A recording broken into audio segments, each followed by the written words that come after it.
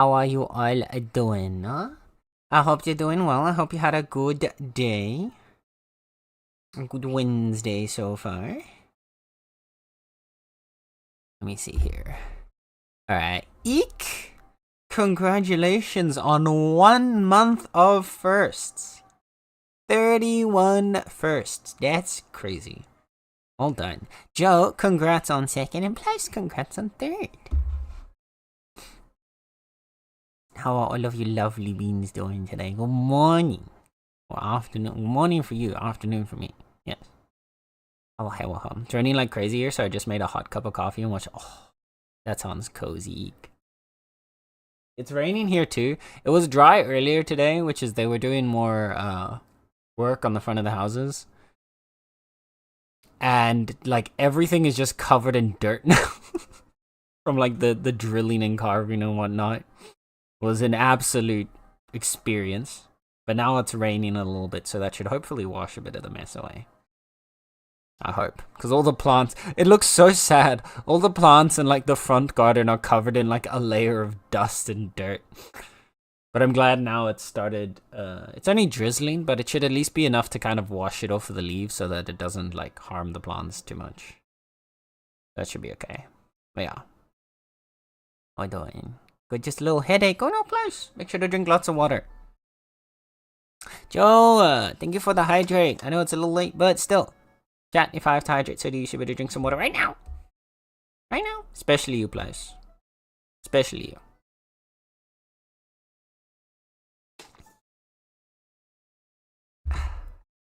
Thank you. Also, hello, Ruby. You're late? No, you arrived exactly when you needed to be here. What do you mean? And hello, Sluggy. How's it going? I hate bachelor's theses. Oh, no. That's... yeah, fair. I understand that pain. A thesis in general is annoying to do. Specifically finding a person who will be responsible for the work. I've had multiple solid topic choice not in my sphere of competence. Really? Like none of your professors? Like, that feels weird. Like that should... there should at least be someone who would be able to take it on.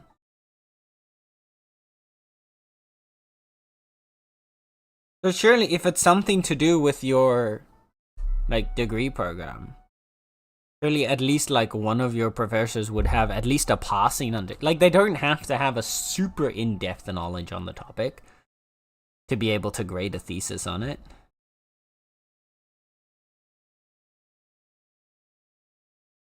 One's a web tech guy, one's a network guy, the third one blew me off. Wow. God, that sucks. I'm sorry to hear that, Sluggy. Thesis time is probably simultaneously the most interesting and the most annoying part of any degree program, I feel like. Like, on the one hand, it's the most interesting because you get to, like, go, like, head first, dive into, like, a topic of, like, your study that you find really interesting and something that you are really, like, intrigued by. And that you really want to invest your time into. But then at the same time, it's a fuck ton of work. And sometimes it, like, they have you jump through, like, the most annoying hoops to get it done.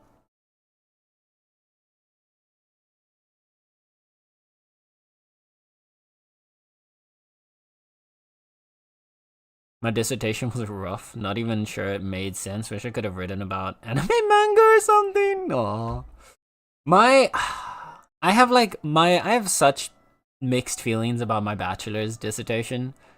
Just because, like, I had to do mine during lockdown. And mine was, like, practical research. So I actually had, like, a research project. I had set up a methodology. I was actually going to, like, perform that research, and then that was going to be what my dissertation was about. But then lockdown hit, and so my 5-month research project had to be performed in 3 weeks. I got 3 weeks of lab time to do what was going to be a 5-month research project.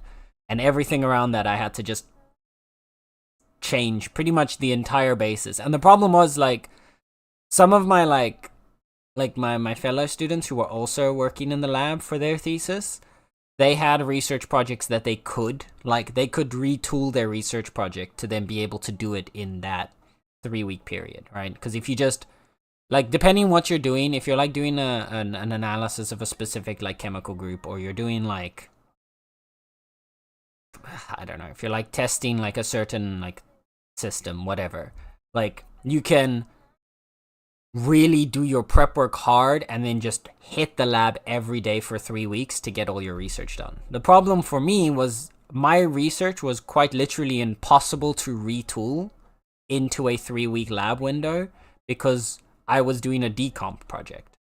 So I was doing a decomposition study based on, like, the chemicals that would get released when like a tissue starts to decompose. And then I was analyzing those gases that would get released to see if we could turn that into a method for estimating your post-mortem interval.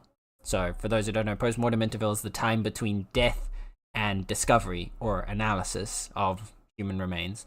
And it's one of the most important and most difficult to accurately determine pieces of information in a forensic, like, case investigation. Because we have a lot of ways to sort of possibly get a rough range of when someone, like, may have died. But the idea was basically that this project, which to this point hadn't really been done much before, was to see if there was any basis for, like, the possibility of gases being, decompositional gases being used to, like, create another interval index. But the whole point is that I was going to extract the gases from the headspace around decomposing tissue over that period of 5 months and analyze it each time. And then I'd have a 5-month-long window of a change in gas profile for decomposing tissue that I could then, like, run a bunch of, like, statistical analyses on and comparisons of to show, like, a good, see, like, if there's, like, specific changes and things that you can look at to create a window and whatever. But then it had to suddenly be changed to a 3-week project, and that was just not possible. So I ended up having only, like, 3 weeks of decomp, which it was supposed to be in a sterile lab setting, which means decomp goes more slowly because it's not outdoors, which also means I didn't really get a lot of data out of it. I was really passionate about my project. I was really excited to do it, and I'm still very much happy with the topic that I chose. I'm just upset that I wasn't able to do it properly. Like, I still passed. I still got, like, a 7 out of 10 or something for it, roughly. Like, I still got an okay grade. But, like, I know it could have been so much better. And the worst part about, the one thing that I hate the most about it was that when we had to get to our defense, we had to, obviously, you have a, like, not everyone always has this, but you have a defense sometimes for your thesis. So after you've written out your thesis, you hand it in, and then you have, like, an oral sort of discussion with your professors, like, a couple weeks later. And I had to defend my thesis. But during the defense, one of the rules that our professors set up for us was that we were not allowed to use the lockdowns as an excuse. So we were not allowed, like, if there was a problem with our research or if there was something wrong with it, we were not allowed to say that it was because of the lockdowns. And for a couple of projects, like, a lot of the projects that we had that year, I understand, because there were a lot of people that, had projects that could be retooled into the more limited time space that they had. Mine was quite literally just fucked over by the fact that we had lockdowns, and I was not allowed to use that as, like, a response. And it was so annoying. I was absolutely furious with my professors, because then they'd be like, so why didn't you have more data? And I'm like, because it was literally impossible for me to get more data. I only had 3 weeks. Because I wasn't allowed to use the lab for longer. But yeah. It was oh, I was fucking furious at the time. But yeah, like I understand and don't want to like make different systems for everybody else or whatever and make like excuses for one person because then other people are going to get upset. But I feel like there was a situation there where you could have made a very valid reason for me to not have that same restriction. But okay, it was what it was. I still passed, so I shouldn't be that salty about it, but I am. It was a wild time. But that's university for you. I think my mom would have loved to do that. Oh. My topic feels like a solid thing, making a system where a server holds user accounts and gives client PCs the programs and configs for a user. That does sound interesting. Wait, so why wouldn't any of your professors be able to like work with you on that? Like surely the network guy would at least, you know,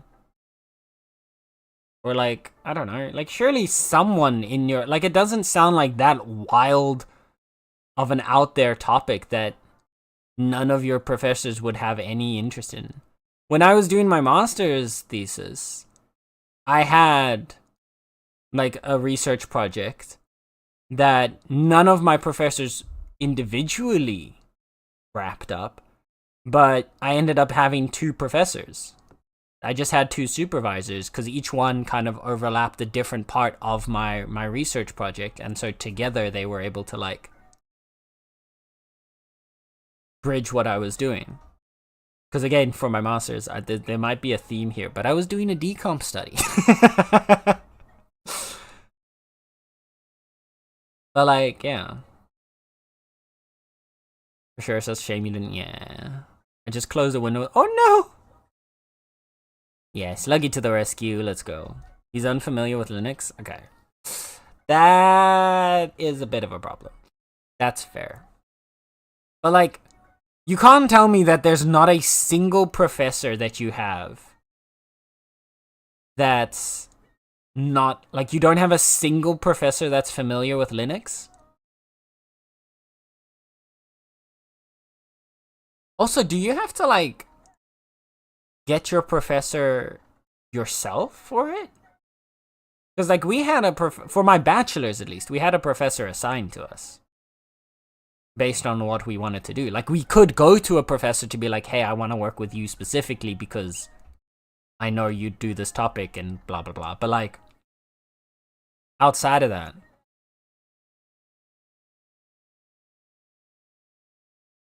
I don't know. That's weird. Hi, old man. How's it going? Welcome in. Hope you're having a good Wednesday. She really wanted to go into forensics in her 30s, 40s, I think, but she wasn't good enough in maths. And now with her condition, I doubt she would have been able to do it. But she loves that kind of stuff.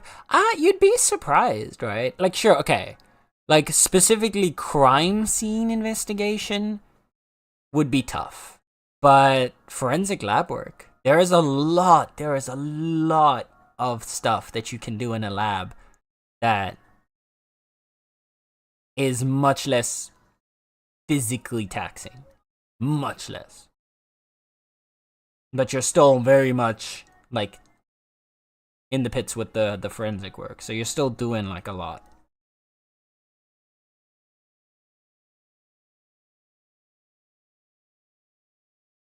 He's also considered being a funeral worker where they prep the deceased.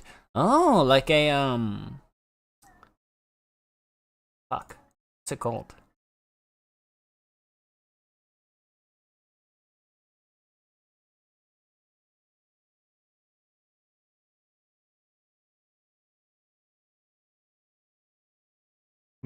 Mortician. Yes, thank you. Thank you, Sluggy. Yes. I was like, Mortis. It's based on Mortis, but I could not connect anymore what it was. Thank you, Sluggy. Yeah.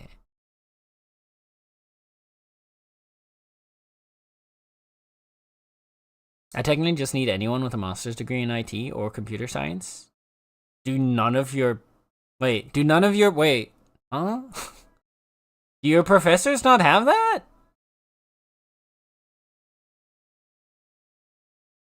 That's wild to me if they don't. Because, like, at least here, most of the time, if you want to be a professor, you have to already have a master's degree, the minimum.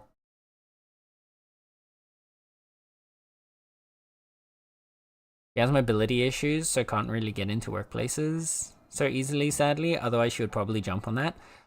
Again, like, I'd say you'd be surprised. Again, like, obviously, crime scene on-site stuff, you wouldn't be able to do with mobility issues. But for, lab work, I mean, the math is going to be a hard one, though. The math is probably the biggest issue. Pretty much everything comes down to math, though. I'm trying to think of, like, because chemistry is all math. Physics is also very math-based. Biology is even more math-based. Because biology needs really exact measurements. So that would probably be the hardest. That being said, math is just a skill, right? So, like, if she really wanted to do it, she could find a math tutor and someone to help train her in maths.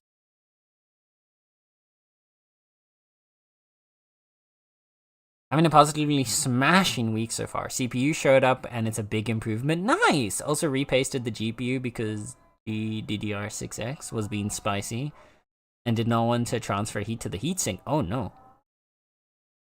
Is it better now? Apparently just using some thermal paste as an intermediate between the thermal pad and heatsink worked just as good as the copper mod folks advertised. Went from it peaking at 100 to about 80. Oh. I was gonna say, I mean, thermal paste. I feel like thermal paste would work better than whatever a copper... Like, is the copper mod just, like, a copper thing, but, like, to connect between them to help transfer the heat? Because, like, yeah, copper, metals are very good at transferring heat, but thermal paste is, like, chemically engineered to have the best heat transference. I'm pretty sure it tends to come up above a lot of metals. It's just, you have to, like, refresh it every so often, whereas, like, I guess a piece of metal you wouldn't have to, but I feel like in terms of heat transference, a thermal paste is always going to be better than a piece of metal. But maybe I don't, maybe the copper mod is something else that I just don't know what it is. They just can't validate my work because it's not in their sphere of competence. This seems very arbitrary. Hi, Eek. More. I'll just do more ... That's sussy. Or go on Reddit and say your school sucks and you need a mentor. I'm sorry, that was yeah. It's arbitrary. Yeah, I was gonna say, it sounds very arbitrary. It doesn't really sound like a real point. It sounds more like they're just too lazy to do anything about it. Which is a terrible sign in a professor. Like, again, when I did my master's thesis, neither of my professors that ended up, like, being my supervisors, neither of them had any direct decomp knowledge. But one was an archaeologist and the other one was what's the term? Histologist. So one of them did histology, the other did archaeology. Neither of those directly contributes or has anything to do with decomp. Well, archaeology a little bit, but only at the late stage, like the final stages of decomp. So like, but even then, they have enough understanding of science to be able to still test like your scientific method. So I feel like also your teacher should have enough IT knowledge to at least determine whether or not the IT side of what you're doing makes sense. Regardless whether or not they have an in-depth knowledge on the topic. They shouldn't need to have that in order to be able to evaluate your work.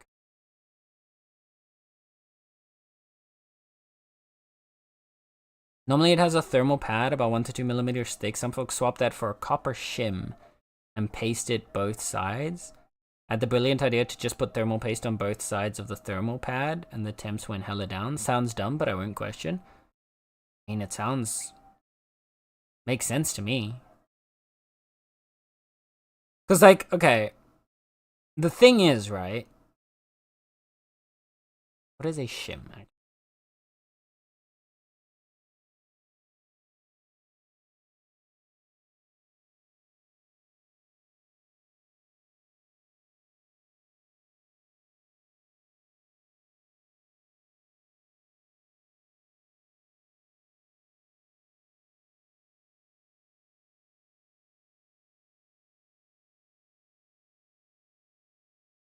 This is not the correct shim.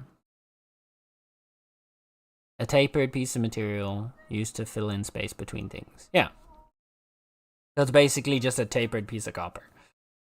I feel like in that situation, the thermal pad is more designed to transfer heat better than a piece of copper is.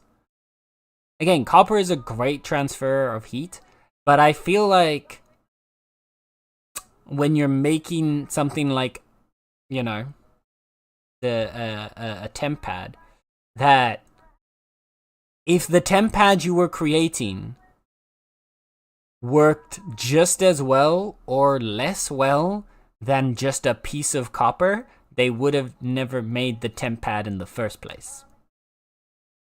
Because it's extreme, it would be way more expensive. They would have just given you the piece of copper kind of thing.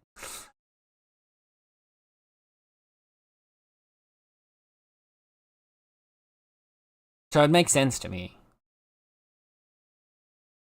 It's a massive hassle and a lot of bullshit, but as the saying goes, it is what it is. Yeah.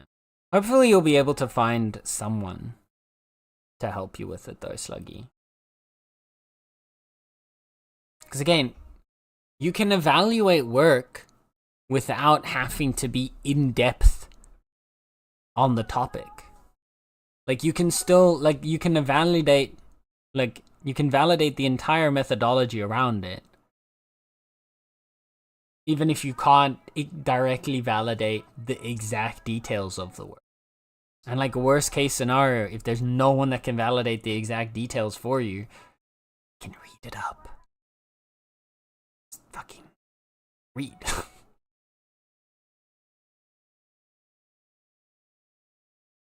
Contacted another person before I hopped on stream. It's a lot of... I hate that. It's that classic university bureaucracy, right?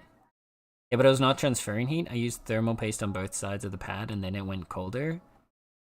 The Canon,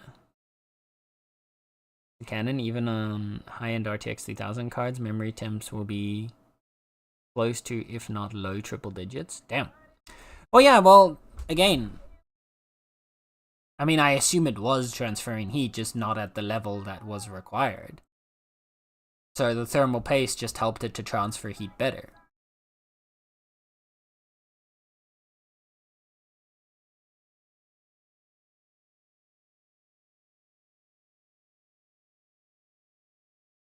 Because I imagine, because what you're saying, okay, unless I'm misunderstanding what you're saying is the heat pad, the heat pad, temp pad, whatever it is on its own, did not transfer the heat very well.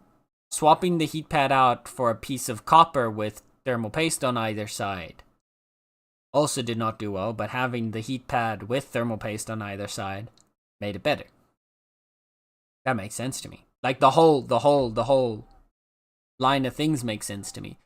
Because at the end of the day, a physical solid object touching against another physical solid object is not going to transfer heat as well as if you have a paste between the two. Because when you put two physical objects against each other, there's still air in between. That air is going to give resistance to heat transference. The whole reason why thermal paste works so well is because it is fluid. So it's able to actually push out the air, and by removing all the air from that space in between, it improves the heat transference. So like every step of that makes sense to me. At least like from a purely like physics, chemistry, like heat transference point of view. A solid object designed to transfer heat will work better than a piece of metal, and a solid object designed to transfer heat will work better when it is touching things it has to transfer via the medium of a fluid or paste instead of just surface to surface. Well, yeah, maybe I'm oversimplifying, or I'm not like fully understanding what you're saying. That could also be the case, but it seems logical.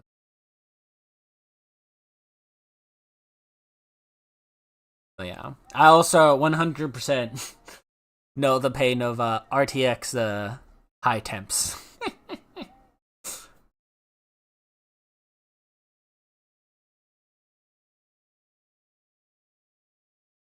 AMD like to run hot.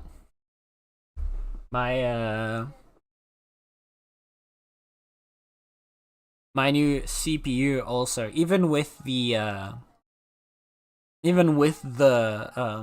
liquid cooling, still easily runs like 80-90 degrees. Heck, even when it's just like passive, it runs at like 60, but that's because like apparently AMD wants, like, they designed their stuff to run hot.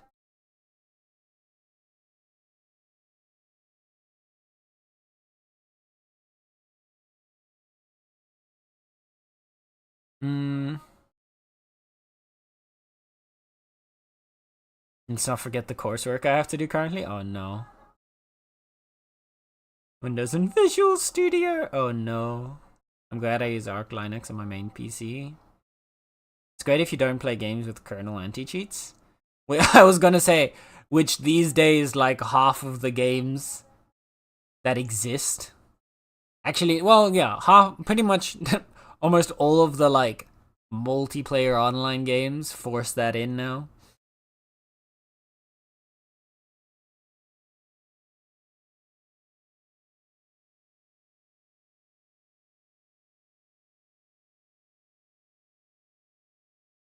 Yeah, any game that, like,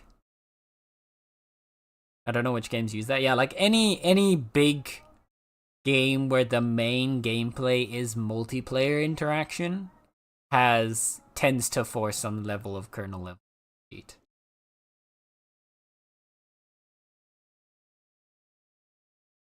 Rivals has it, like all of like Riot's games have it.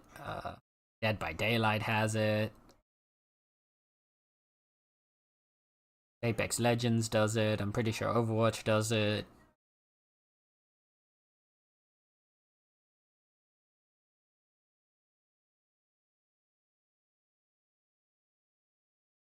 Well, that's silly. I mean, that's a whole fight that people are having about it, because like you don't need it, but also the companies want to have it because they want to look through every single file you have on your PC to check if you're not cheating. When there are ways to do that without there are ways to make sure that someone can't anti-cheat without needing a kernel level anti-cheat, but hey, it is what it is.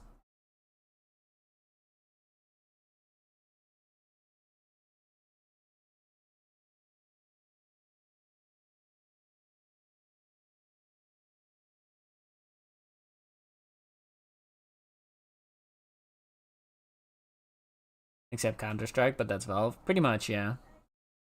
Well, because that's like the whole thing, right? I just... The kernel level one just feels really, really, really... It's like killing a cockroach with a missile launcher. It works, but it's excessive. Right? Like there's better, more nuanced tools for the job.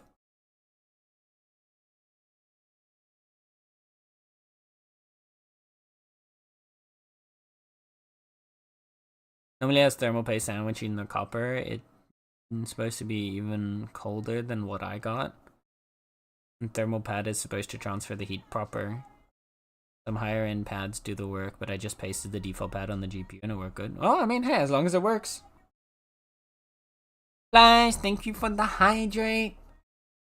Remember, chat, if I have to hydrate, then so do you, so you better drink some water right now.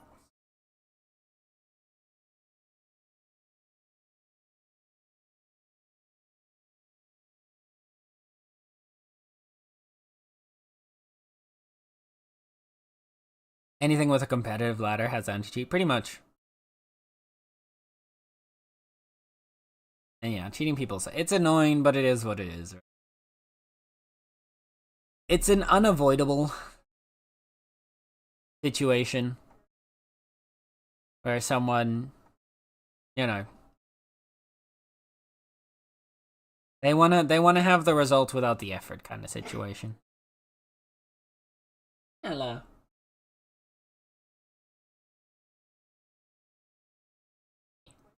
Sweetie.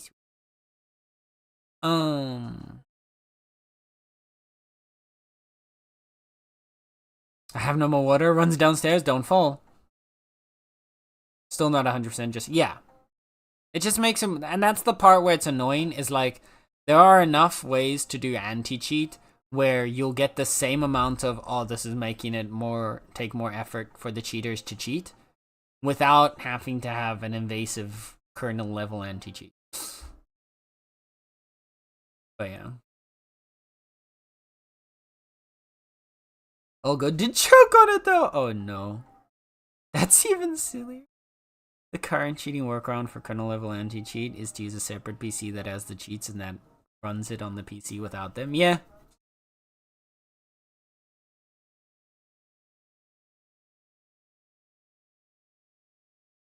Play silly games, win silly prizes. That's the problem with it, right? And like, the end result, a lot of the time in like the war between cheaters and the companies trying to do like anti-cheat stuff, tends to just end up negatively impacting the non-cheating players. Sometimes more than the cheaters, actually. In some cases. Especially like you used to, it's not as bad now, but I remember you used to have like some of these kernel level anti-cheats that would like flag you and get you banned from a game for files that weren't even related to that game. I remember that used to be like a thing with like Dead by Daylight, where like, if I remember correctly at least, where there was like a thing with Dead by Daylight where if you had a certain program on your computer, it would trigger the like, I think it was easy anti-cheat that they were using. It would trigger the anti-cheat even though it had nothing to do with the game and it wasn't a cheat program or anything like that. And it would just trigger the anti-cheat and get you banned. There was a whole uproar about it, if I remember. But again, it's like taking a missile launcher to deal with a cockroach. Like, you can have a much better specific tool suited to the task instead of trying to like scan someone's entire PC at the kernel level.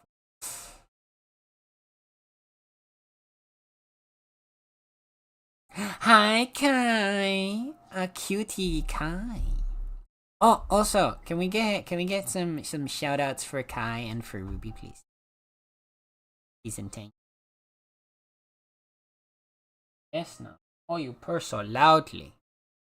Loud purse. Sounds like the drill's back. I love purring. And a community full of cheaters. I mean, no, for sure. A community full of cheaters also is like a problem, and it's definitely not enjoyable. But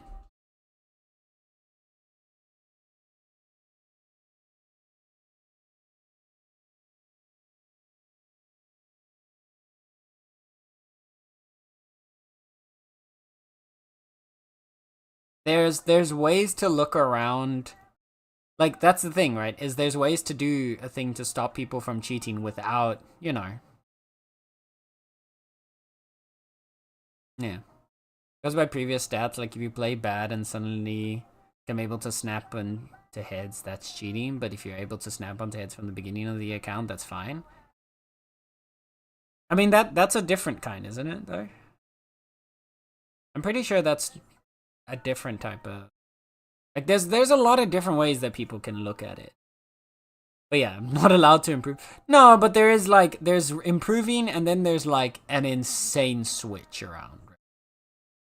Like, if you're playing a game, and you get, like, one headshot every like, 7 fights, and then the next game, every single shot is a headshot, you know, that's a pretty sus situation. Oh, Sensen is good. I'm excited to do some cozy gaming today. How is Kai? How is Kai? Overwatch has a thing you could access once at gold rank or above with about 500 matches played. It would pick the VOD of a reported player, make it anonymous, and let other players look at what he was doing to decide if he cheated or not. I mean, crowdsourcing your ban system. Let's go. As long as there's a way to, like, stop people from being able to target someone, so, like, and not just anonymizing it, but also making sure that you don't get, like, games that you played in. Thank you. That's fine. Hi, Tex. Hello. How Tex doing?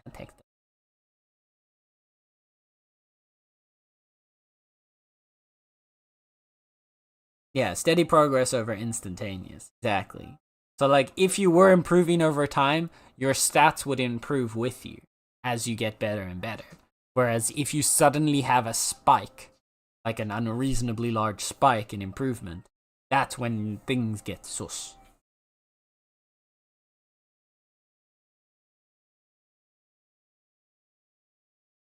Also, aim snaps to... Yeah, exactly. Like, it'll, like... It's actually... It was really... Like, it's the same thing that you see with, Remember when there was that whole, like, debacle with the Apex Legends competition that got, like, hacked? And, like, one of the competitive players, like, was playing and then immediately stopped because he noticed that, like, someone had, like, turned on a an aimbot onto his thing. I don't know if people remember this. I remember seeing stuff about it, and, like, people were, like, super extremely paranoid that, like, if you had Apex Legends on your PC, then your PC was, like, compromised and get all your data and stuff. People blew it out of proportion. But, like, the thing that I thought was interesting there was, like, you had a professional player who was so good at the game and, like, so, like, in tuned in what he was doing, that subtleness of his aim pulling to the head away from where he was trying to, like, aim already, like, had him notice that he had that, like, there was an aimbot on. So, like, that kind of subtle snappiness.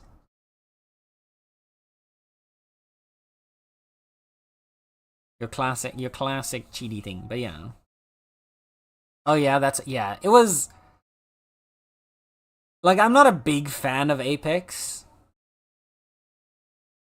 And I don't think that the entire situation was handled very well. But at the same time, like, people went way too overboard in the, like, paranoia and conspiracy theories about it, being like, oh yeah, no, Apex Legends, the game is if you have it installed on your PC, then all of your data now belongs to the hackers and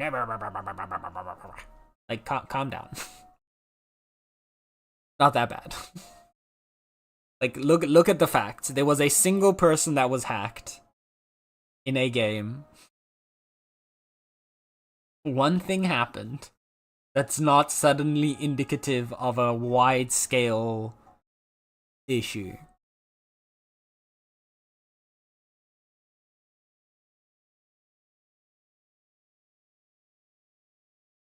That sucked, yeah. Apex has a really bad customer service in general. Yeah. Respawn has not got the best track record. That was extra fucked up because they legit got edit level access to the server and clients. No, I'm pretty sure that was not. I don't think that was what the end result was of what was actually going on, if I remember correctly. I'm pretty sure that was the whole boogeyman that everybody was spreading, that like the hacker was able to like edit servers and like client, like had that level of access to all the servers and clients, that ended up not being the case. Like that's what I mean. Like there was no evidence of that being a thing. They were able to do things that they shouldn't be able to do.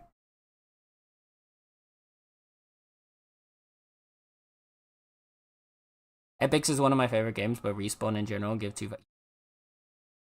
That was enough to make the game kind of die for a while because it was enough for the hacker to push malware since he pushed aimbot. See, and that's where this is exactly what I'm talking about. That was never proven.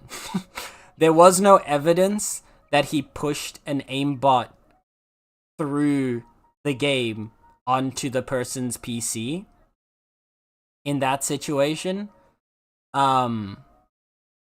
the only evidence that there was that guy randomly would download links that his chat would send to him.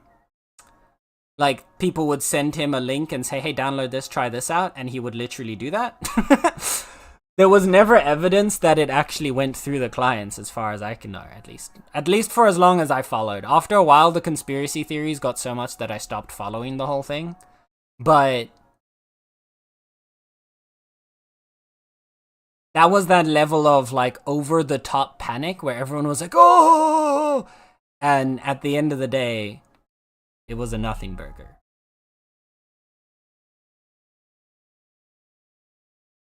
Because there was no proof of the alleged, like, access level outside of an aimbot happening in a game, but only to one person. Because there were multiple people on at that time, and only one guy had an aimbot suddenly activated on his game. Like, if they had that level of access, they would have been able to do a lot more than just make one guy have an aimbot turn on his PC. And that's the kind of, like, people, it's the thing that people tend to do, is that they run with a narrative. They run with the scariest option because that's the scariest option. But if you take an evidence-based approach, there's no evidence pointing towards such a major response, right? It's more likely your Occam's razor, the simplest option, or not Occam's, sorry, that's not the right one. But like, your simplest option tends to be the real one. There was a video of the guy spanning multiples of his character into a lobby. He was messing with streamers for a little bit, gonna hunt for it. Yeah, but that was also, if I remember correctly, I've seen that video, I know that one. That one was also a thing that people were spiraling on about. But those were two different things that happened. But in both situations, those don't point to the, like, those don't point to the extremes. I remember there was a whole breakdown of it from a couple different, like, actual, like, cyber security people. And that's the point where I think it's important, is people start taking their cues from people that don't know about the topic. Like a random that happens to a streamer, that's sus, of course. That's obviously the guy's cheating. He's doing something he's not supposed to be able to do.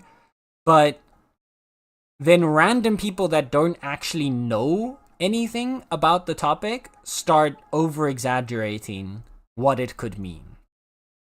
Because like the people that were like breaking it down, there's a lot of ways that they were able to do things like that without suddenly being able to like have access to your PC or blah blah blah. And the end result was there was no evidence to suggest that the entire server and all the clients were compromised.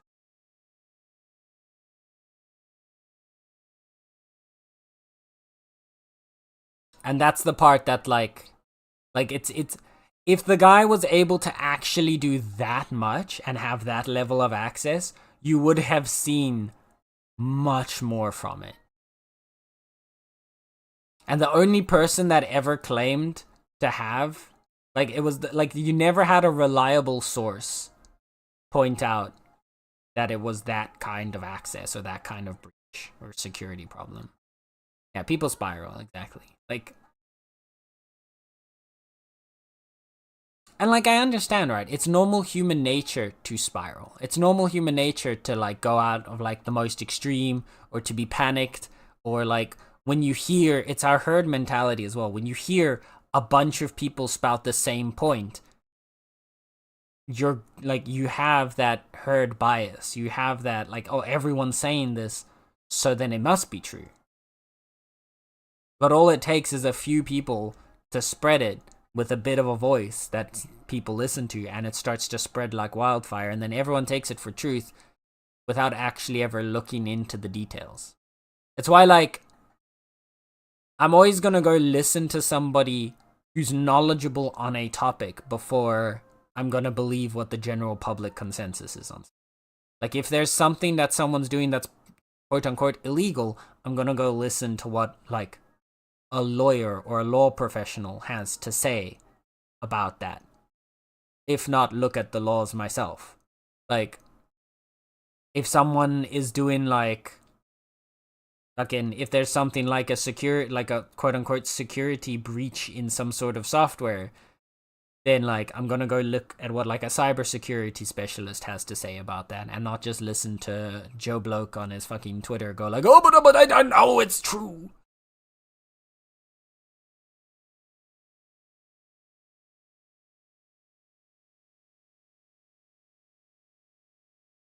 But yeah, it is, it is what it is. Like, I understand why people do it. I just wish people would have a little bit more of a critical thinking of stuff like that. Like a slightly more critical approach. Because, like, then you get the opposite end of the spectrum where someone just doesn't believe anything anyone says because everyone's got a bias kind of thing. And so, like, even when a professional that knows what they're talking about tells them that something is not the case, then they're like, no, but I know it's true.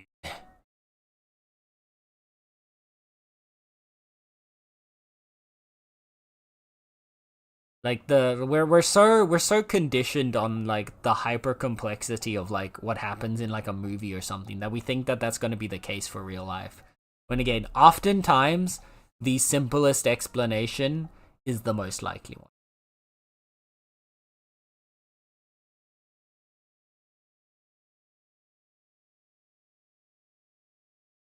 Not being able to play AAA multiplayer games is such bliss. I use Arch, by the way. That's fair. I don't play a lot of multiplayer games because I don't tend to like competitive games a lot.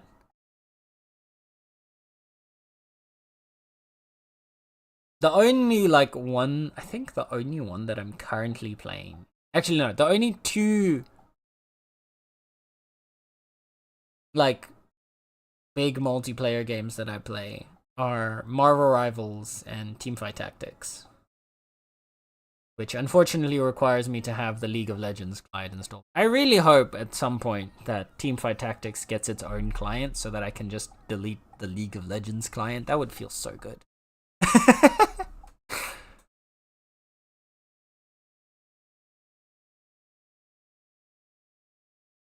Which people would just not be the kind of pathetic which makes people want to cheat. Like, the thing is, right, and I understand it, part of it comes from when you play a single player game, right? When you play a single player game and you can use like cheats and exploits to get your power fantasy for a round or for like a few hours and then like continue on normal, it's fun, right? Like, I remember when I was a little kid and I would play The Sims, and then like I learned about like the motherload cheat to get a fuck ton of money, and I was like, oh, look at me, now all of a sudden my Sim's rich and I can do all this stuff, blah, blah, blah, blah, blah. But like I also quickly realized that's fun for a short power fantasy, and then after a while you're like, okay, but now I can't do anything. Like, now everything's done already for me. It's very much the like cheats tend to be your fuck, what's the term?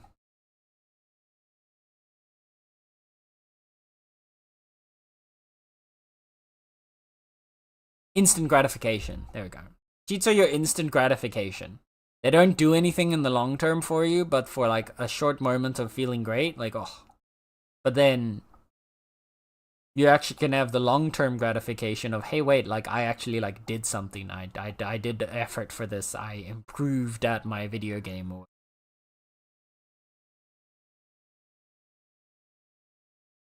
it's all God gamer complex. People needing the validation of being good at the thing. Yeah, it's yeah. Basically, it's the instant validation though, specifically, because like you can also get the validation of being good at a thing by practicing, right? Like, you get better at a thing you're doing the more you practice it, whether it's like a hobby, a game, whatever.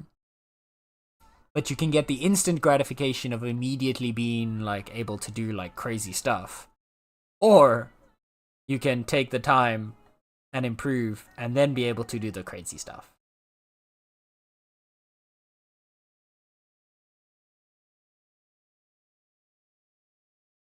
Devil's Advocate, the cheaters extend the power fantasy to multiplayer games? Well, that's the thing. The power fantasy already exists in multiplayer. Because you do get better at multiplayer games. Right? Just the problem with cheating in multiplayer games is that it is now at the expense of somebody else, usually multiple others.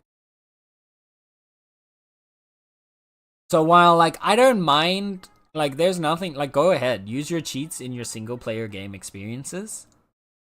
Go ahead, use your exploits, whatever. The problem is that when you use it in a multiplayer game, you're negatively impacting all the other people in that lobby, all the other people in that group.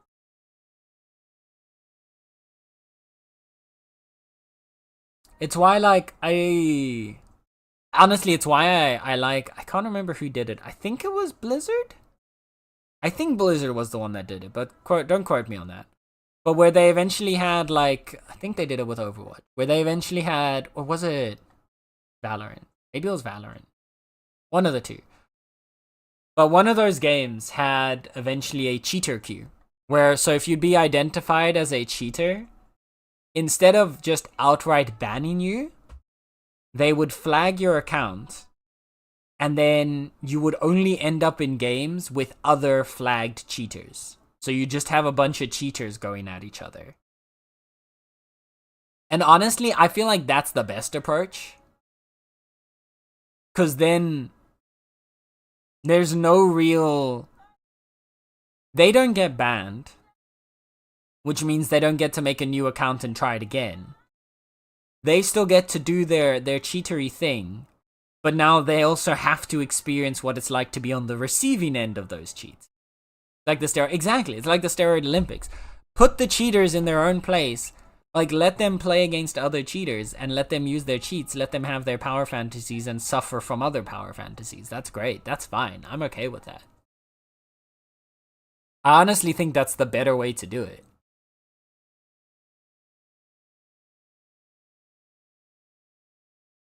Best cheater wins, exactly.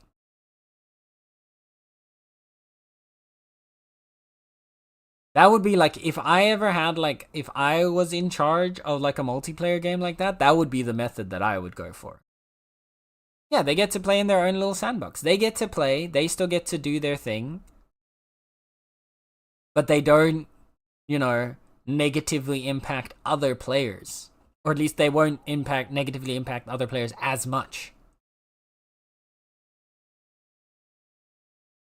Because from the cheater perspective, there's almost no way to tell that they're in the cheater queue, right?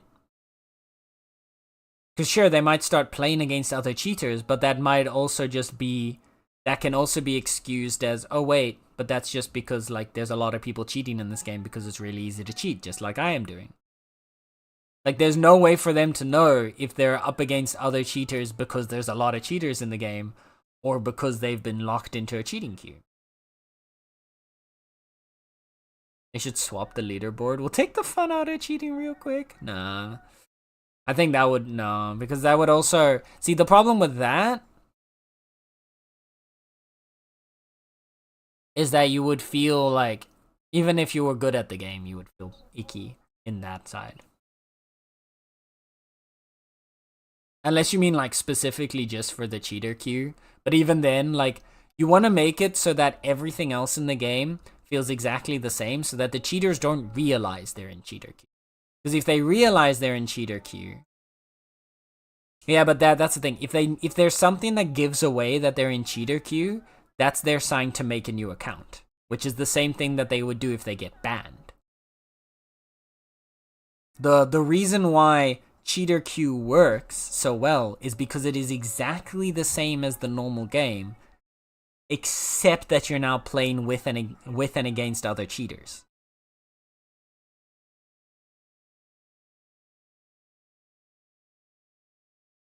And so it's much harder to realize that you're in cheater queue, which in turn makes it less likely that the cheater makes a new account to go cheat and bother the real, like the main normal player base again.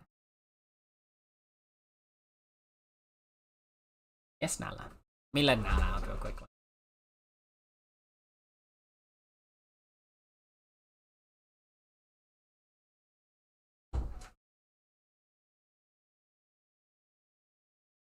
I suppose, yeah. Because the thing that you want to do, right, is, because any punishment that you can give to a cheater, the problem is that it is a multiplayer game that anyone can make an account for.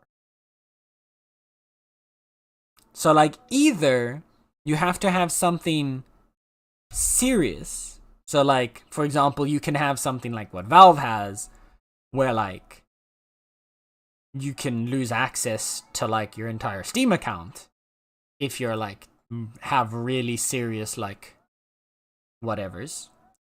Or you need to have a system in place that does not let them, like, does not allow them the ability to make a new account. So, like, either you'd have to do something super serious, like a full-on IP ban, but then you have the problem that you might negatively impact other people.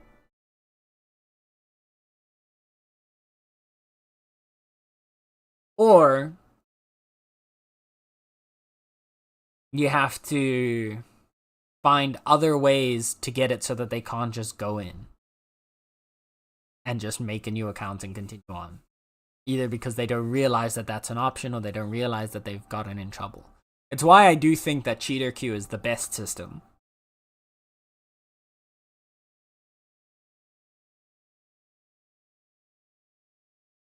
The frog solution in Deadlock is funny as well. Oh, I can't remember what that is. I don't think that was in when I played Deadlock.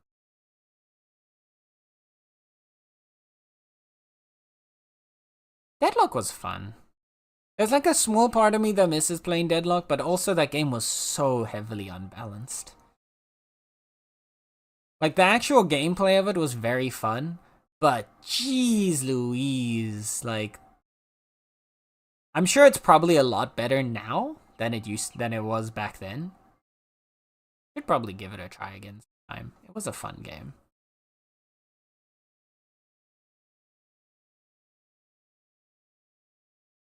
I was saying we're gonna have to check a thing for movie night when you have the time. Yeah, of course.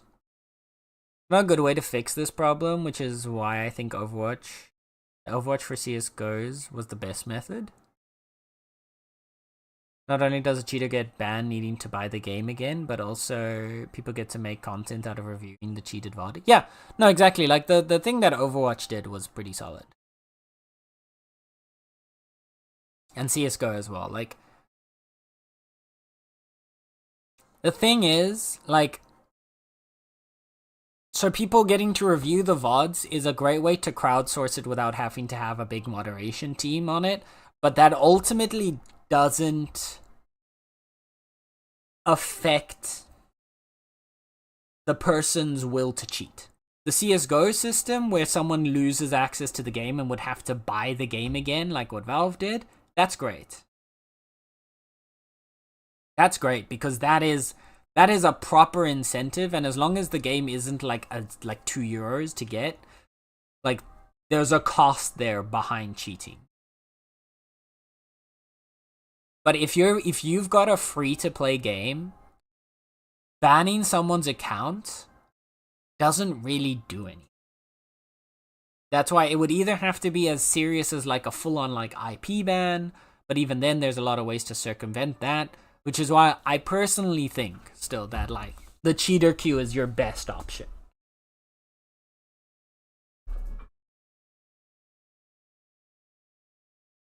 If there's a cheater detected, the entire team or just the cheater gets turned into frogs for the rest of the match and they get banned. That's fun. That's fun.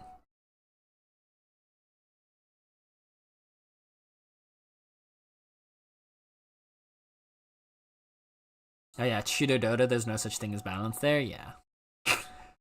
There's like a level of it that I do think is very fun though, but I would never want to do like... The reason why I stopped playing Deadlock, because I got really into Deadlock, right? If I look on my Steam account right now, if I go to Deadlock, I have... There you are. I have 150 hours in Deadlock. Like, I was really, really into it. I had a lot of fun with it, because it is honestly, it's a good and fun game. But I stopped playing because I noticed that after a while, I started to get very competitive with it. And at that point, when I started to feel like competitive and whatnot, that was when I would start to get very annoyed with like the imbalance in the game. So then I was like, okay, I need to like step back. We need to like chill out, because this is not a game that I want to get competitive in. This is a game I would want to have fun in. But now that it's been a while, started pulling out the game where it's not that bad. No. Bro, if I ever start pulling out the game awards, it's time to stop. It's time to stop being a gamer. Thank you for the hydrate blast. Remember, chat, if I have to hydrate to you, better drink some water right now.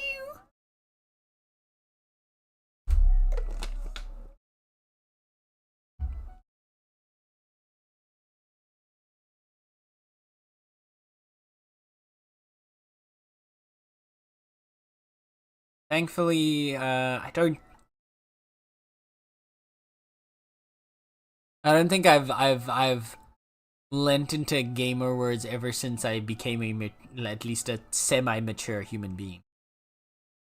I.e., I got older than like 15. No, probably like 17. Actually, I think like... No, when I was 15, I wasn't actually that bad. I think it was more so when I was like 17, 8 that I used to get really in games.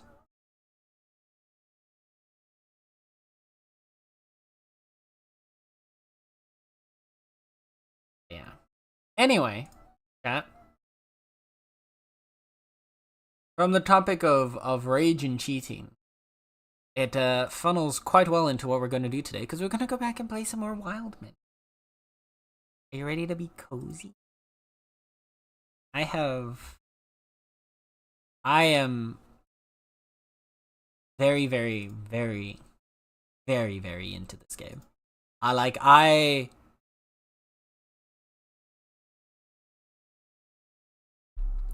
don't know how else to say it. I'm fully just addicted. Like, it's actually It's intense. Like I didn't think the game would grip me half as much as it did, but holy has it absolutely consumed my mental space. It is, yes, this game is my crack cocaine. I didn't expect it to hook me this much, but holy shit. All I want to do is play Wildmender.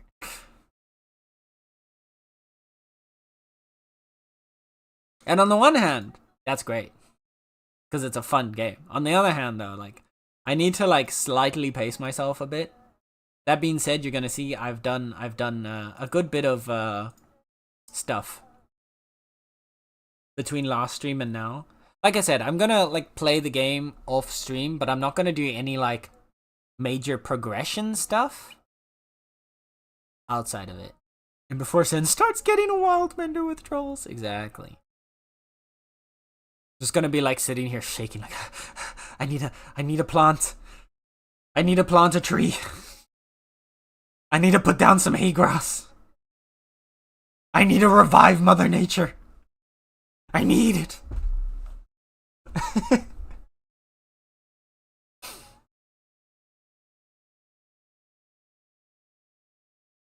Start scratching.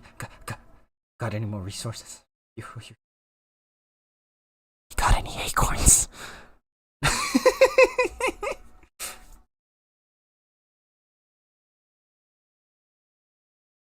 Oh gosh.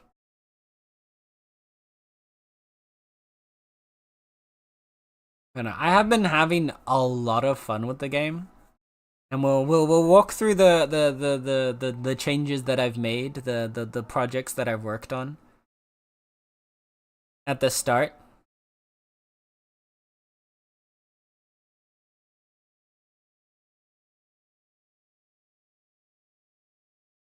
I checked, and sadly, Steam has gone up to full price. Oh no, it's not cross-platform for account without some faff. So we'll probably get on PlayStation once I've been paid.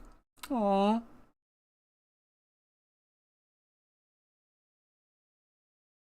Aww. But it does have...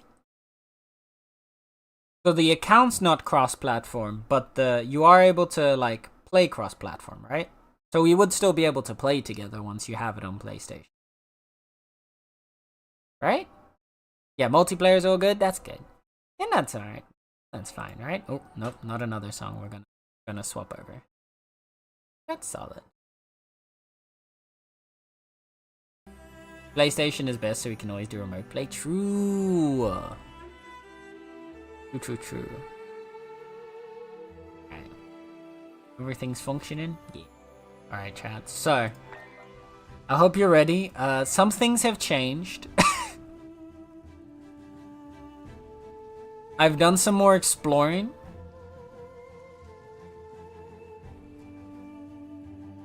And I've done a little bit of project work.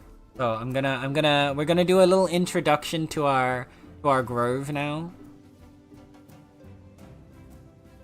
As of the start of stream. It'll look fairly different if you remember what it looked like last time. There was a couple things. I didn't do any major progression stuff. But I did do some like growing, planting, expansion. Because I think the terraforming is something that we'll do some of it on stream and some of it off stream. I think if I have like a fun project to work on, I'll do that terraforming on stream. Like I have an idea for something I want to do later that we'll probably end up doing on stream. But like some of the more like menial tasks and stuff, like reviving a random spring or whatever, is probably things I'll do off stream. And we'll do like the major progression thing.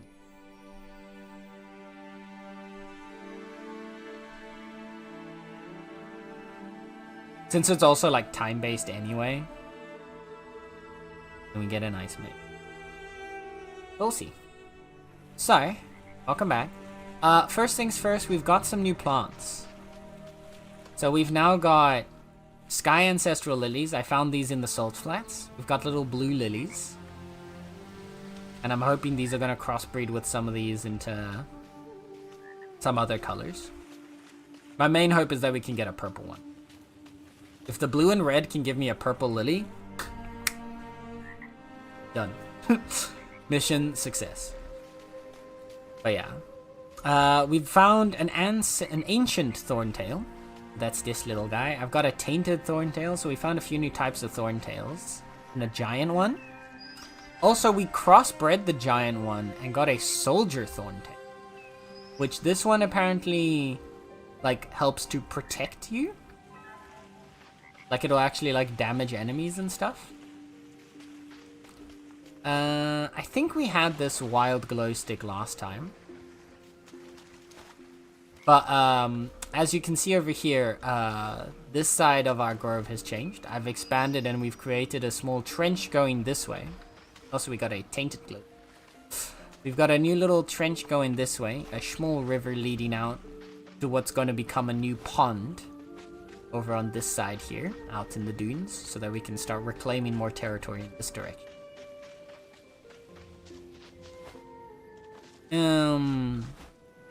I started growing another little tree here to give us a bit more shade as well. This little ancient oak to give us just a little bit more direct protection around our home.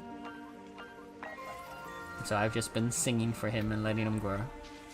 And then over here, this is probably one of the bigger new ones. We've got our first well. I put down a little well stone on the end here. Just close up to the cliff. Giving us some more water and a new area to grow around. And to that, I have added this big ol' ancient oak tree and this really pretty moon glory vine, which has grown around the tree in the most beautiful way. I fucking love, I'm actually really impressed by this, that they have the vines actually grow around the trees. So your plants like interact with each other in a really fun way. Very pretty. Gonna pop off, need to do some stuff before bed. Okie dokie, Sluggy. How's tomorrow morning for you? For checking the movie thing, like 10, 11-ish? I'm gonna have to check. I might be able to do closer to like 12-ish my time.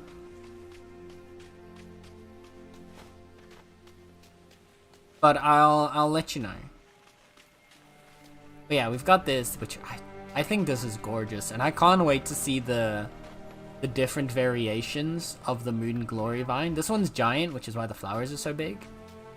But the different variations, I can't wait to see, like, I want to see them like wrapped around all sorts of different kinds of trees. I want to see like if they grow up along the side of the cliff and over the rocks and stuff is the next thing I want to test, because if that's the case. Yeah. Back here we've got a little ancient glow stick growing. So a blue one. He's pretty. And then the other big change.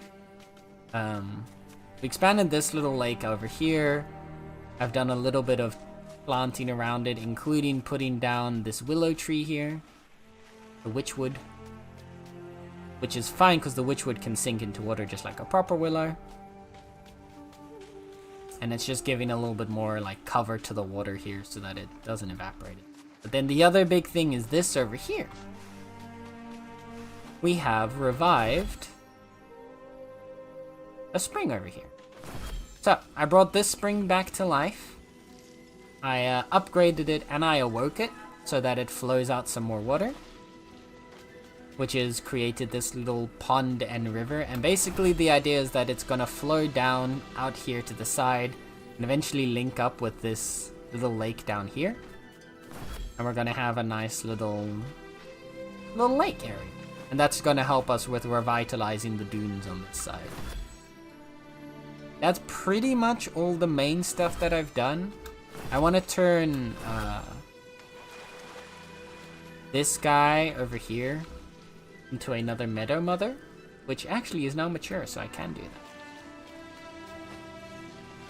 And then we're gonna be good, and we're gonna be good to go. Rowan. Now I'm bringing this tree up to life so that he'll help to cover this area, so we get a bit of shade protection for this developing little meadow. To that end, got a sunburst seed from sure.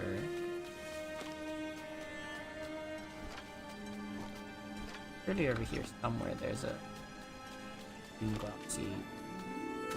Yeah, there.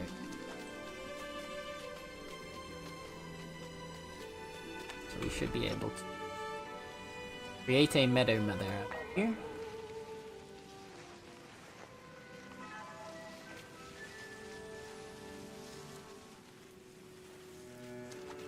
There we go. Look at that. It's all pretty. Ordered. Good. Alright. Yeah, that's the main stuff that I've worked on. The other thing that I've done is I've gone around a bit and you come. Oh, is this the like self-germinating thing? 'Cause I'm pretty sure I didn't plant you. That's cool. Yeah. We're reviving around, everything's growing, it's all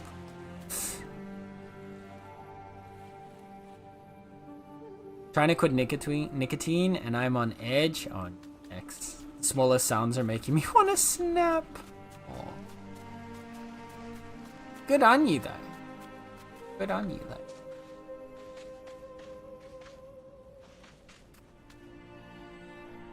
It's spreading. Also people asking stupid questions that they can find in policy themselves. Yeah. Welcome to human beings.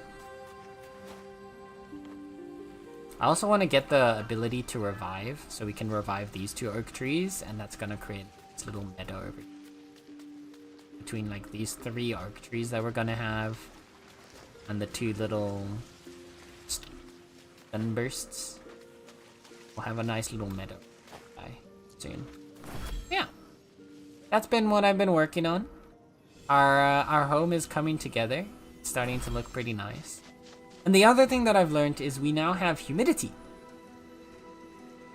So, from what I can understand, I'm not entirely sure how we've made it humid around here. I don't know if it's just a direct result of how much water we have growing. How much like water we have flowing around the space. Or if it's a result of like how much like plants and stuff we've grown, like how much nature we've brought back to an area. But there's now some humidity, and the humidity is affecting the minimum hydration of a plant. So like being at 10% humidity, it seems that their hydration cannot go lower than 10% of their max. So the dune grasses will always be at like this, like 1 out of 10 and never go below it, which means they can't die from dehydration at least, which is amazing. That makes it a lot easier to maintain this garden. And I'm curious how high we can actually get the humidity. Because if we can get it to like a 50%, for example, that would mean like we would never have to water anything. It'd be fun. Yeah. That's everything we've worked on today. Or that I've worked on off stream. And we got our little frog friend over here. What do you have? Oh my, you've been busy.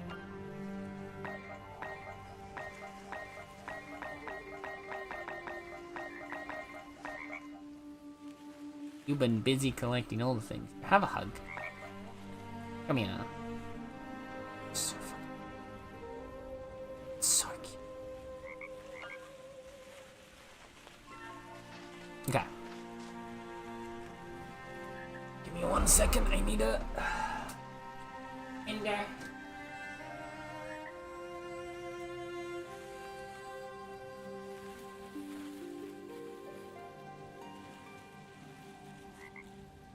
I had my window closed because of the drill work they were doing outside. You can hug frogs? You can! And it just like, look how cute. Where'd he go? A froggy boy.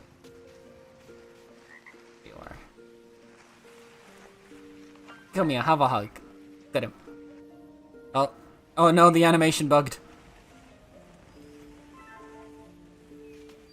And you can pick him up. Go down here. Alright. Look. Hug.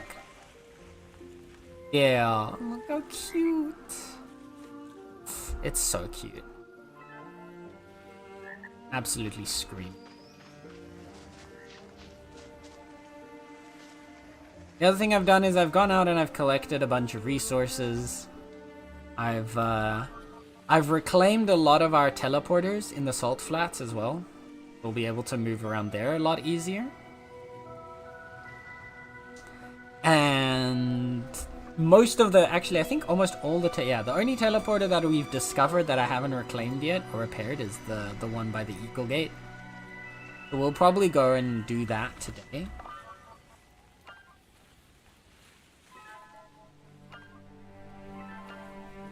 And then the other thing that I want to do is I want to rock out some of our quests.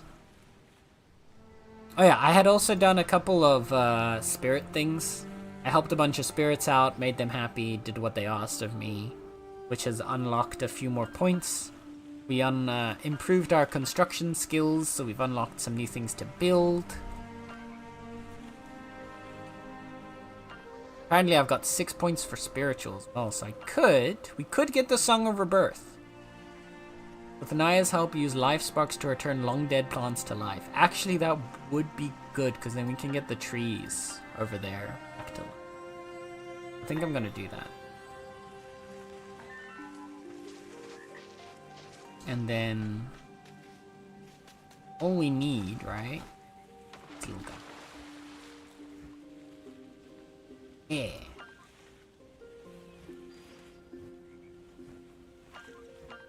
I'm gonna use the ancient acorns. I have so many of them. To make a few works up.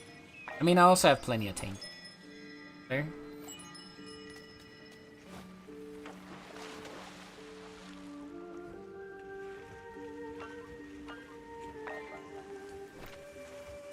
Thank you, little guy.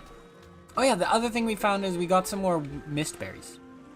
So I found a tainted one, I found a wild one, and I found a giant one. We're growing more berries.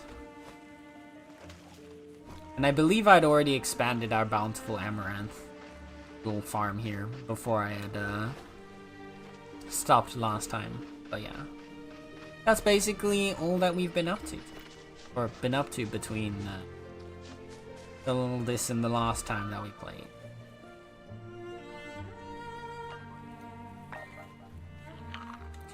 Those. Now I want to test out our little revival song. Start with the one up here at the top of the hill. So what do we need? The life spark, a bunch of water, and some magic. That's fine. Oh, whoa. Okay. I was kind of hoping for a little bit of fanfare on that. I'm not gonna lie. I was hoping there would be a little bit more of a effect, and not just we stand there and then poof, 3 refreshes. I mean, fair enough, I guess. I was kind of hoping we'd at least have something similar to our little song, sing for them. Ah well.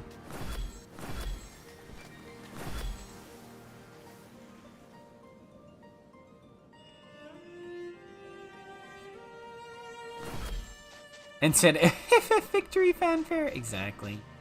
Little da da da da da da da da da.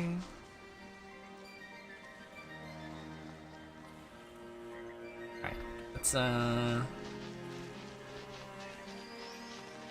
little more. I'm gonna put this away to feed into there. Here. Well, actually, no. We can use you. Got plenty of you.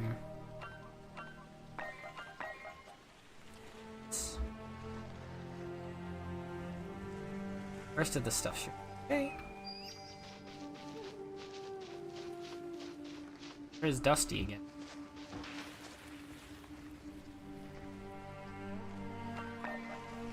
And I hope it doesn't mean we're getting another dust storm. I really don't want another one already.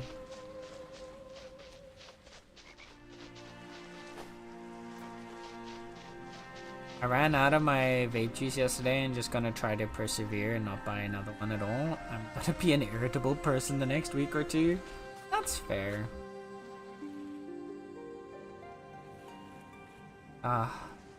Drug addictions. We love them.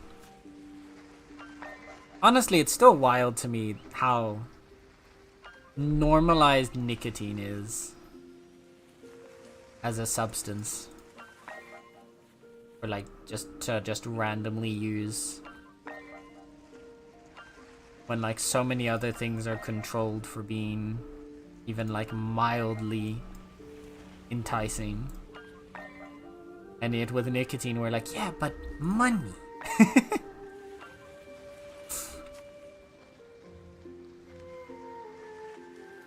And the rest away from there. Guess we'll put you in. I need to expand our store. And we also have, I spoke to a ghost and they want to have their, they had a final wish to have something brought to Naya's altar. But we have to go to Naya for a quest late. Once the evening comes around, we're gonna go, meet the water cat. Meet the water cat lady. Hello, hello, Mr. Cat. Hello, hello, a little Nether. How is Nether doing?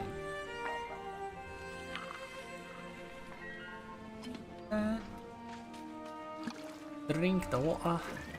Refill the water. Pick up the pretty flowers. Look how pretty. There's so many pretty plants in this game, bro. I can't.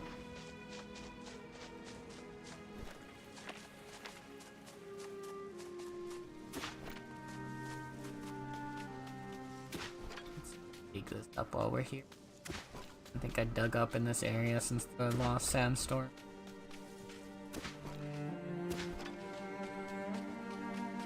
We're gonna need it.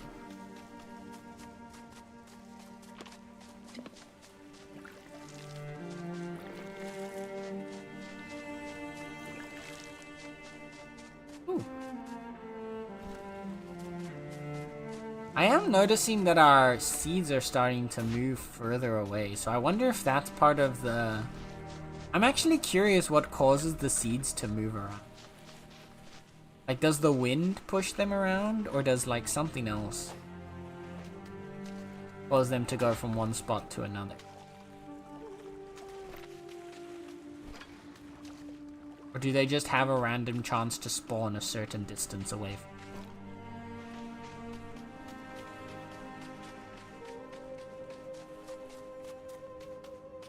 Oh, look at this. Now we've got all this nice shade around here. So pretty.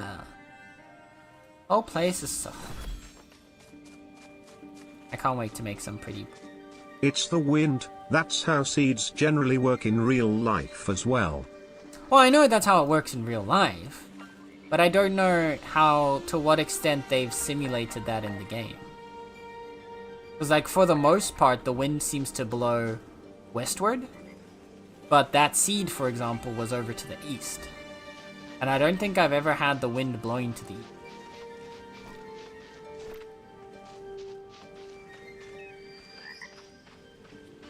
Like, right now, you can see, like, these lines are all moving westward. Our wind currents are pushing. And most of, like... There are a bunch of seeds that end up here on the west side, but sometimes they fall on the east side. Just curious. Like, to what level they've simulated it and how they have it run. Either way, it's very cool. No, I'm very much in love with all the detail work in this game. I think they've done very good. Wind blowing to the E. Exactly.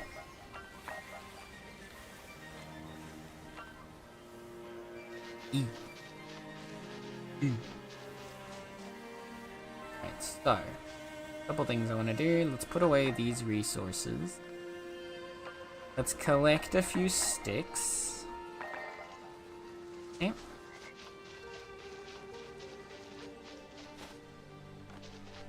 Then I want to here. I want to collect a few eggs. Actually, we only need 1 acorn and 2. I mean, we might find more teleporters while we're out there.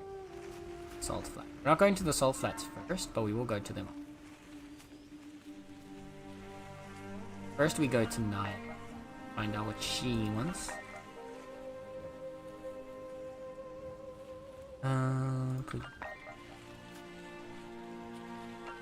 Here. Got some food. We've got water. Alright. With that out of the way. Let's go see Miss Naya.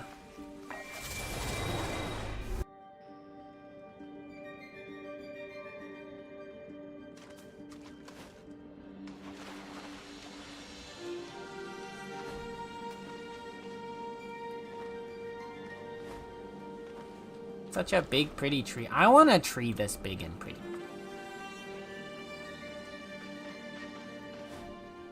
Alright. Oh, we've got quite a lot going on here. Okay. Let's leave the pilgrim's offering here first. That got me some survival memory.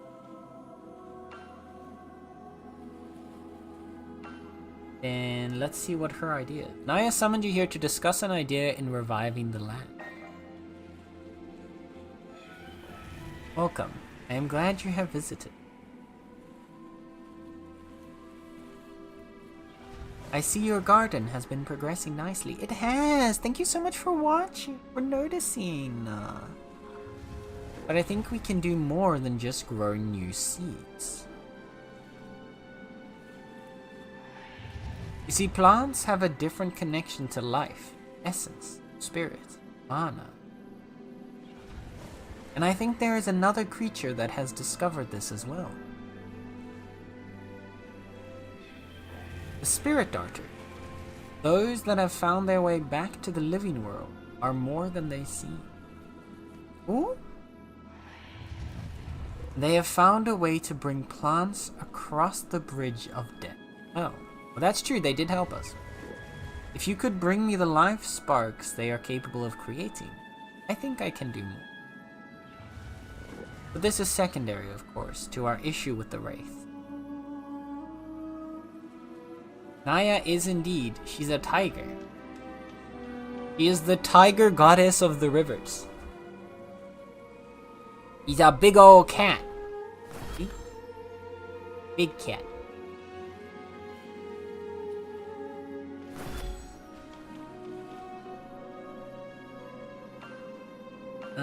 And then, okay, so she needs, oh, she wants 3 life sparks? Alright, I got you, boo. I got you, boo.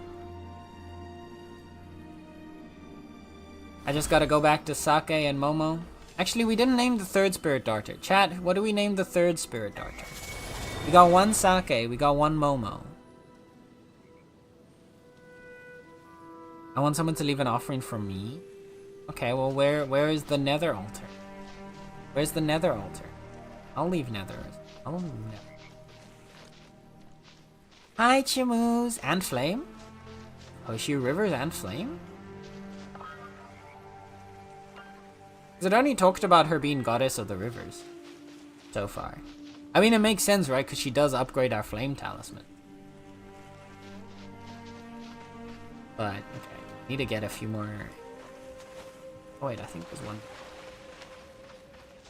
Oh, that's probably. Where's my frog? Froggy! Froggy! I need the ability to summon the frog. Oh, here's another vine that I was growing.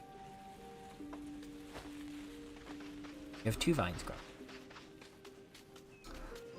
Okay, I can't see. I don't know where the froggy went. Oh, there he is. Hey, froggy.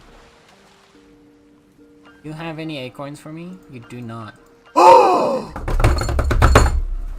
Yes! Yes! I'm sorry. That was loud. We got a purple flower! We did it! Purple! Purple! Excitement. Excitement. Yes! Oh, there's gonna... The entire garden is just gonna be fucking... I'm gonna have an entire purple lily. I got purple flower! I got purple flower! Purple flower!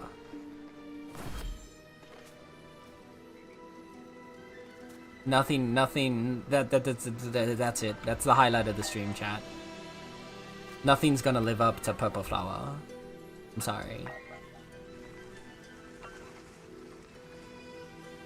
We hit the highlight. We're good. We're done. We're done for today. Alright, stream's done. We need a purple redeem? What the purple redeem? What would the purple redeem? What would the purple redeem? Oh. Redeemer just sent hitting the desk saying Papa!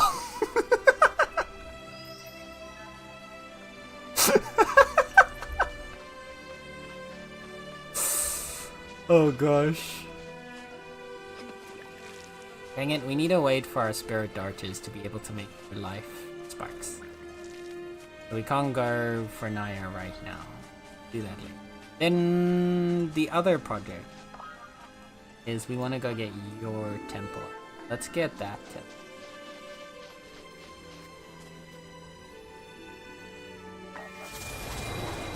Let's go say hi to Street. You mentioned it when you repair the first flame talisman. Yeah, I noticed her talking about fire. I didn't notice her specifically saying that she was a goddess of fire. But yeah, it makes sense again. She does repair the flame talisman. Okay, I want you. And temple is there. Where is the temple? Hey, Ghost! Or I fucking love... It's so fun to fly. Hey, Ghosty friend, please don't go onto the weird rocks like that. I'm gonna have a tough time talking. Hello. I saw so many beautiful things destroyed. Let me teach you something of how to build instead. Oh. Here. Alright. Got a big old cliff to climb.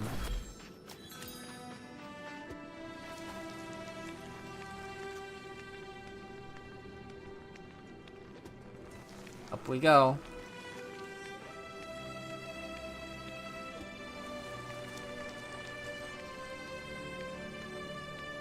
We're climbing up on our vines.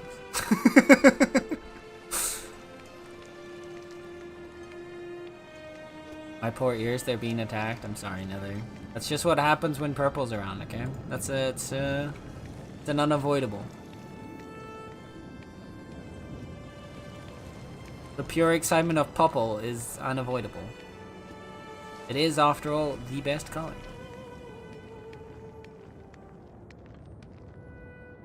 Apple. Apple, exactly.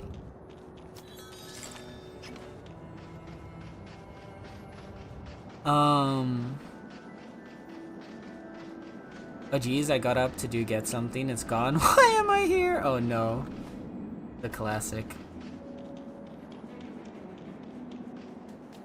You see, Nether, the purple alert has been sounded. Yep, basically. Oh. I think you have, Streege, I think you have a little bit of like a leakage problem going on. You can stack cloak and umbrella. I did, I saw that. I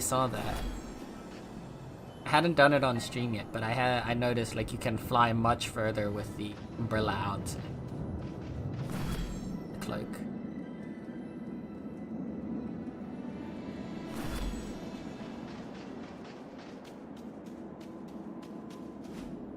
Also, chat. You know what else is out? I think out soon? Or was it out now? It was coming. I think it was coming out this week. Is Dispatch? Yeah, it released today. Actually, I was gonna say I was pretty sure it's this week, but yeah, it released today. It's just out. And I want that game so bad. Looks so good. Apparently, we can upgrade the cloak with Streege for 2 moon glories and 2 ancient pearls. We do have the pearls. I don't know if I've got enough moon glories on. Is it any or is it a specific one? So when we get back home, we should probably double check if we have them.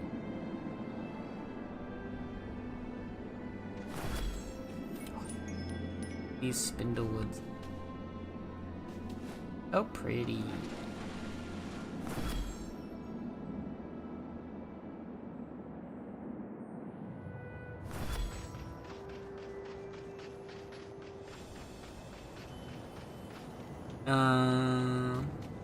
Last time, wait.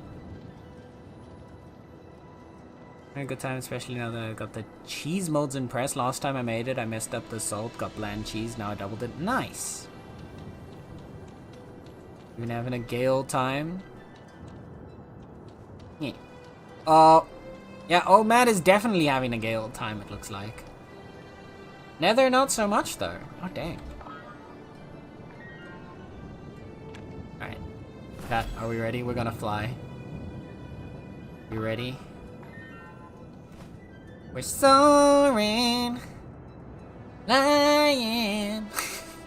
Sorry, I won't subject you to any more of that. I want to see if we can find... Ghost.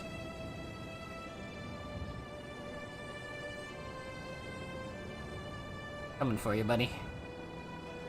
You ain't getting away from me.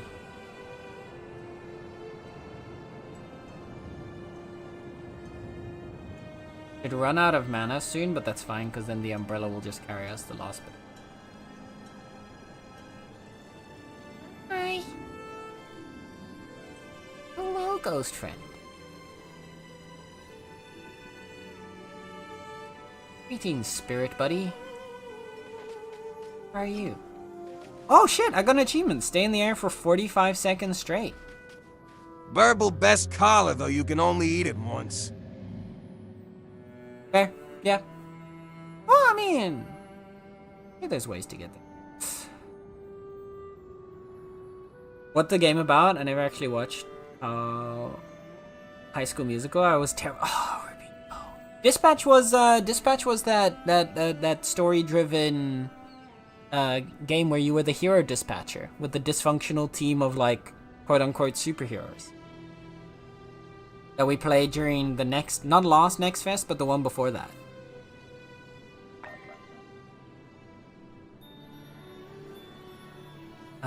It said that the High Gods maintained the order of the world. When everything rotted into chaos, they could not stop it. Perhaps we gave up too much responsibility. Sounds like it. Now you can't put everything on just the holder. Do a little bit of digging. Might have missed that. I thought you were there. Because it was when we did like a bunch of Next Fest games back to back. We did the little like economy town builder one. And we had the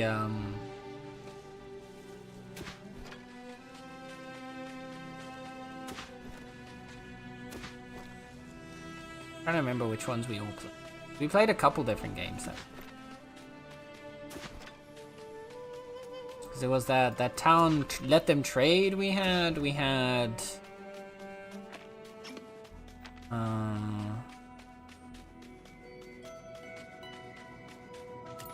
Remember the AI voice one? Oh, the one we played with Derp. Yeah. The mimic. Yeah.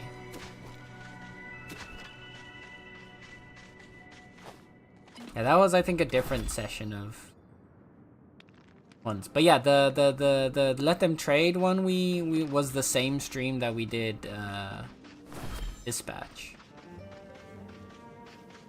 Are there any teleport? Doesn't look like it. Might have a long journey ahead of us, right?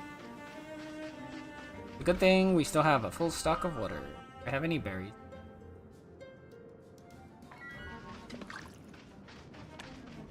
Drink and go. I need a bigger that reward was from High redeem School to spend Musical. my points on.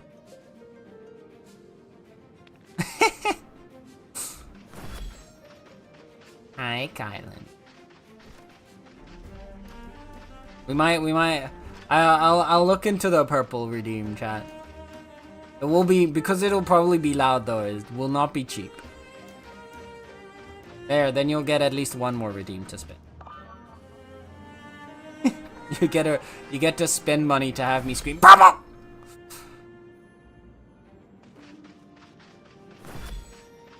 If we make it, I wonder if you can make it so that they have different sound, like if you can make it that it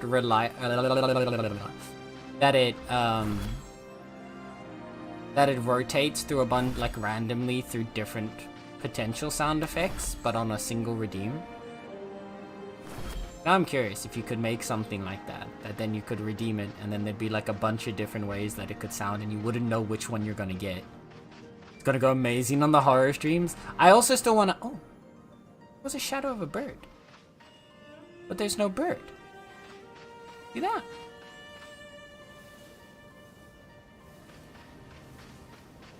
Huh. Oh no. Oh fuck. Oh fuck. Oh fucky wucky. Okay, we got a sandstorm coming. We need to get to a teleporter quick. Oh dear.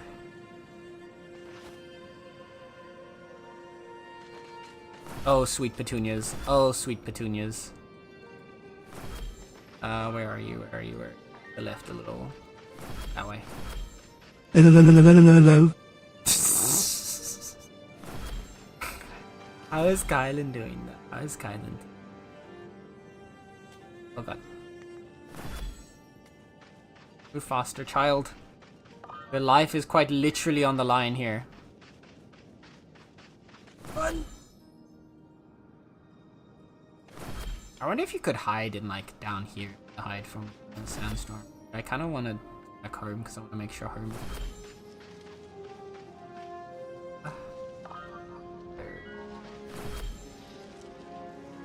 There it is. Okay. Ooh, fudge. Oh, fudge sticks.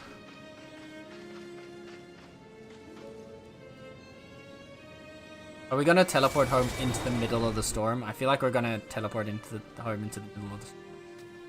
Oh no, it's still right there. Okay. Just got back in time. Is everything protected? You're protected. Oh god. I think most of our stuff should be safe.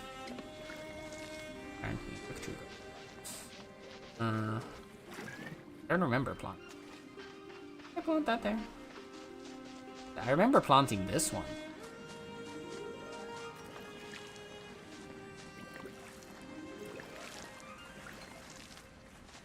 Gonna need to go around and make sure everything's water. I don't feel like it. Maybe it self-germinated. Maybe I did plant it in. God, because... Okay, we need to get into cover. Also, can we repair you? Go quick. Alright. Here we go.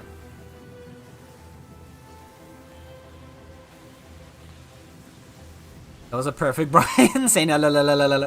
Right? Oh. Go quick. Something I missed.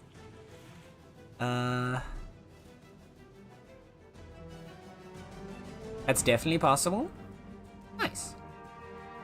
Because I don't know, because I don't think the sound redeems work through,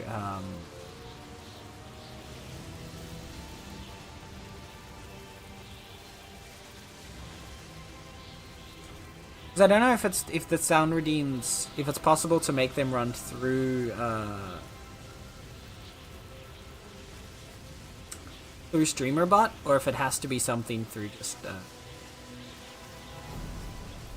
through like an extension. Let's see. Just when you finally got Bubble, the game wants. I know, right? It's kind of toxic. I hope our Purple Flower is okay. I'm gonna be very sad if the Purple Flower has been hurt. Purple? Purple's okay. Okay, Purple's okay. Oh. Kylan, thank you for the 5-stream streak. I'm officially on the kidney list. Now I just got to do the waiting game. Oh hell yeah! Congrats! I'm glad you're finally on the list. That's awesome.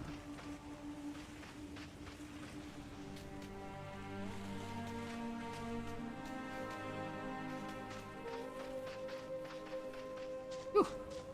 Bob, don't want to deal with. Bob, away.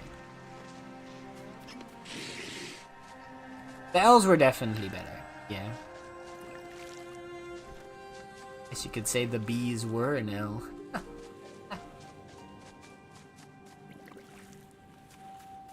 I don't think that made sense, actually. Oh well.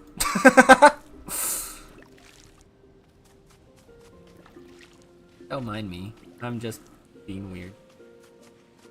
That's pretty. Ill. Looks like everyone's pretty much.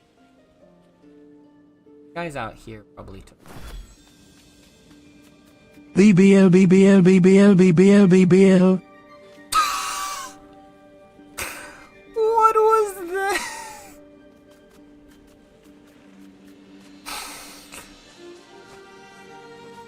Alright.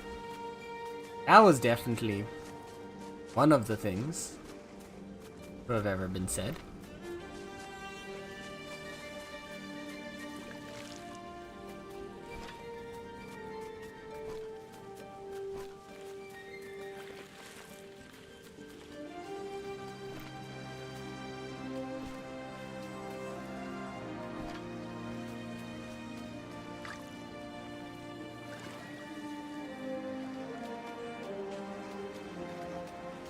It's not okay.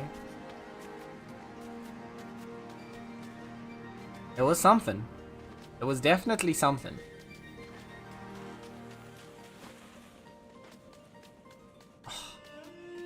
Look how pretty this is starting to. It's starting to like group up over here, and then this will bridge the connection over here, and we've got like a little like pond there. The only thing I'm a little worried about is this getting too full. Because I don't want to like drown this in, like I definitely want this to fill up a bit more. And I could always move these dune grasses if I need to, but I don't want to like drown the entire area. Like I'd want it to at most get up to about this height. Layer 100,000, 26 layer 40,000, 21 layer 1,000, 19 layer 100,000, 21 layer 20,000, 14 layer 20,000, 16 layer 100,000, 18 layer 100,000, 18 layer 40,000, 16 layer 40,000, 14. What?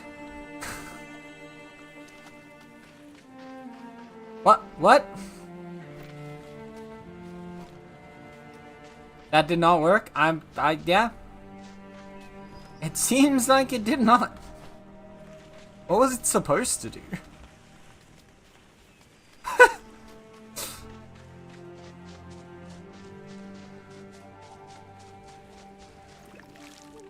What was supposed to happen there? What was the intended outcome of that?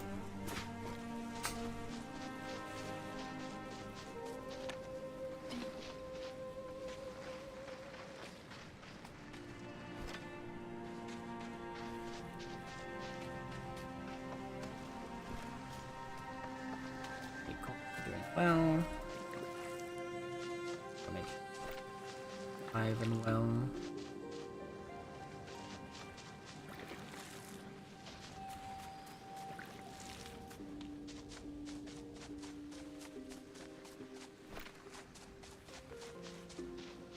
One's been watered.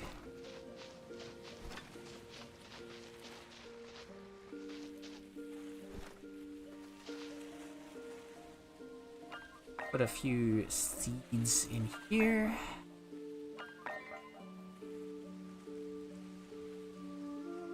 On the note of seeds though, I think we need to make some.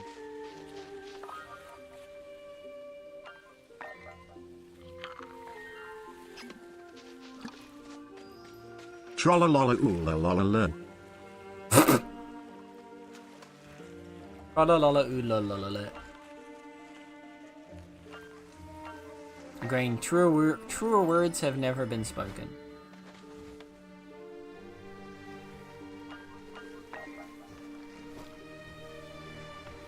I wonder, cause like, okay, how much do I have? I have 54 right now. It's gonna take 29 away from me. So that would put me at 25. If I use the Ancient Acorn, does it use less? No, it doesn't. I thought because the Ancient Acorn has one magic to it, that it would use like one less of my magic. But it does not. Anyway, we've got the life sparks for Naya. And the sun is setting, so I think we're gonna go straight to her.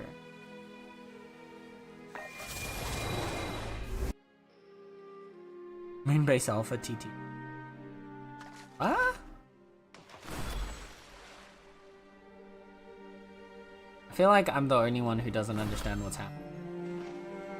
I'm concerned. I'm just gonna sit here and look pretty. Dang it, I failed at that too. Can't just sit here. Or look pretty. Ah. I hope for the future is thanks to you. You're welcome, Naya. What I do next, however, will take a long time. At least days, possibly weeks. I mean to be rude, but please do not wait for me. Fine then. Guess I won't. I know you still have much to tend to and discover in the meantime. Oh, that's for sure. We gotta start working on Gleb.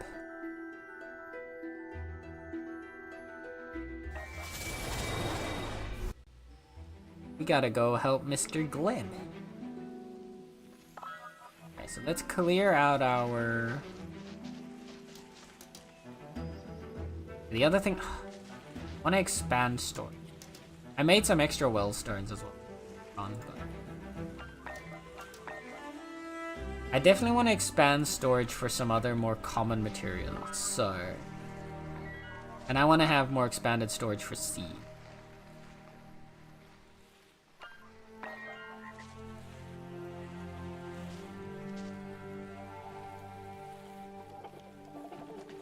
I'll make you...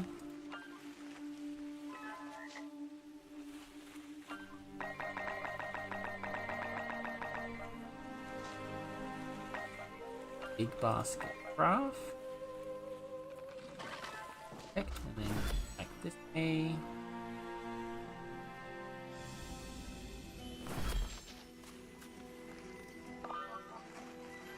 Keep pushing B. B is not the build.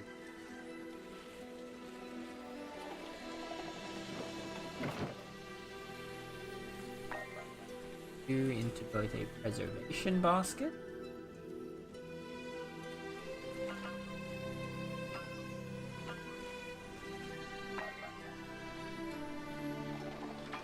And a big basket. Then...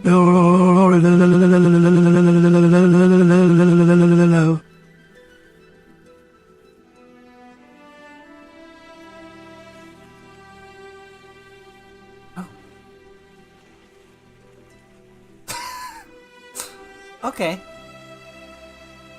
Then I want to move the flowers over.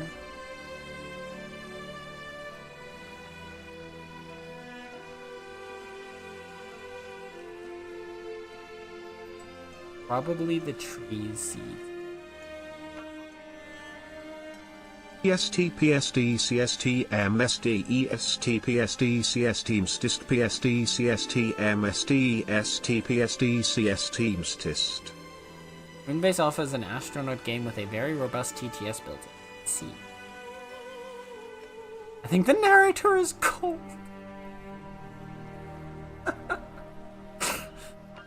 Know what?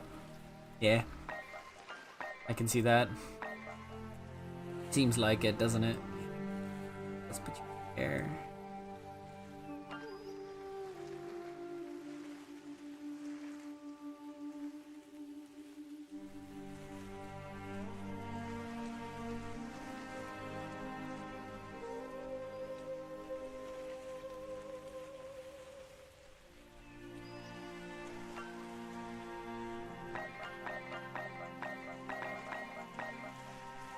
Go on there.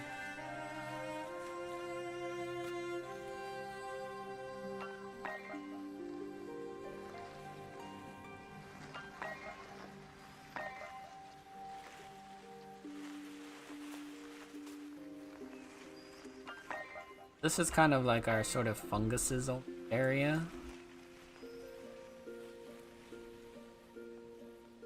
And the thorn pods. Sort of our poisonous plants area. This is all of our...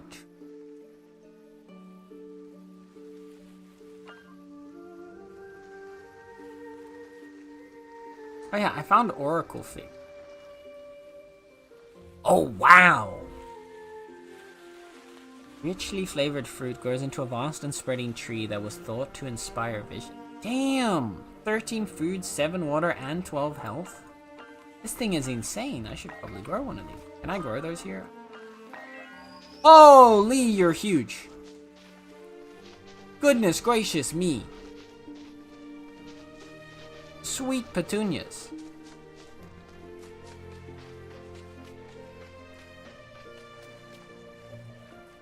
Wait, it can grow in the water. Interesting. Okay. No? It's huge. Where do we put you? This is just the normal one too. I got a giant Oracle Fig as well. Oh my.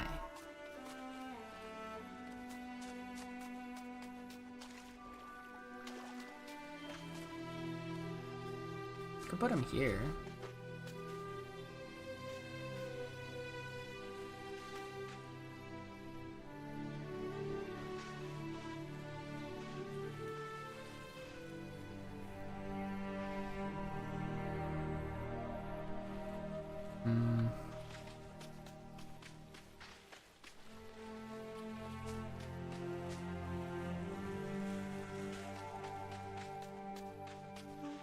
Let's put you on this side. The Fitness Gram Pacer test is a multi-stage aerobic capacity test that progressively gets more difficult as it continues. Oh no. Wait, I thought you said you were away. Okay, it is. Okay. Me?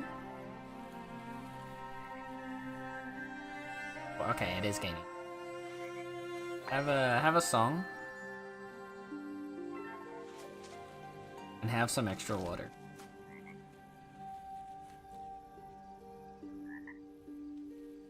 How cute he is! He's so small and chubby!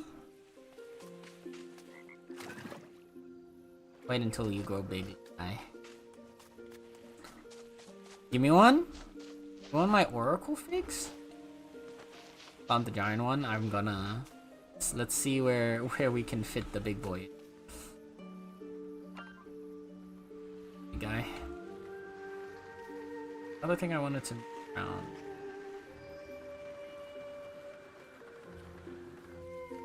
Your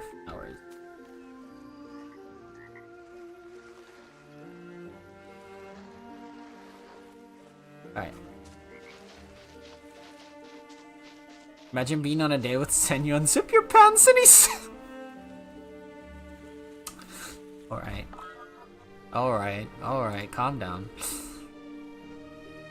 Down bad. You. Goodness, you're even bigger. Okay, this is gonna be an... Where do we put you then? Your buddy's already, like, enormous. Do we put you on this side? Do we have them on, like, either side, just kind of flanking each other? Sandwich the river between them? That could be fun.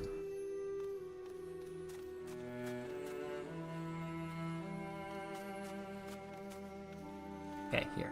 Put you, like, right... Raro raro raro raro raro raro raro kind of flatten this area. Gonna raise it a bit and then flatten it.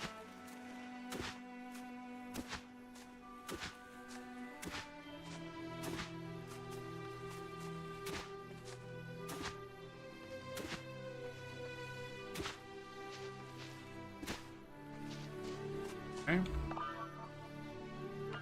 Let's plant the big fucking hell easy.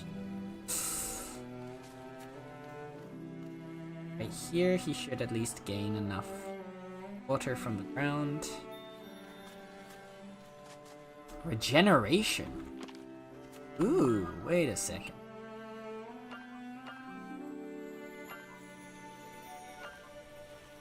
Plus 40% health recoveries.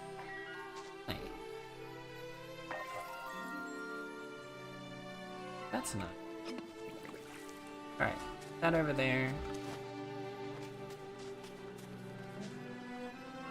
Perfect. Love it. Alright. Hey there, Cozy Cub Gamer, welcome on in. Alright, how do you raise the ground? If you have your shovel out, right click should be fill, which should raise a little bit of ground. And then Q will help you flatten it a bit. So what I like to do if I want to raise an area, what I've kind of been doing is just, I would right click a few little spots and then flatten between them because it seems to average it out. I don't 100% know exactly how the system works, but that seems to be what it does.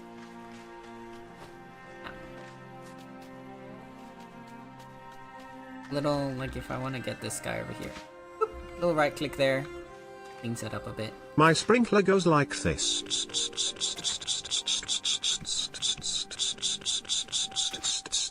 And comes back like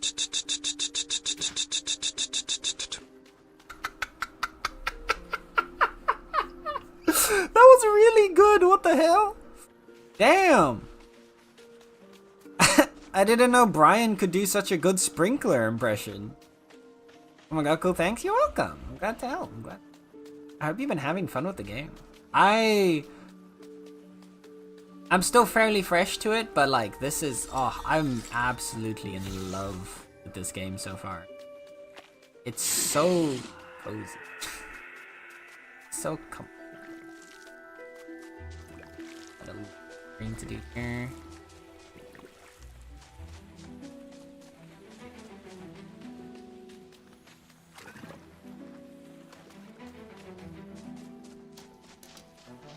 Can't wait to get whatever Naya's gonna be working on. Right, so now we got this other storage gen. I want to put here.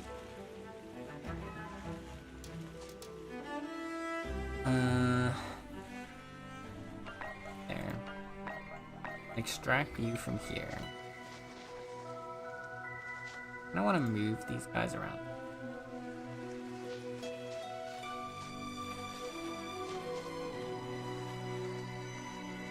Put you right there. You.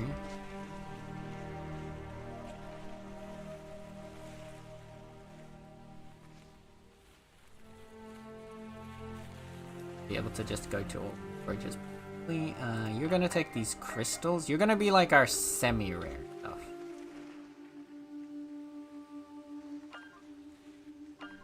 Or actually, maybe I should put like, yeah, maybe I'll put all the crystals. Oh wait, because we want the rock salt to go.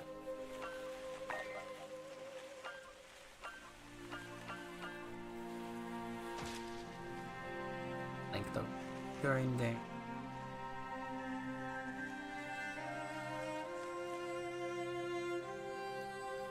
Boss can go in there too.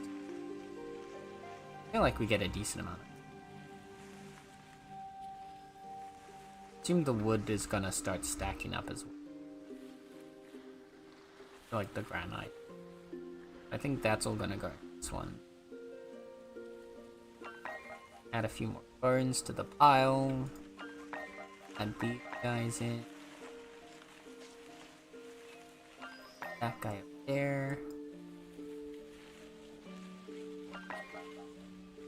Feather. Shells. Back you into there. That was great. It was quite perfect. I'm honestly quite impressed. Did you know that it sounded that good, old man? Or was this purely an experiment on your part? I need to know. The people need to know. Look how pretty. Purple. Bro, I'm gonna grow so many of these lilies. If I eventually make like, I wonder if you can build like a little like cottage. Or if you kind of are just always gonna be out. If I can build myself a little like cottage home area, I'm going to surround it in fucking purple. Oh! That's what so I've had this idea, right? I want to get, it's not a project I'm gonna do soon. Because I think we need to upgrade the springs a little bit more before it's ready for it. Because when you upgrade the springs, the range for the wells also increases. But basically, the idea that I had is I want to, up here, I want to get a well, like somewhere probably around here-ish, to create a small little like pond. And then create like a little safe meadow up here. A little like safe haven.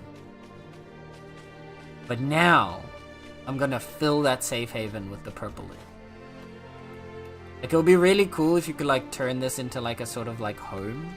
Almost like a sort of like living space up here. It would be a hell of a lot to have to climb up a cliff every time to go up here. But that's fine. It's worth it for the pretty. And it seems like we're already spreading biome up here because of the meadow mother. We'd eventually turn this into arable soil, get a little pond lake going here, hydrate the area up a bit, and then probably have somewhere that the water can flow off, because I don't think I want to like trench through the whole area or drown the whole area, so it'll probably flow off into like a little side. Maybe on this side back here. There's not too much rocks around that end. And have like the water flow through to here. Yeah, and then it could create like a little pond on this end over here.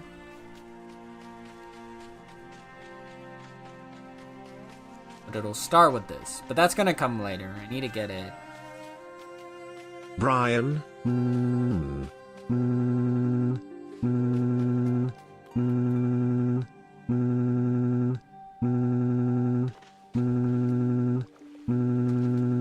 Chad, your phone's going off. Or your vibrator, I don't know, one of the two. Maybe both. Maybe they're connected. I don't know, I don't judge.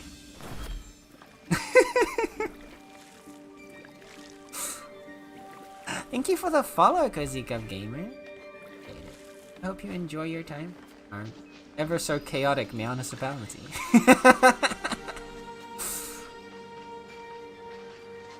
You have a preferred nickname, by the way? I just like to go by Cozy Cup Gamer. I am fine with whatever you let me know. Okay. Everything's set up here. Ooh. I'm saving that one. Oh no. It's interesting that he also said Brian at the start of it. I wonder why. Why, like, in that one, it announced which. The other thing I wanted to check is I see this guy here. Altar of Arcs. There's 2 of him. I'm curious what he is. And we've got these lighthouses. I also want to see what's up with them. There's a lot going on. And then we also still need to figure out how to get to, like, Geb City. Gleb City. Sorry. Gleb, not Geb.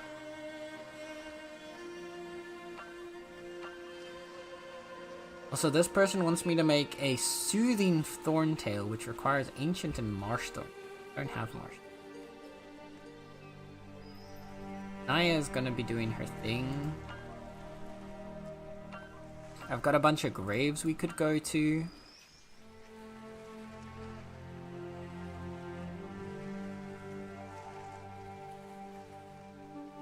Just Cozy's fine, or Cub? Gotcha, gotcha.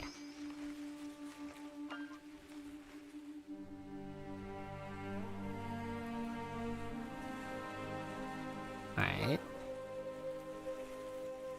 Wait, we have pearls and the moon glory flowers. So we could get that done.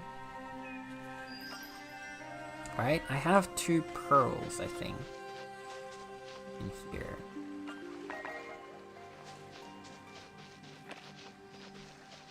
And we should have 2 moon glories over this way also.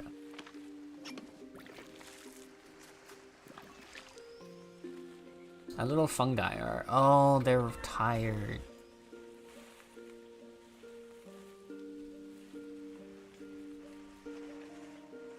Let's see, it takes another 32 hours, okay. Where was my... Here? The middle one is... We've got 2, we've already planted 1, so we'll get that one back.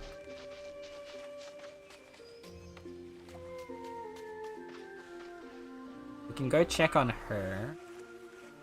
I want to find out what this is, and I want to start reviving... I want to revive one of these... one of the mystical springs here. That we can start reviving the marsh.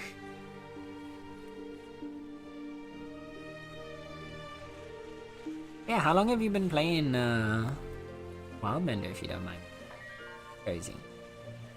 I just sketched out 13 different mouth shapes for my avatar and I'm already over. Ooh, 13? Damn, Ruby, what are you? God damn. Ruby's doing work. Ruby's getting detailed. Me and my boyfriend play this and having so much fun. Oh, nice. Yeah, I think this is a very fun game to play together. My friend Star and I, we've been playing, we have a second world, or at least she has a second world that we are playing together off stream. And then I have this one that I'm playing solo on stream. And I believe she also has her own solo world. We've been it's so fun. And I really like, it's very, you can very much like turn off and play the game kind of thing.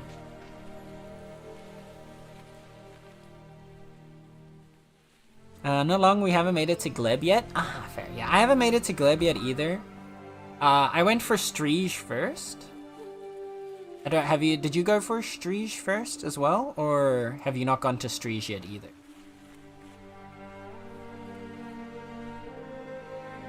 Because otherwise, slight spoilers of us exploring that area.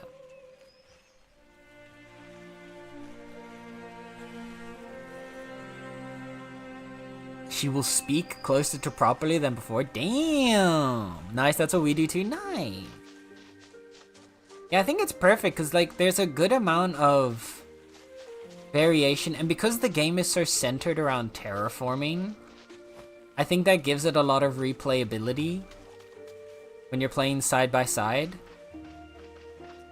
with more than one game, because like even when you're playing the same map, it'll turn out so different each time you play. But there's so many. I'm interested how you're gonna tie it together with all that. Because, like, honestly, the one thing I'd really want to see right now, so the world that Star and I are sharing is the advanced generation one, where it's randomized a bunch of stuff. So, like, the positions of, like, springs and teleporters have been shifted around and, like, randomly generated the space. So, like, we had, like, a spring, like, right around here in relation to where our starting location was, and then we didn't have the, like, cliff right next to us there. But, what was I gonna say? So, like, it also is a completely different experience, whereas here I've actually got a long stretch of dry area before there's any other springs. I've got a bunch back here. But I'm curious to see, like, how different it, like, will be terraformed and, like... I just want to see the different ways that people make their world.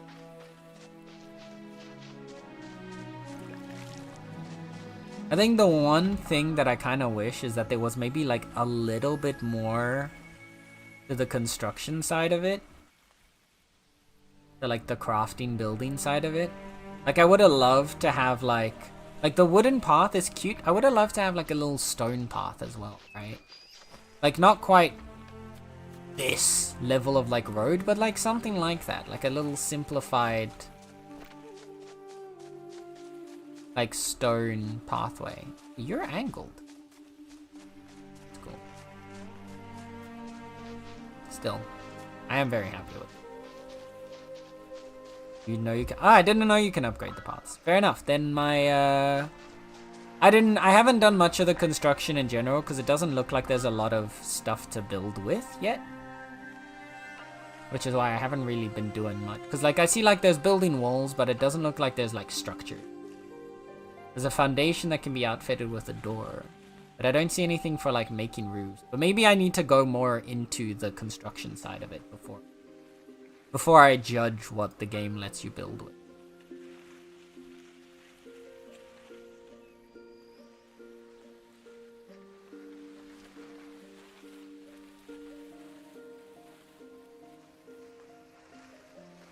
More build pieces would be nice, yeah. Or at least, like, the thing I think I would really like to see, but maybe that's something that comes later. I don't know. I'm only, like 15, 20 hours into this, like, world. But the thing that I would really like to see would be also, like, being able to restore, like, the ruins around here. Like, the ruined structures and stuff, at least, would be cool to be able to, like, bring some of those back.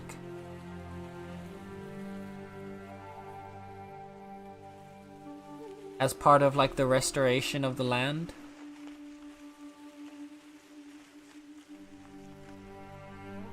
Because I feel like eventually, if you eventually get to the point where you're terraforming out wherever, like, the little, like, towns and stuff are, you get all the way out there and then you've just got these destroyed buildings alongside your, like, pretty grove. I don't know, I feel like that would look weird. I'm sure there's a way to make it look nice, though. But yeah. It'll be really fun to be able to, like, restore it and really, like... Yeah. Ooh, ma'am, you are definitely having a water control issue over here. Okay, so they are, like, generating water in these temples. And it seems to be generating more water than it can actually consume. At least hers is. Naya's seem to be fine, but Streesh seems to be having a bit of a water. Hi, Streesh. I have the upgrade. There, the cloak should now let you weave through the air. Ooh! These bursts of speed will consume more of your mana. But the cloak is still not complete. Yeah. A few more feathers and pearls, and I can make something truly powerful. Alright. Okay, Miss Ma'am. Wait, but you don't...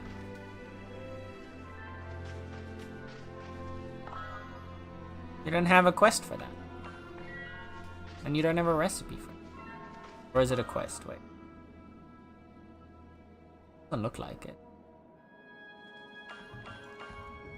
Oh, there. Find 2 feathers, 2 pearls, and 2 sky torches. Haven't got. Let's see. Sorry, brain not braining. The potato butt. Oh, the potato butt emotes. They're so good. They are very. Over there. Oh, that's home. Okay, so the other thing I want to see is... Actually, there's 2 things. I want to go to the lighthouse over there. And I want to fly because flying's fun. Oh yeah, we've got the gust thing. Oh! Okay. Oh. Oh, fuck yes. Oh my god, I love this. If we don't have you, does it change it at all? Oh yeah. We just drop a lot faster. Right. Okay, that's sick. That's so sick. Okay, we need blessed drops to cling. And poison. Here. Poison me.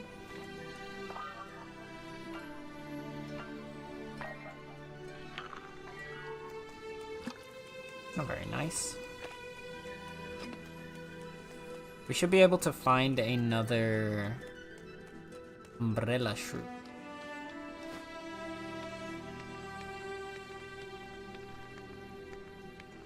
Yeah.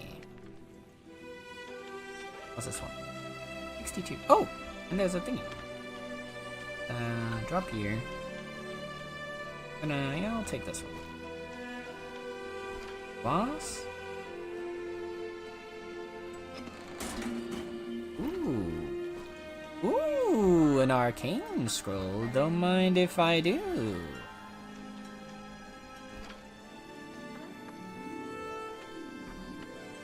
Because I saw last time we went up this one of these.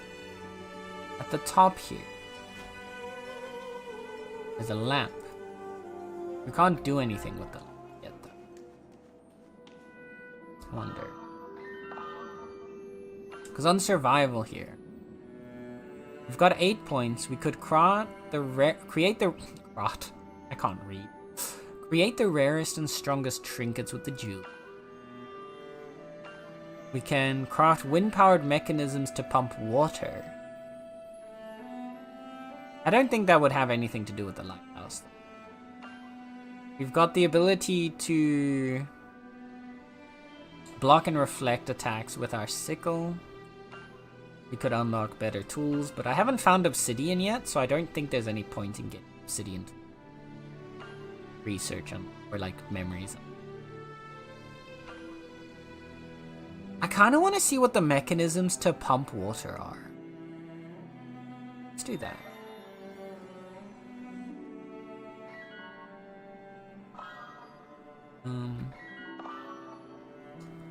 Oh! A wooden pipe that splits the flow of water through it. Water will only flow towards the split? Oh, towards the split. Yeah, okay, so you can't like have from one of the splits flow into one. A wooden pipe that channels water requires a connected windmill to push water through it. A tall structure that uses the wind to pump water through nearby pipes. Interesting.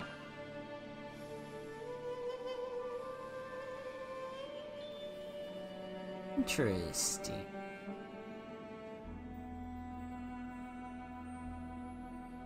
Okay. So this is how you could get water across to like other areas without necessarily having to... Guess I'm Thanos now. Yep, looks like it, Nether. A perfect 50%. What was I saying? Oh, now I lost track of my thoughts. Oh, that's how you could get like water across to areas without having to create like a river to connect them in. That's interesting. And to probably get water up high, right? You could pump the water up. So like if we wanted to get something growing at the top of the cliff, instead of having to wait and try and get a wellspring up somewhere, you could just pump the water up to there. Okay. That's cool, that's cool. Oh, we've got a broken gate. I have thingies, I just need sticks. Get some sticks down here.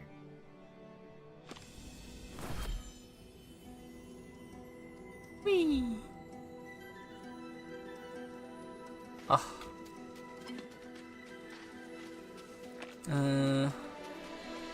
Do I dare cut down one of these guys for some sticks? Let's see what we dig up here. Ooh, more giant newspaper.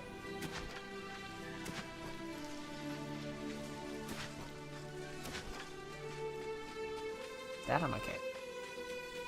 I think we need to like whack a guy a bit. Sorry, Spindlewood. I just need 2. The wrong wood.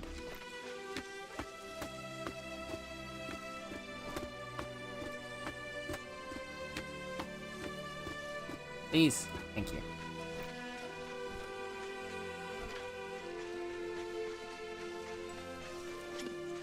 Frankly, I didn't repair this one. I thought I had repaired this one.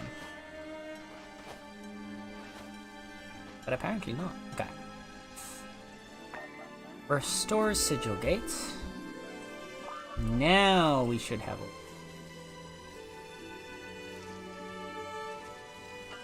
I want to know what you... Or of arcs. Are you like a minor god?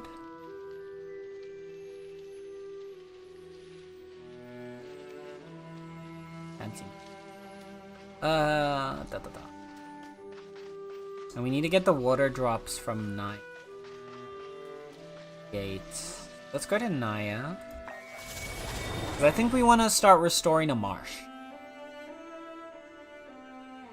We want to get the marsh growing.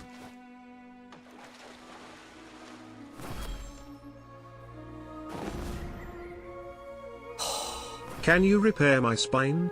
The movement speed is so cool.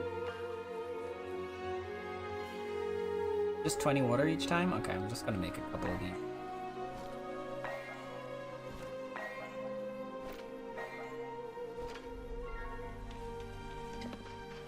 I don't think I can, I'm sorry, Nether. I don't have the requisite skills for that. But I can try. I can help you stretch your spine.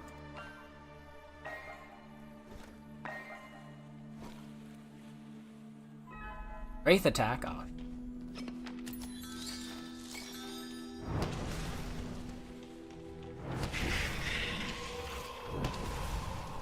Here.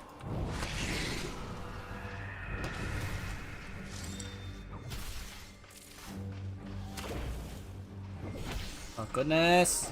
Oh.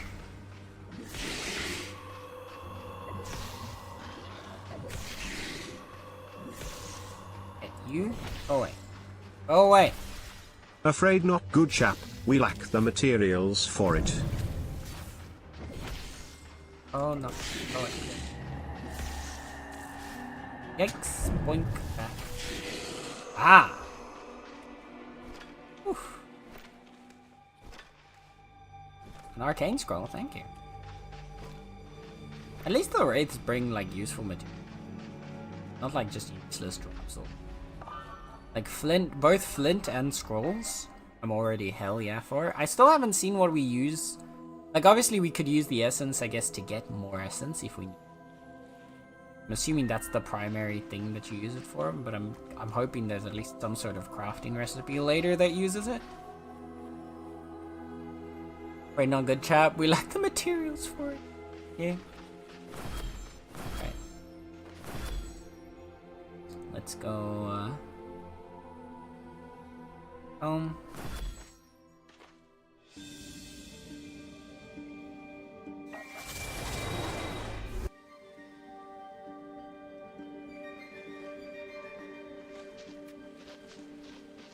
Takes a second to be fair with how like big this space is now, I understand.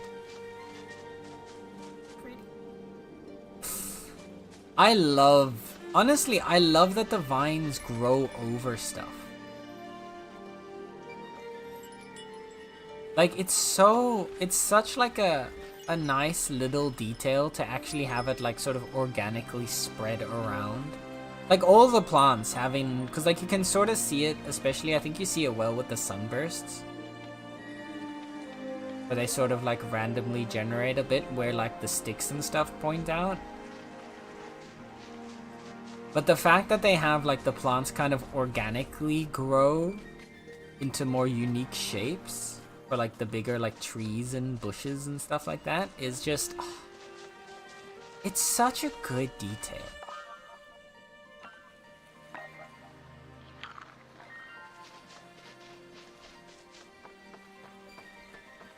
Let's add you in here.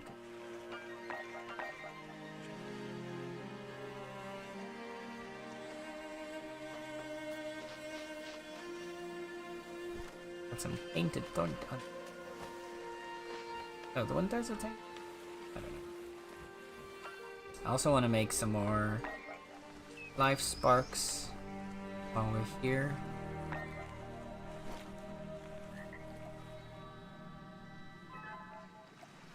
I have a little bit of map. Thank you.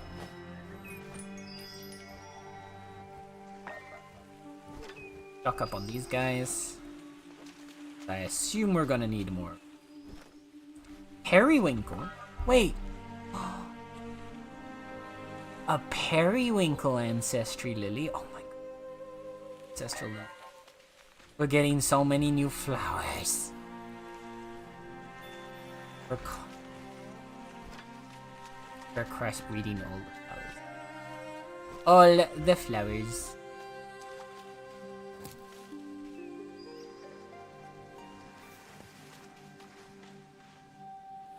Remove the pink. I want to see if like these three can do. I'm assuming blue and red made purple. Maybe blue and like light blue and black makes blue. I'm guessing periwinkle was from purple and the white. Where are you? Where is it? Oh no, I just planted it. I'm dumb. Right here.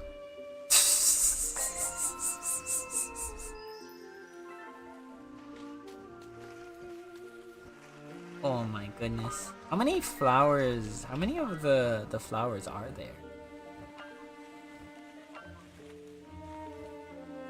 There you are, Ancestral Lily. Okay. We've gotten quite a few. There's only 3 left. Alright.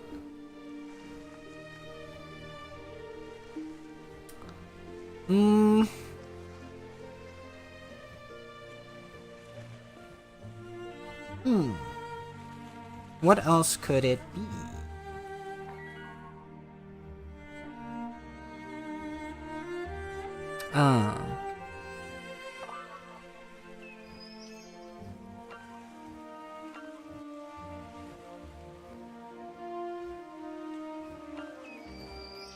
Interesting, there's one, but so I'm assuming these, yeah, because these are all the starter ones. So I'm assuming this one over here is one that we'll find either in like in the canyon, probably.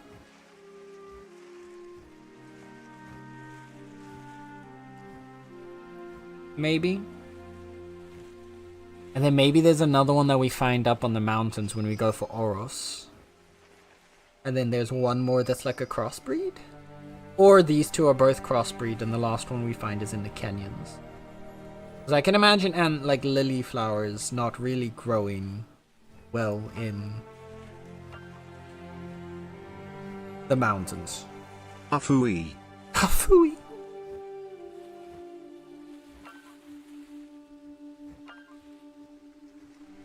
Okay.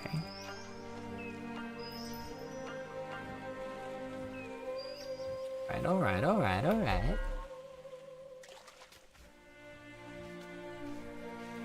Let's see. Okay, what else do we got? So maybe the last crossbreeds we need to get the last starter flower color before we can get those crossbreeds. You take this. I'm gonna put a couple of these away in here. Oh, I already had some. I'm dumb. I'm a dumb.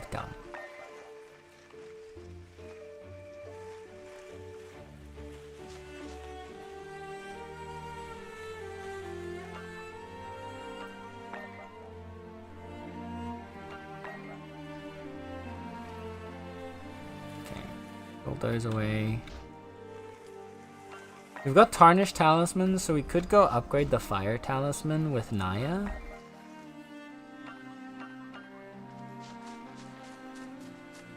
Also, I need. I'm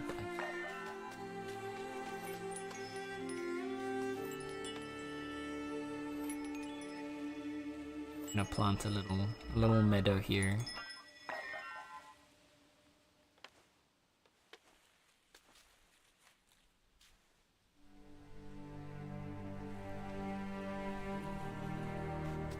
Get those to start growing. I don't want to put too many since otherwise the wellstone. Oh, and we can awaken. We can upgrade the wellstone. For now, it looks like it's producing enough water to sustain itself. If it starts to dry out, I can always awaken it. But how much wood would a woodchuck chuck if a woodchuck could chuck wood?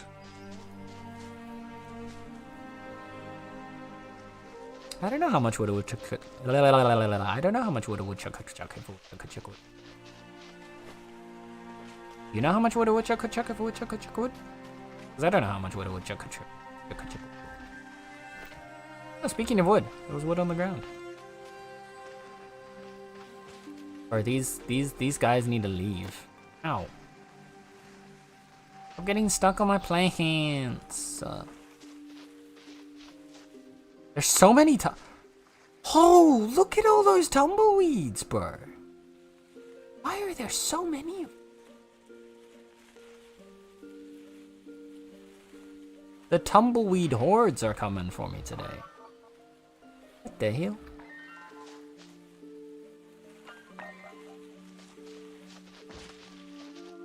Oh, he just died on the spot. Right. We've got food and stuff. We've got some life sparks. I'll put those away for now. The great tumbleweed migration has started. It seems like it. Where do they go from here? Where are they off to? Where did they come from? Where did they go? Where did they come from? Cotton Eye Joe.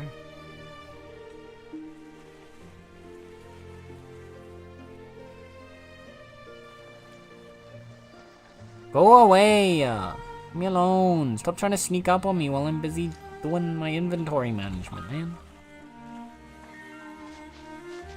Honestly, tumbleweeds are so rude. No respect for personal boundaries. How did the soldier thorntail get here? They're over here.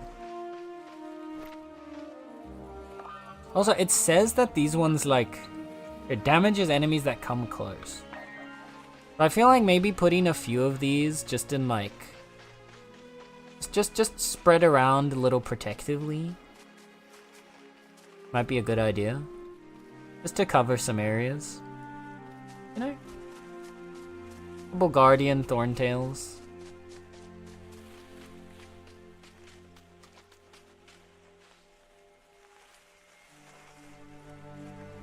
Speaking of, actually, I just saw our little. Oh, you need some water. Sorry, dear. I was letting you dehydrate. Now, Oracle, look at it. Oh, look at this chubby little guy. Look at this chubby little guy. He's just a. Oh, he looks so cute. Look at this one.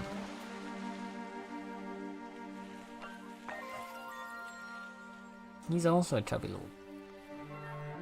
He's just growing. They're just vibing. They're living their best lives. Alright.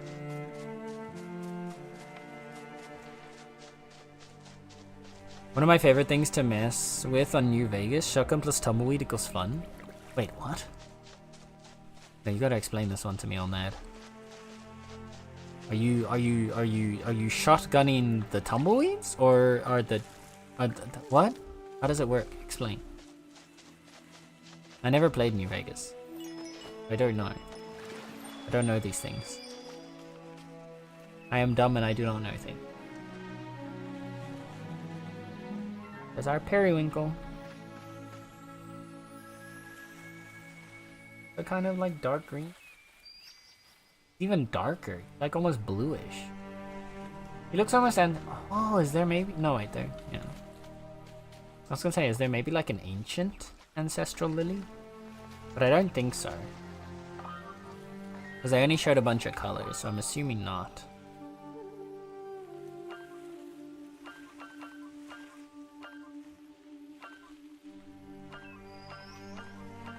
A little bit of arcane upgrades that we could do.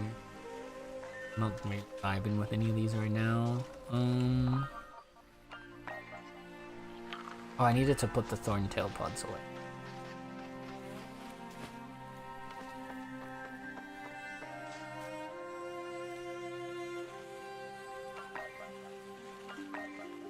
Alright.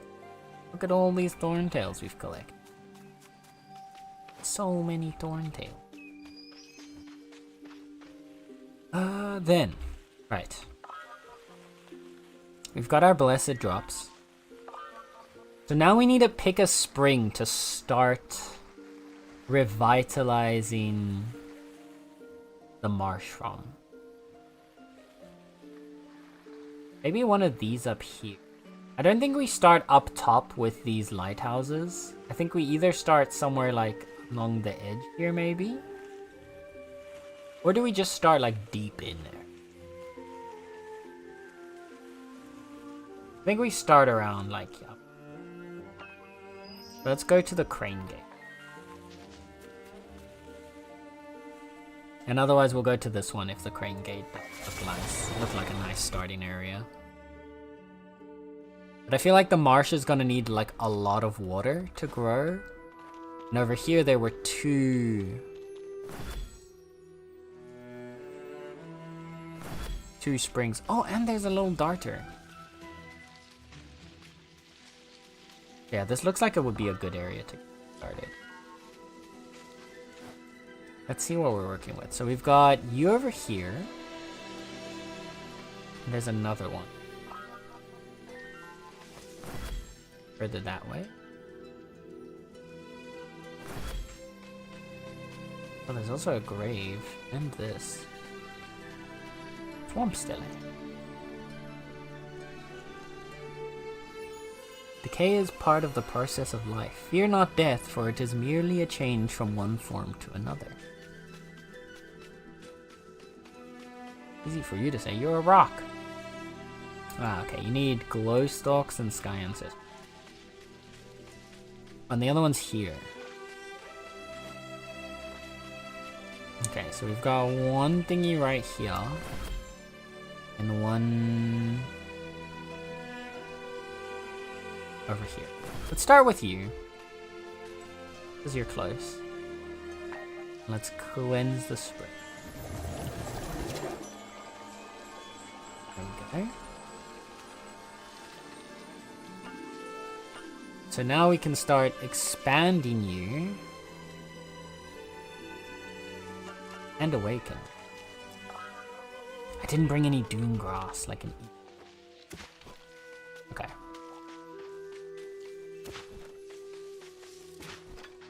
We got anything around here that I can use to start us off? Doesn't look okay. I'm gonna teleport back, get some dune grass, and I'll get some thingies because we can awaken the witchwoods here. We can at least awaken the two on either side.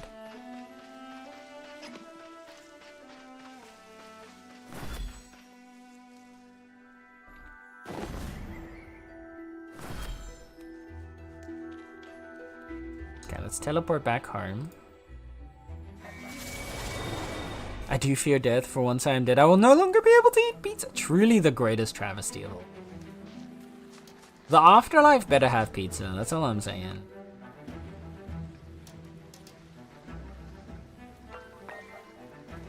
If there's no such thing as like ghost pizza, Boy, I'm coming back down to haunt this planet. The Earth will not escape. If you don't want to get haunted, you better make sure that there's ghost pizza. Or I will be a very upsetty spaghetti little guy. Let's do... Heck. Do a bunch of you.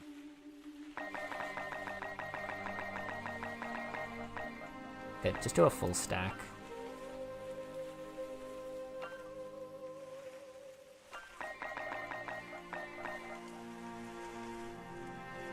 We'll do all of you as well. We'll take the copper that we have.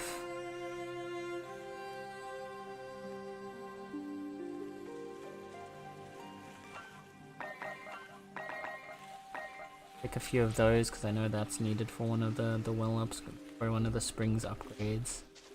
Then we'll go over this way.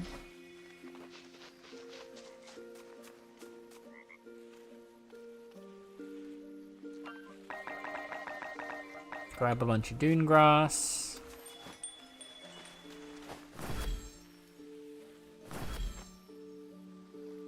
And we'll teleport back over. And let's try bring ourselves a little marsh mother together.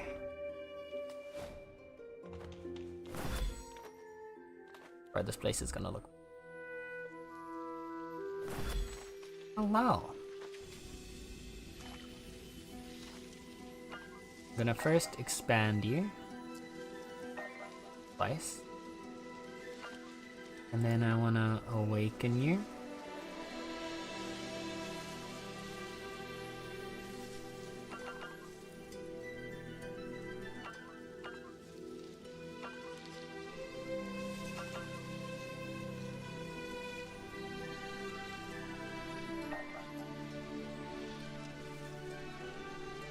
Now you're awake. I'm gonna expand you again. There we go. What I kind of want to do with the marsh, right, is I want to give it a kind of like almost uncontrolled water flow to it.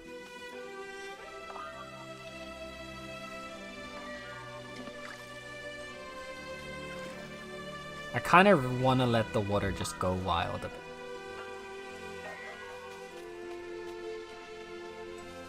Now we're gonna first need a couple of you.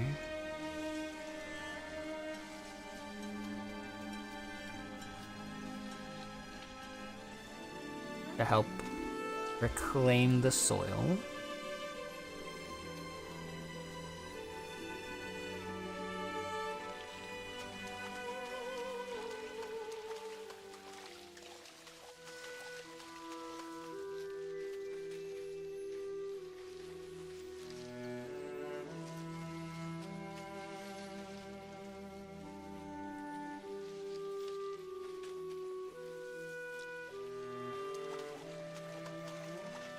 I kind of want to see what happens if we just let the water flow wild. Because I know the Witchwoods...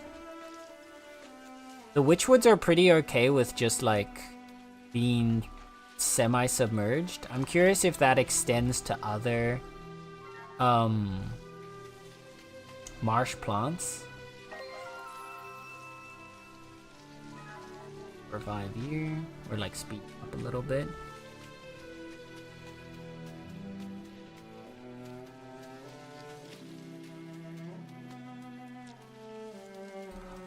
What could be fun?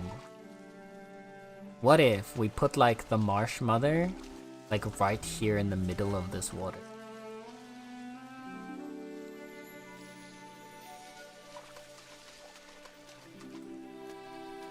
Because the Witchwoods don't seem to drown. Which makes sense, right? It's a willow tree. Willow trees are supposed to like survive pretty well in a lot of...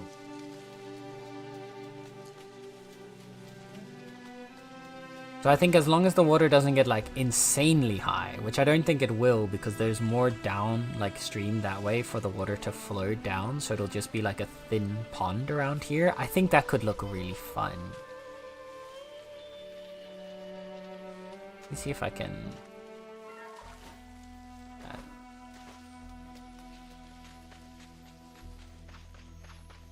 If I go back to get another Witchwood seed.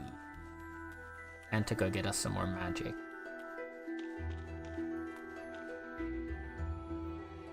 Oh, I don't have enough essence right now because do I have any? Nope. I guess we're chilling around here for a bit.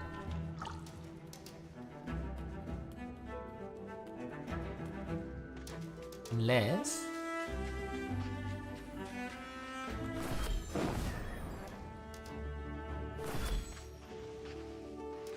berries. I was like, if these were ancient mistberries. Normals.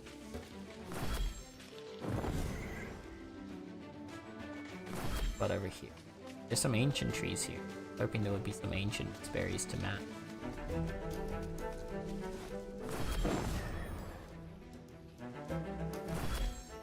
Almost berries. But you're also normal.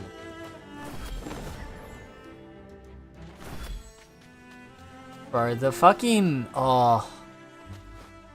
This flying is so nice. Normal mistberry, yeah. We could... I don't have enough mana to revive you. I was gonna say, otherwise we could revive this one as well. And that one would start flowing in this direction. And then they'd kind of meet in this lower down here. Where the water would start to swell up a bit more. I feel like we can create some very interesting terrain in there. Like, I don't think I'm gonna leave it all fully freeform. Like, I'm definitely gonna control some of how it grows.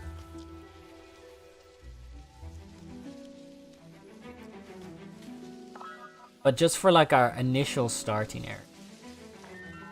Like this one, I do like kind of seeing how the free flow will get us going. Because I want to have I want it to still... I don't want to completely terraform the place to not look at all similar to what it was before. Like, physically.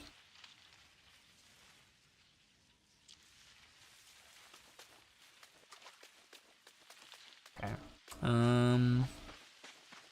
So... we are very far. I was gonna say, if we weren't super far, we could also run back. I mean, we can still run. Or that way. We might need to, because I just don't have the essence otherwise. Let's do it.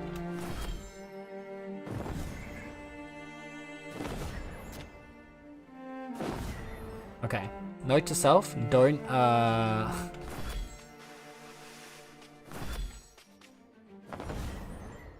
don't fly straight into a tree.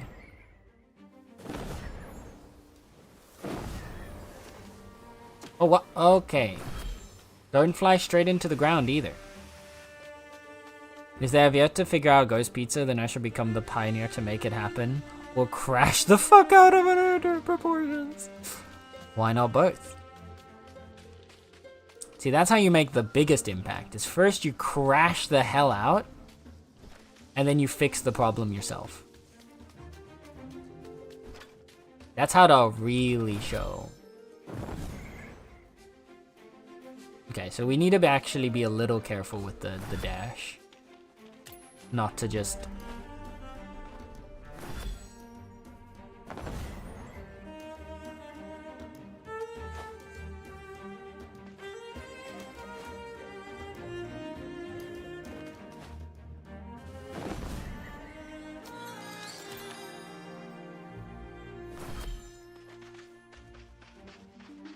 we're going home.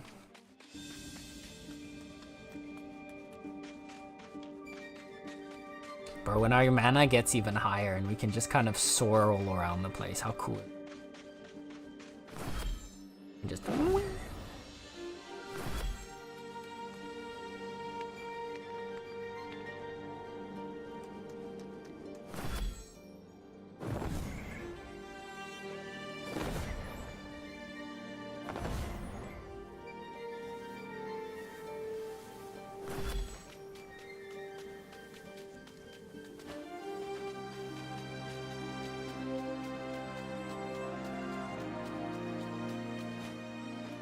We're almost home.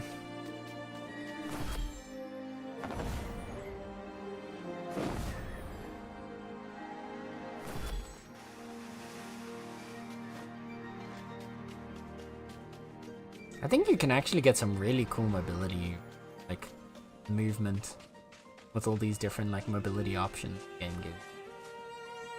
I love how this one tree is just leaning all the way down here.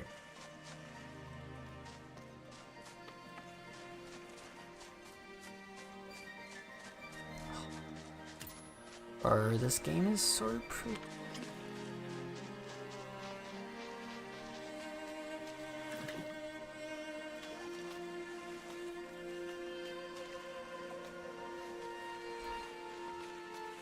I'm wondering what colors we're missing. Cause like, okay, so we're missing like a dark blue, right?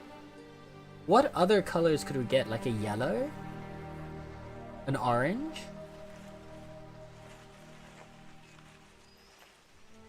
I mean, technically you could get green flowers too. I don't know if... Cause I feel like a dark blue would make sense with the black lilies and the light blue ones, sky ones.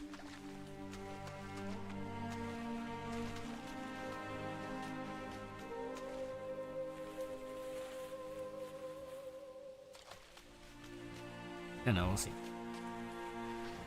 Right. So we've got life sparks to do the revivals later.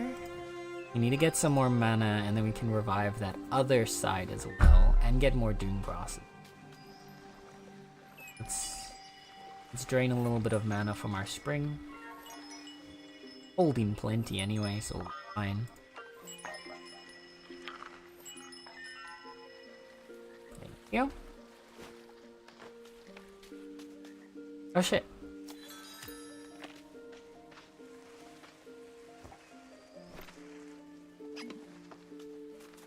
New umbrella. Ella. Hey.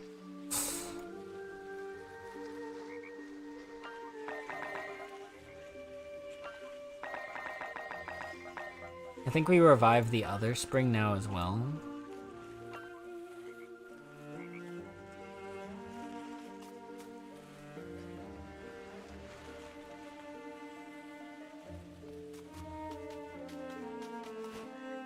Hey, baby.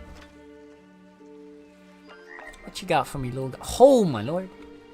You have been a busy bean once again. Thank you. A good. Let me make some. Good.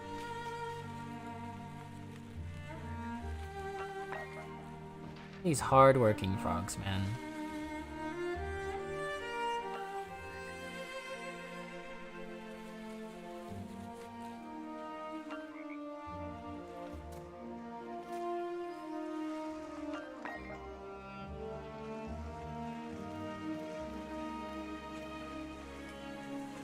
Do a few more.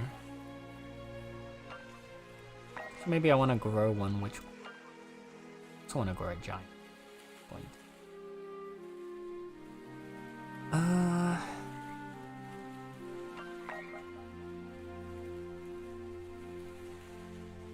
Put these in there. Two in there.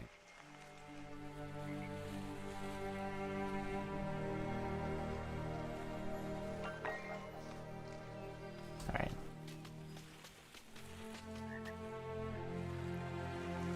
How about you, little guy? What you carrying? Oh. Well, first you're getting a hug now. The hug is...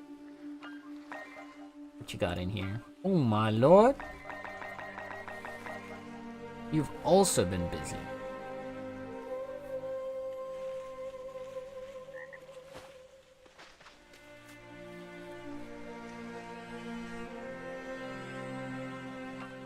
Put you away. I'll add a few of you to the stockpile here.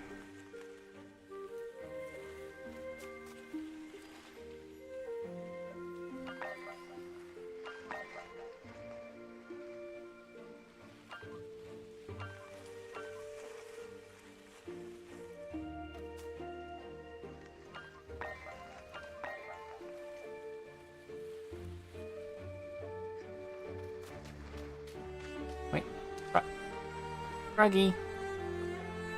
Ran off. Oh well. Those are wildness berries. Oh well. We got most of the stuff back from the froggy. Let's oh.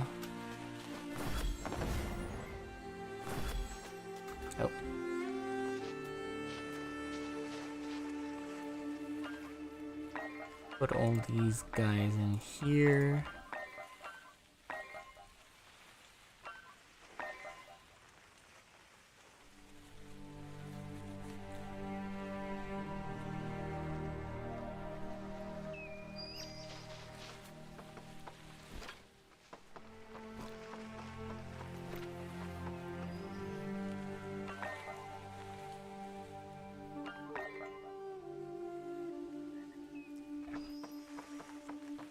And then here in the store, all those plant fibers.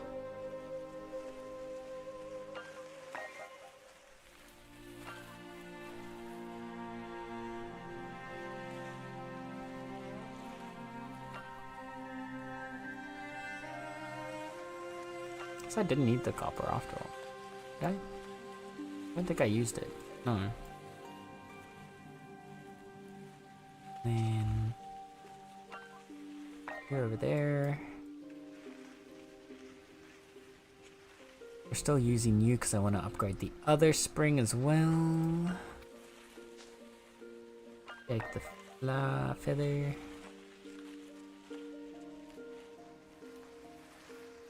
There we go. We have 5 spiritual memory. We need more before we can start doing this.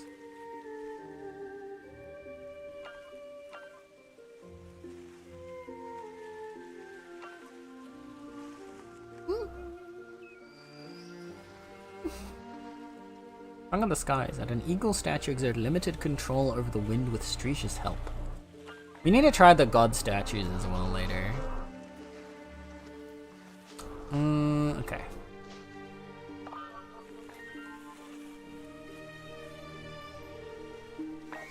Let's go back to our little marshland.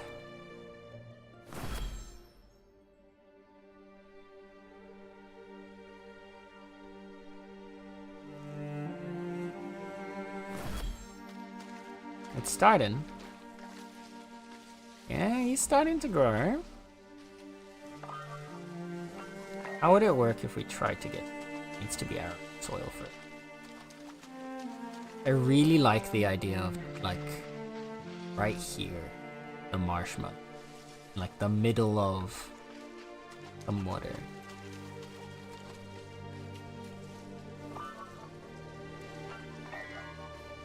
Because, yeah, it would be fine here as well.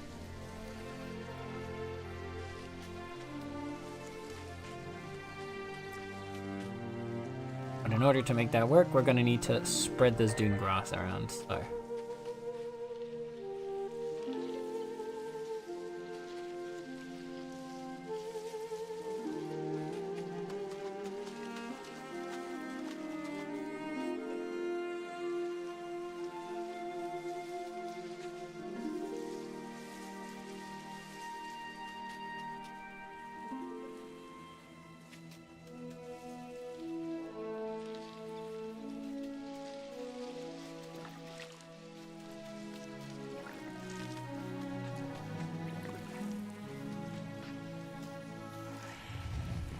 Hello again.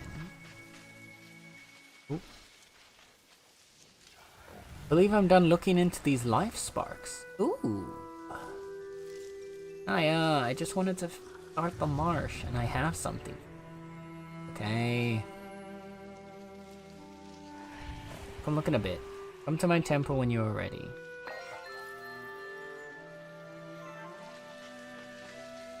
She really has wonderful timing, doesn't she?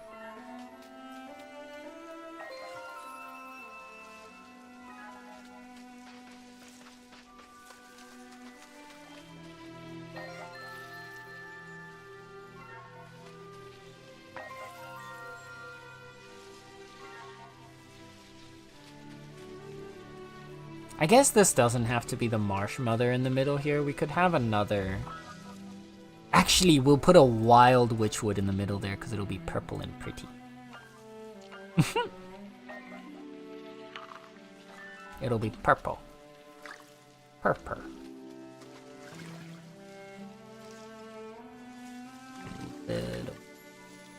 Yeah.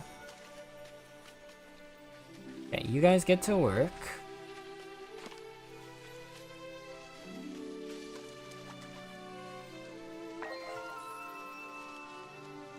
On a few more of you. I really want you guys to like grow fast.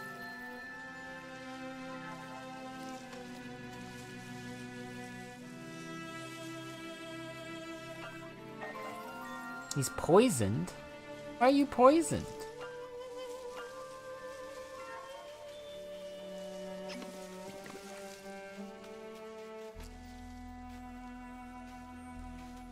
What are you poisoned by? No one else is poisoned. Why are you poisoned?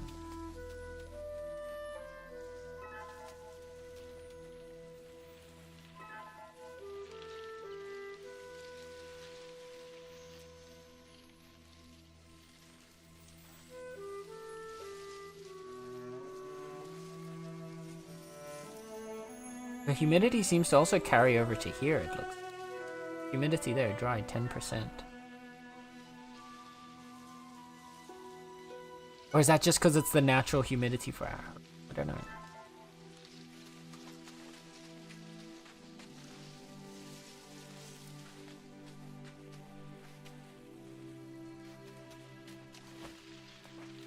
You know what? I'm impatient. I'm gonna make you the Meadow Mother. Let's revive you.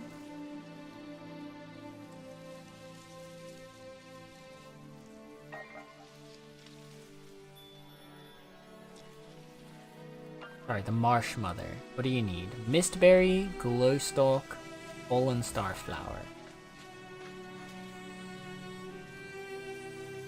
Poison. Mistberry, Glowstalk, and Fallen Star. Need to get that done quickly.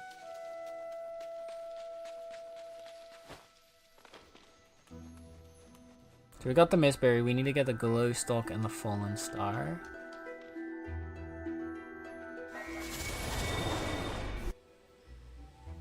And let's see what our new marsh will look. Okay, everyone's giving us essence. Perfect.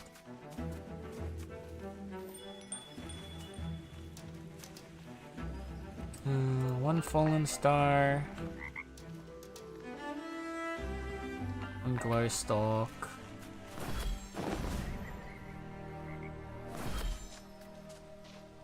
Got it a little bit, but that's fine.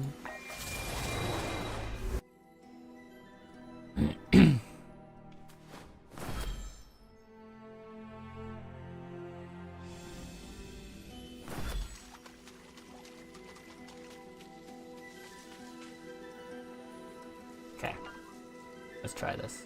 Marsh Mother, I choose you.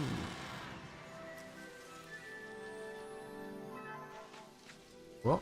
Oh! The marsh can survive, but will it do any good or simply give Salan's minions more life to drain? What do you mean? What's with this negativity, man? Reach, come on. It still says it's poison.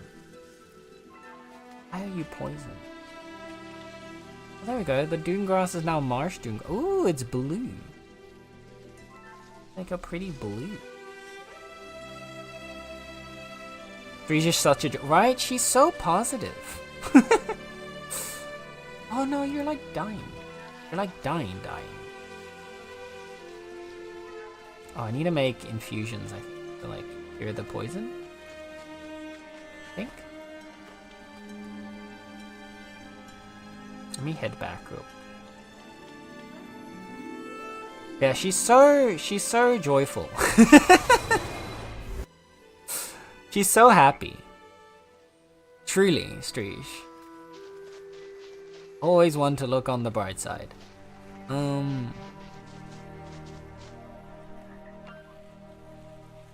Neutralize poison and speedy. Is that what I need for my plants?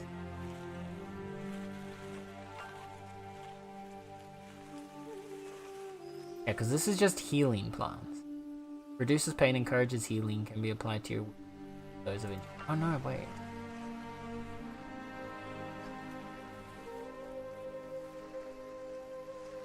Can infusion work on plants? We'll find out in the next episode. Let's go.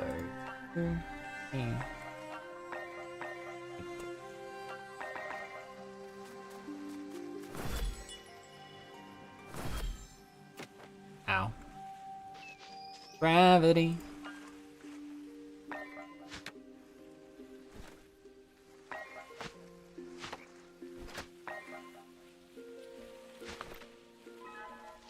Alright, we got our infusion done.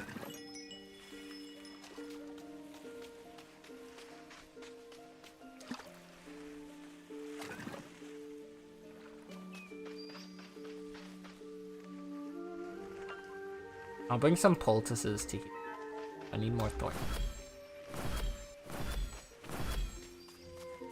Thorntail, Thorntail, where are you? Doot, doot, doot. And some plant fibers. Doppa! Hi, Dopey! Thank you for the hydrate, Derp. Remember, chat, if I have to hydrate so do you, so you better drink some water right now? Right now? Or else.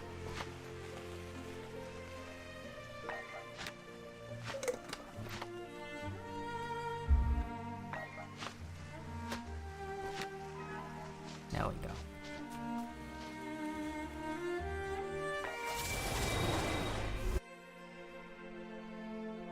You better be watering the Catboi. I do my best. When I'm reminded.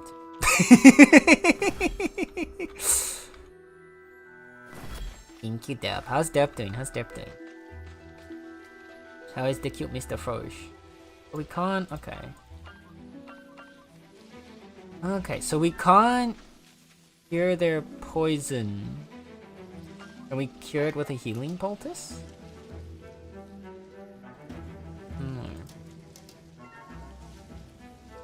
Why are you poisoned?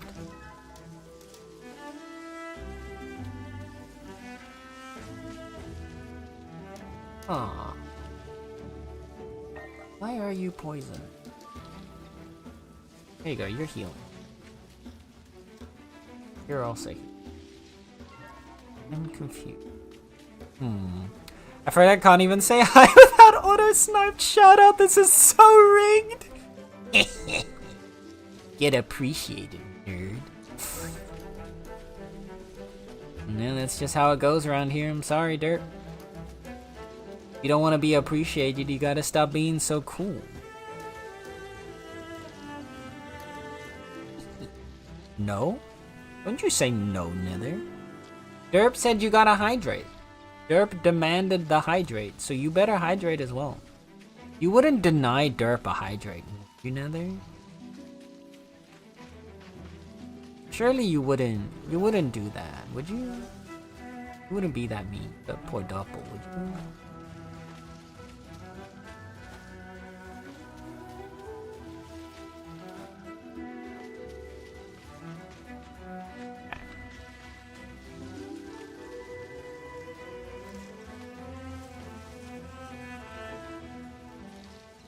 I'm Loketo-san, Hobby-san, good! I've been doing cozy gardening. I've been reviving the world. Look, we're making a little marsh. We've started turning this barren saltland into a happy little marsh. It's very small, but it's very cute. How is Dub? What Dub up to? What Dub up to? Can we get it? No. I'm not denying Derp, I'm denying you. Well, I didn't redeem the hydrate. Derp is the one that redeemed the hydrate.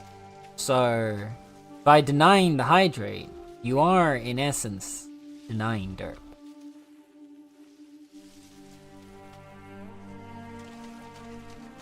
I'm just saying.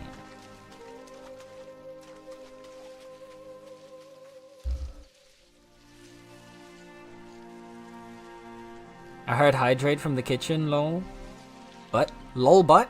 Lol butt what? No butts? Oh, okay. No butts. Good, good, good, good. Oh yeah, look, it's starting to spread marsh under here as well. Perfect, perfect. Because we can get arable soil here. Then I want to put a wild witchwood here. So we get a nice pretty purple here. And then there's like with the ancients as well, we're going to have a real cool mix of colors right at the start here. Dub finally no longer has... Oh no! I'm sorry to hear you had a few. I'm glad it's finally done. I'm glad it's finally passing. Are you like fully better or are you still kind of recovering? We've got soil here. How's the soil spread up here? Not that good. Oh. I kind of want to push a little bit of soil spread on this side. So I think we'll add a few dune grasses.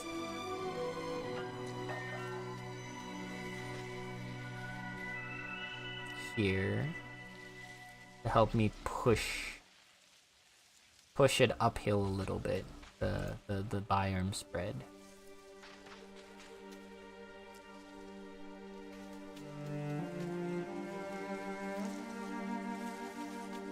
There we are. Oh wait, derp. Okay, derp, derp, derp, derp, derp, derp, derp, derp, derp, derp, derp, derp, derp, derp, derp, derp, derp, derp. I have to show you something. I have to. You need to get this game for reasons that will be clear in like 30 seconds when I get back to my grove, okay?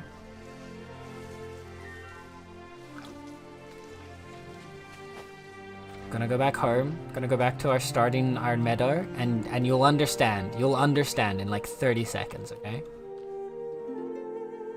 Very important. This is very, very important. Today was last recovery day, I think. Hopefully tomorrow I wake up feeling normal, especially since I have an appointment I can't miss. Oh no! I hope so, I hope so. Okay, so, derp. Over here. Where is he? Where'd he go? Where's he snuck off to?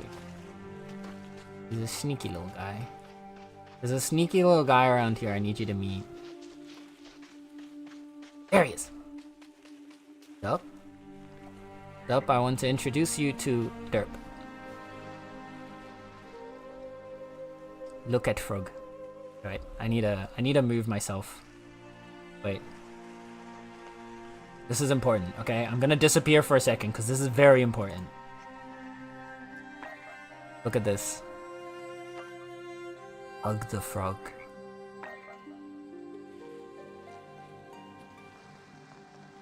That's me when you. This me, this you. Little guy. You get uppies and a hug. It's you! It's you!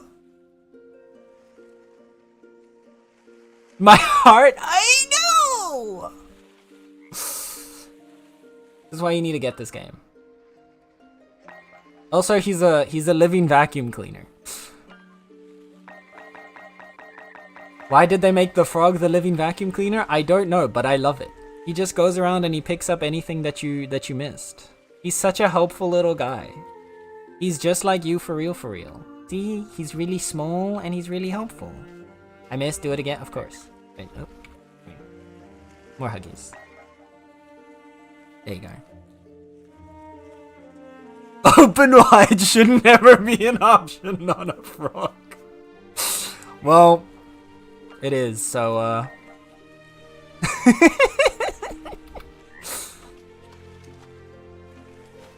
This little frog has had half a forest inside of him, man. He chomping down on everything.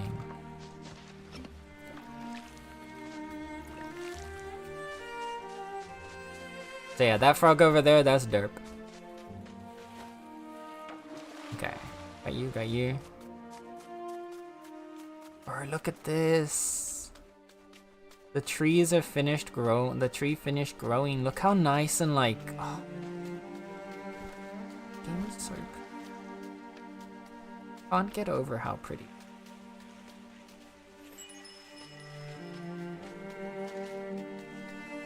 Everything's growing fine. Good, good, good. The only thing I'm still trying to figure out is how the humidity works. So I think it might just have to be with how much water there is in the area. Like, is it actually simulating based off of how much water is evaporating? Or is it just kind of a metric for how much terrain has been, like, reclaimed?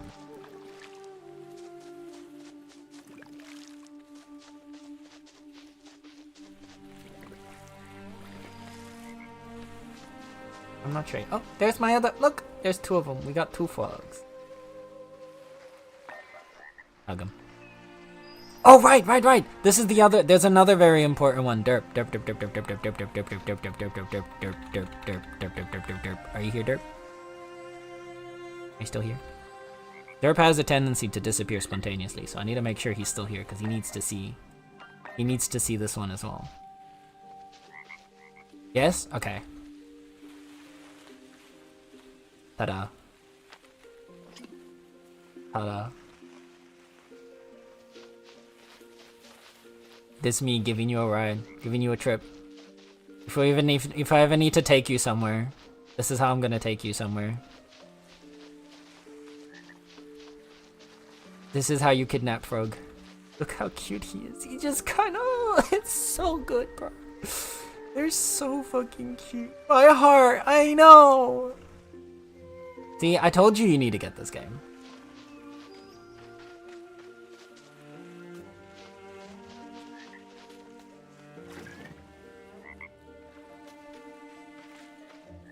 And also it has multiplayer, so you can like share a pretty little garden with your friends. You and Hope could grow a pretty little grove together. Does Hope like playing cozy games? I don't think I've ever seen Hope play like a cozy game.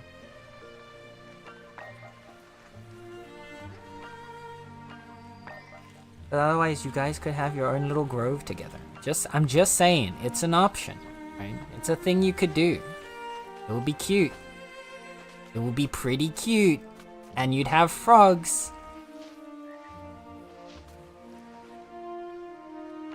You could have your own little grove full of frogs. Your own little garden.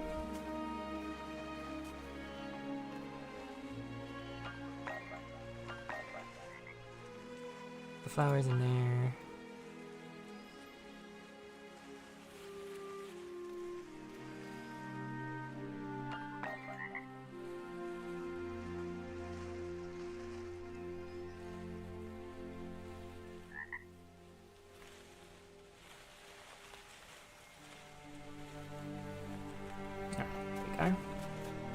I think so, I'm not sure. We've been exploring Cobblemon today. Ooh!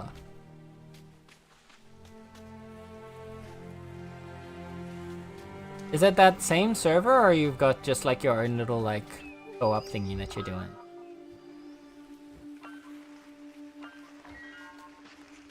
Right.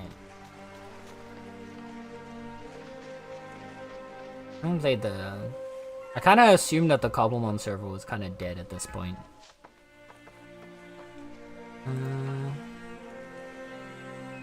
I'll put you in here. You're already kind of low. And we just need to put a few more resources. Storage back here.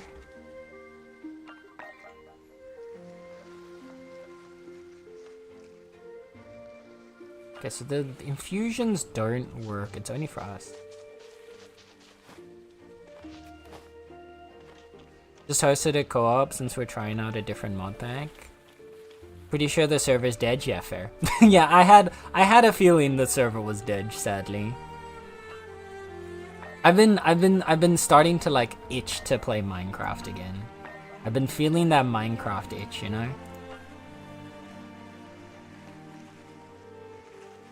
It's just I'm like slowly creeping back in. Alright, we'll put the infusions in here for a bit for now.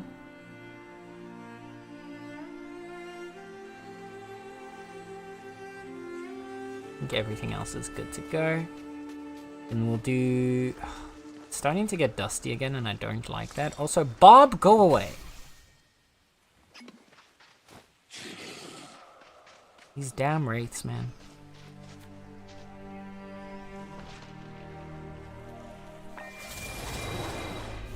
Hence why we started exploring different mod packs. Scratch the mic. My best friend and I are trying out a new mod pack as well. It was fuck, what was it called? Something Craft Ages. Basically, it's like a development mod pack where you like grow and develop and like research and unlock technology and stuff like that. Oh, for a second I thought he was alive because of the leaves of that of the mother witchwood like reaching over here.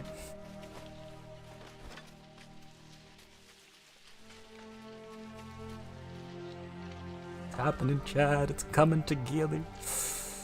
Alright, let's try and get you. I want you... Okay. I want you to be like nice and sort of... Right.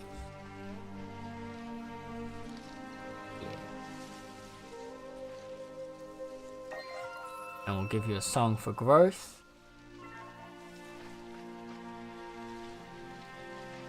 And you're gonna start spreading. We're gonna be putting this entire place is coming back to life, chat. We're doing it. We're gonna resurrect the marsh. We need to unlock Purifying Spring so we can get even more. I'm gonna get the water flow started on that side now. Lie. Where were you? Oh, there you are. Actually very close to it. Cleanse the spring. Sorry. And then I'll awaken the spring.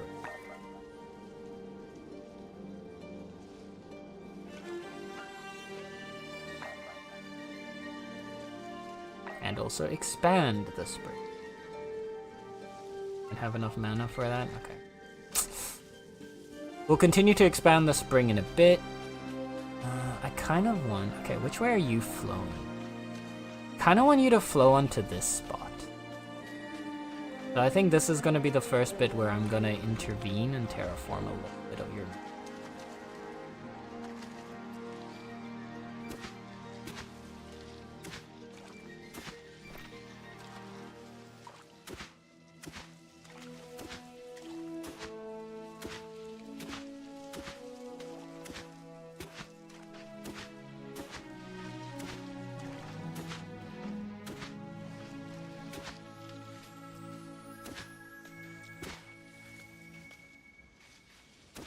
Kind of this way. Yeah, it's a pretty cool. It's the mod pack that because my friend found it, and it basically like it sets it so that you have like it locks things behind requiring a certain amount of like development and technology. So it almost gives a bit of like a God, what's that game that like playing at one point?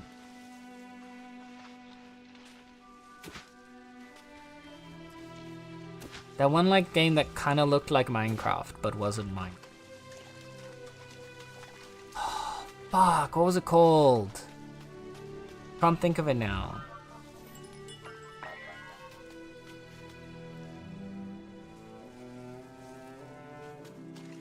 With the technology.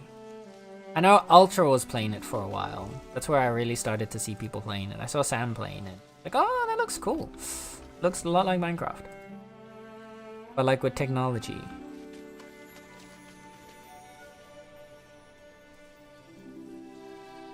I don't remember the name, but I know the one what you mean. High-res Minecraft? No, not Rust. Not Rust. No. It's not high-res either. It is like, it's still voxel based, just like, it's like very voxel, just like Minecraft. Like it quite literally, at first glance, if you saw it, you would think, oh, that's Minecraft. At least that's what I had. Like, at first glance, I was like, oh, Minecraft. And then I was like, wait a second. Some of these things don't check out. It almost looks like it's like a heavily modded Minecraft, but it's not. Can't remember the name, but I know the one you mean. Okay, yeah. But it's, I feel like it's sort of similar to that, where you kind of need to like develop technologies and then like evolve to be able to like use different like tools and supplies and stuff like that. It's kind of what the mod pack that we're trying out seems to work like.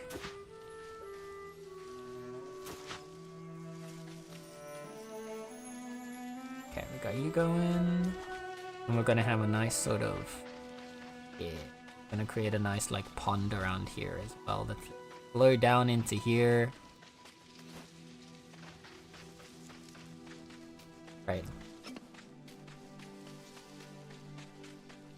This place is starting to grow nicely. You can give me that essence, please, and thank you.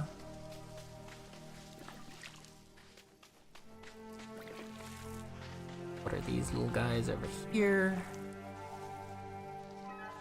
Got just enough humidity to keep you alive, which is good. And we're gonna revive. Oh, I need more essence. Oh no, you died. Why did you die?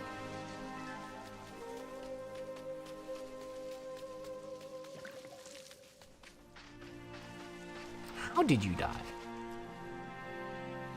What did you die to? Cause of death, drowning. How did you drown? More essence. Up here? How did you drown? What do you mean cause of death, drowning? The heck? Sorry. I think you're just being a prissy little hoe. Will drown. I think because it's like, I think the game's kind of tripping out a little bit, but drank too much water, apparently. Apparently. Also, you're supposed to be like a marshland plant. What do you mean you're drowning? I think I need a smooth this area.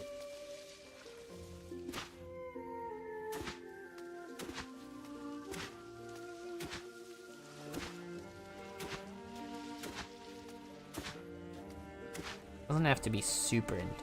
Just want it to be a little bit lit.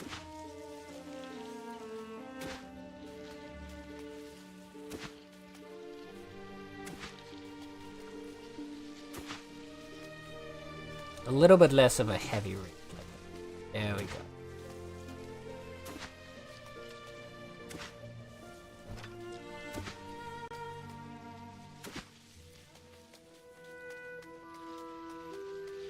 Alright. Gonna push you back a bit now as well before you go and decide to drown as well. These damn plants. I'm so difficult, man.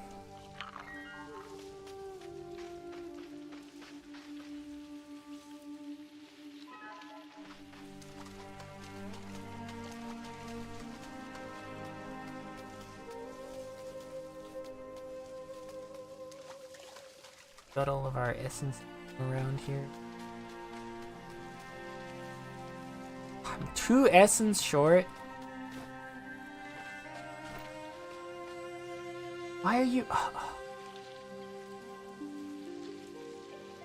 Why are you still poisoned?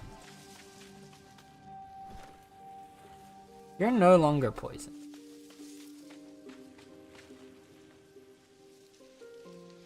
What has poisoned you, Mike?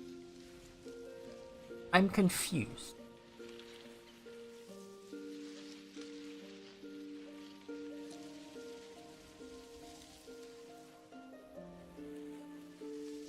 I'm gonna apply another poultice because I don't want to lose our mother witchwood.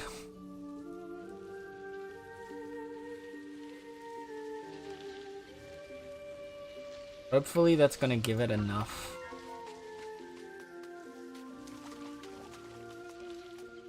Like energy, life, whatever to grow. See? Meanwhile, this over here is work. Oh.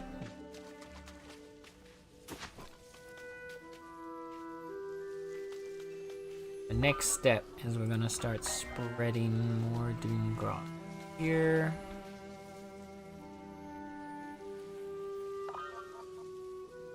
I really wanna hit this place hard and fast. I wanna grow like a strong enough biome here that it'll be able to sustain itself.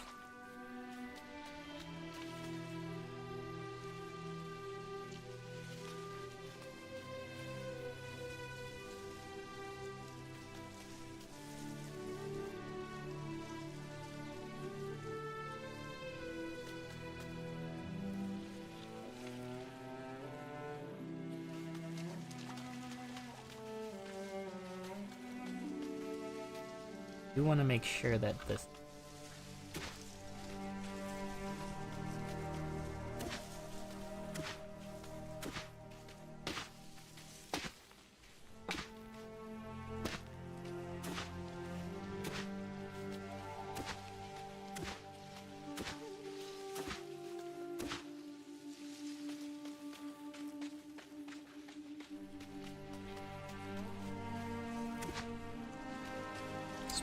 just a little bit there. There we go.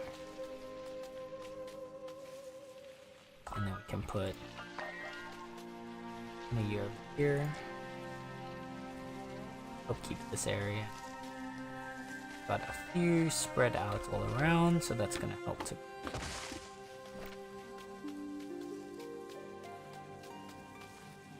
This bit of soil should all come back soon.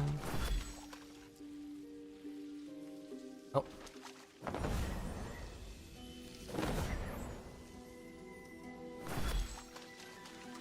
You gonna be revived as well.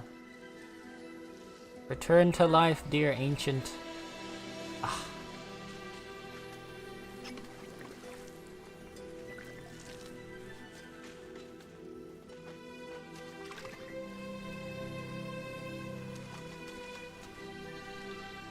Growing fine.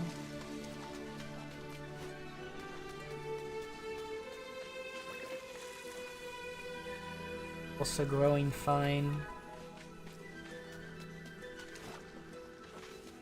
Hopefully you get over this whole poison thing. I'm not sure why you're suffering from poison right now, but we'll see.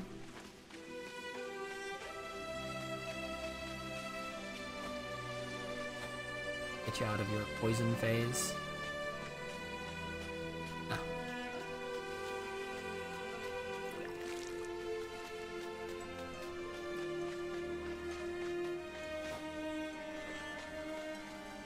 Bro, this place is gonna look so cool when it's done.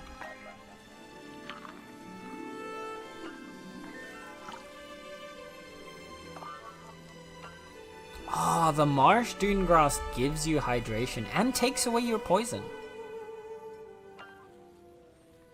Do you have a special thing?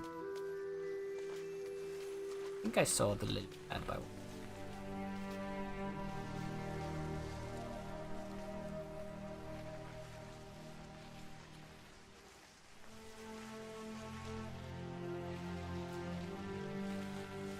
Yeah, marsh thorntail.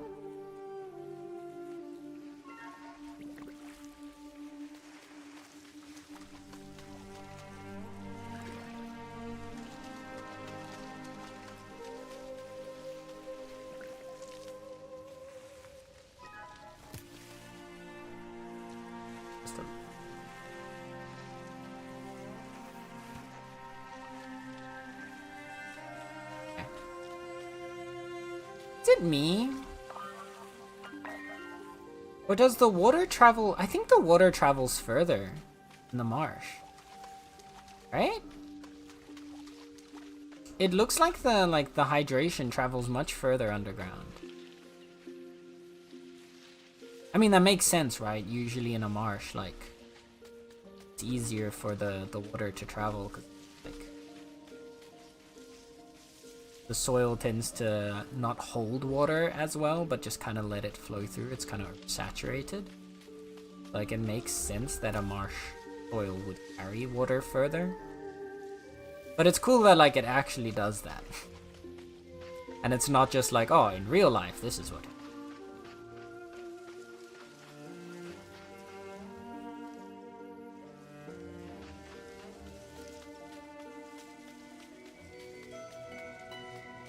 You know, what we'll probably end up doing is creating some wellstone to help carry the water up to the northeast here. Like north and northeast side.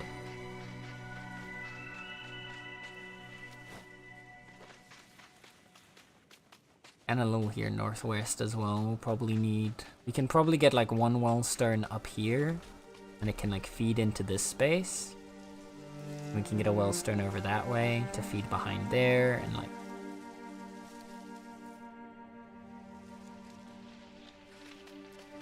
I'm loving this. Alright. Well, we need just a little bit more essence before we can teleport back home. I need to be more careful with my essence. I mean, we have a safe space here, so it's not like we'd be in danger.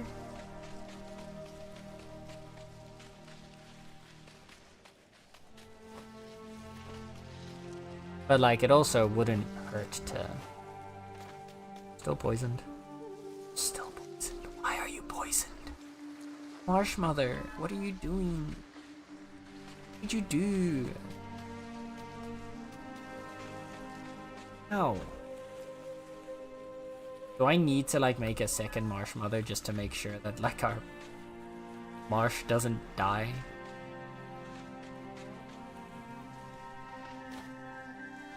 I mean, I'll probably make a Marsh Mother over on this side anyway, but like...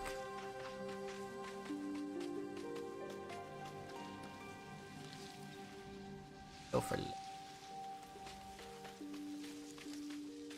Starting to hydrate over here, and then we can bring these guys back to life. Then it'll start to flood a bit down here, which will give us a nice like...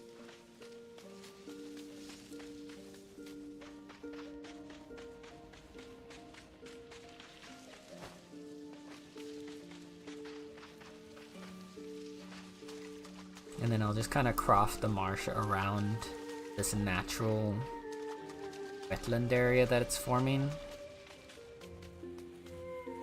And we'll form the rest of the marshlands, or the rest of this area.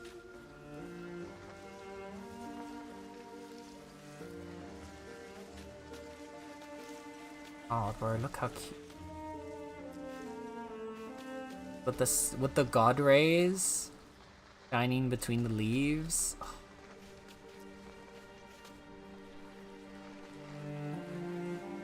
We start fully reclaiming the marshland. This is gonna be so pretty! Cannot stop gushing it. It's just...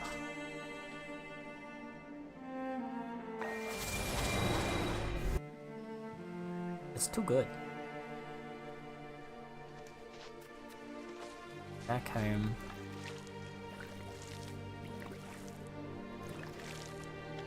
Poor ancient. But Roy. Let's help the little guy out. Well, he's not really a little guy anymore, but...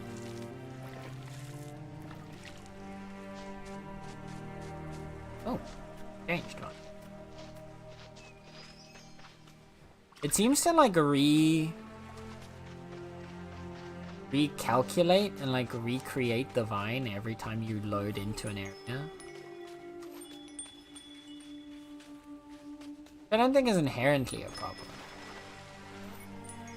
Also, this design is both like the way that it looks right now. It's just it's like bundled all around here. Both kind of cool and a little bit like really look.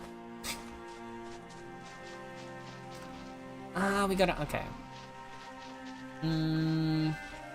Here's what I think I'm gonna do. I'm gonna snooze the ad for a sec. Actually, you know what? No, I'm not gonna snooze the ad. Because I think... Oh, that was wrong. I think it is time for me to have a food break.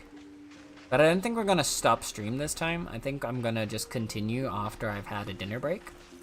So we'll take a... like 15... 20... No, like a 20-minute break. I'll put on some words. to keep y'all busy if you want to play a little bit of words on stream.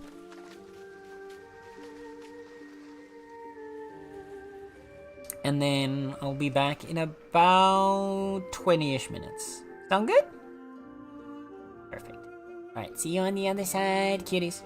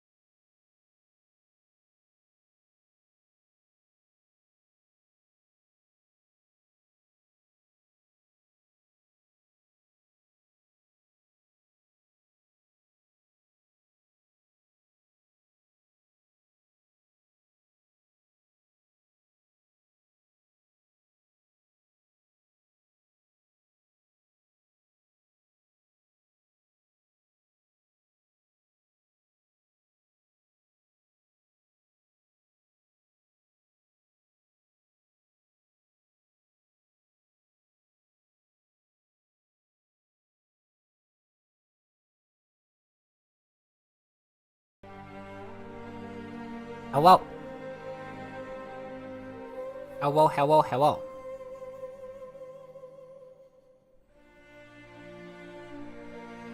I have returned. I have finished my food consumption. I hope you had a good break as well. I hope you guys make good use of it. Sorry, I have a small cough. There we go. Also, hello, Commodi. Hello, hello. Welcome in. Anyway, now that we are back, I think what we're gonna do is probably go for at least another hour. I wanna check out what Naya has in store for us. Cause she had done something. So I wanna see what this something is that she wants to show us. So let's just rush straight over to there. And learn. Learn from Miss Tiger Lady. Hello, River Cat. What do you have for us?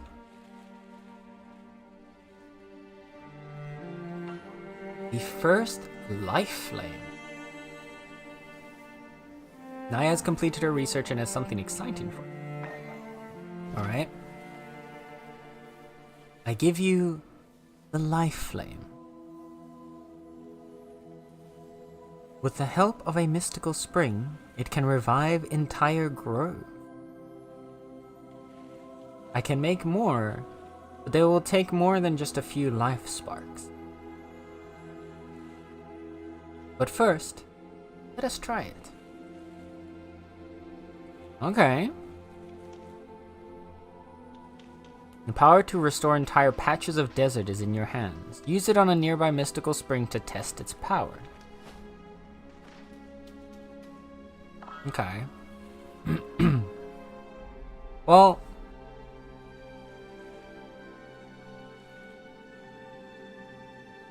so there's only like that one up there that's sort of close to here. I don't think I'm ready to start trying to take on responsibilities this far away from home. So let's do the spring over here, because we already revived this one last time, didn't we? If I remember correctly, yeah. I was like, where are the trees? Okay, there they come.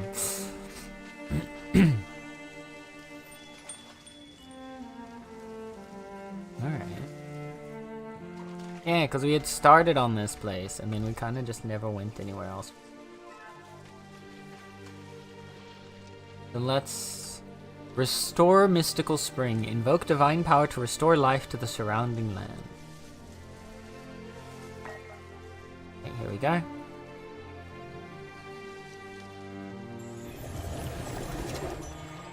Ah, yes, it worked. Oh, it worked. Look at what you've done.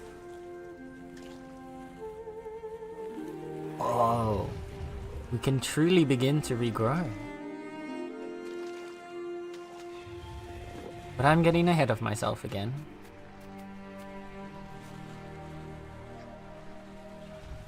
These life flames will take even more to create now. And they will only work with local flora.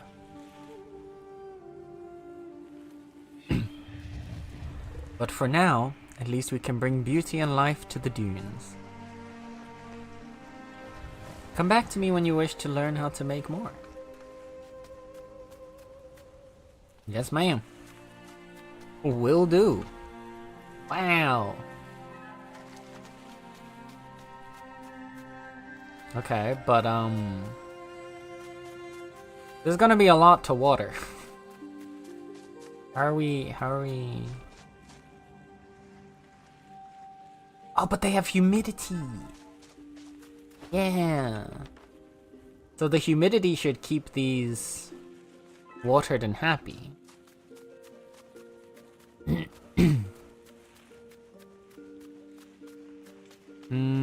You're gonna have a problem down here, though. I think we moved the meadow amaranths.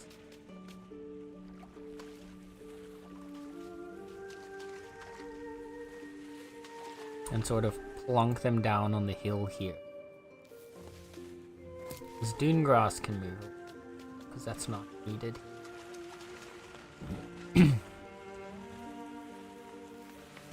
Let's get you guys moved out of the water.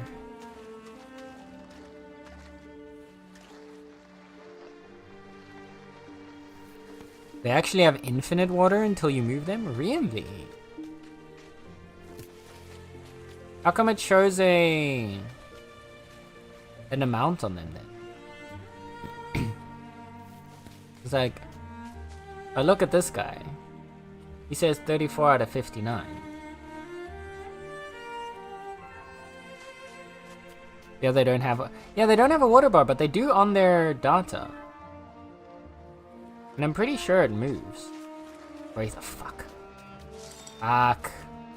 Yeah, it wraiths.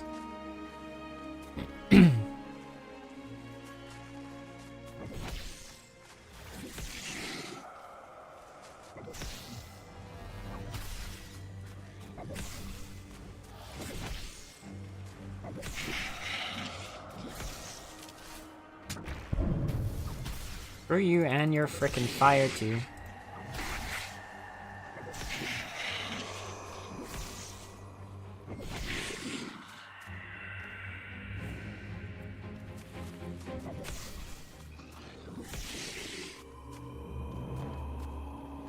We good?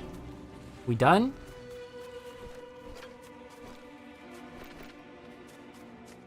Alright. Honestly, these wraiths, man. Also, the skeleton is huge. Just noticed. These are some big bones. I wonder if you could actually, like, excavate the bones. Like, if I were to keep like digging down here, would it reveal like a full skull? Would they have rendered like a full skull for that thing, or would it have just been like the little bit that they're expecting to stick out from the sand? I need to move these guys because otherwise they're all gonna drown and die.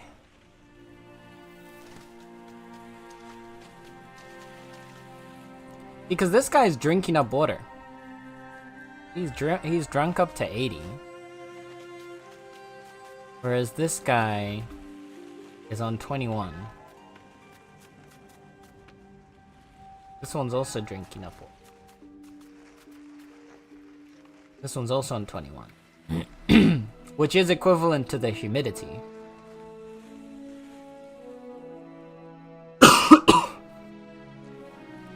So do they have infinite water, or is their water based on their humidity?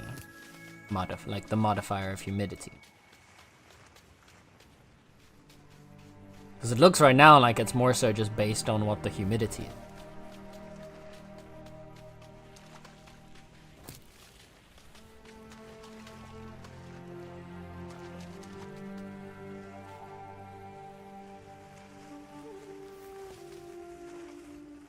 Okay. The amaranths have been planted. We are hungry. A berry.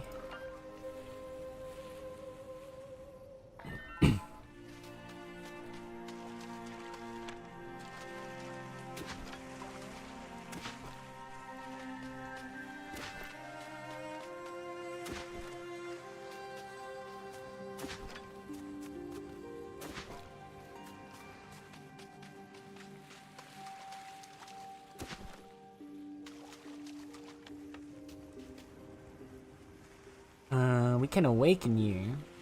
I think I'll do that.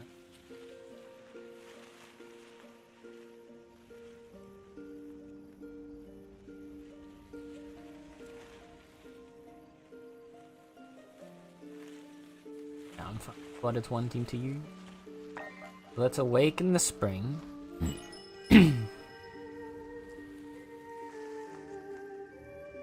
Get a little bit more water flowing.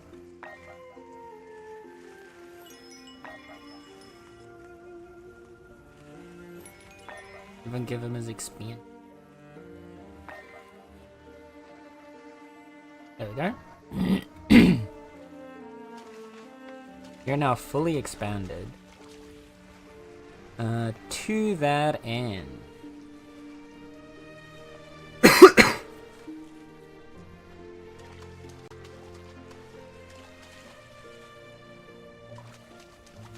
Yeah, you're flowing nicely down here.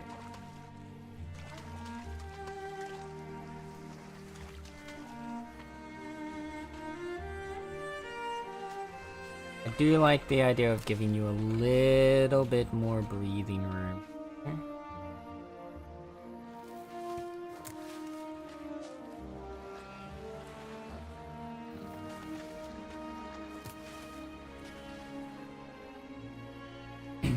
We're gonna move these guys out here.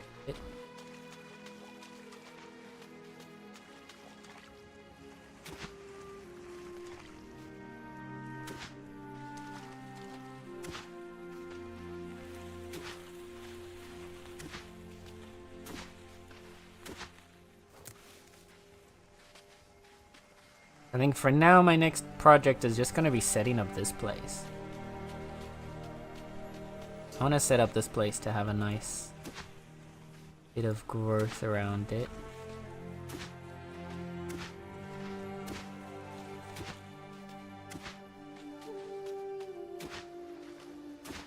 Get a nice clean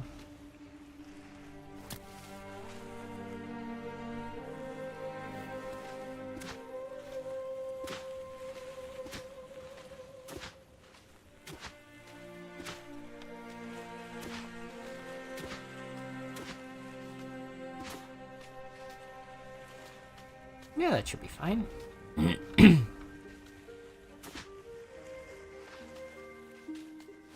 And we get a little lake forming down.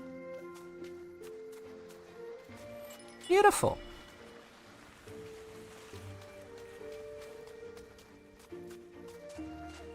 Then off. Ooh, okay, I see a nice idea here. So if we get a wellstone, right? We set the wellstone here. Right? And now I can kind of see how the ground moves, so it like would flow down this way. And sort of arc along with these stones. Around here. Pull up a little bit over here. And then flow down here. Into this basin. And then we have another like little lake area grow down here. Yeah. Yeah, I like the idea of that. Humidity in the area is also now damp, about 25%. I wonder if it's...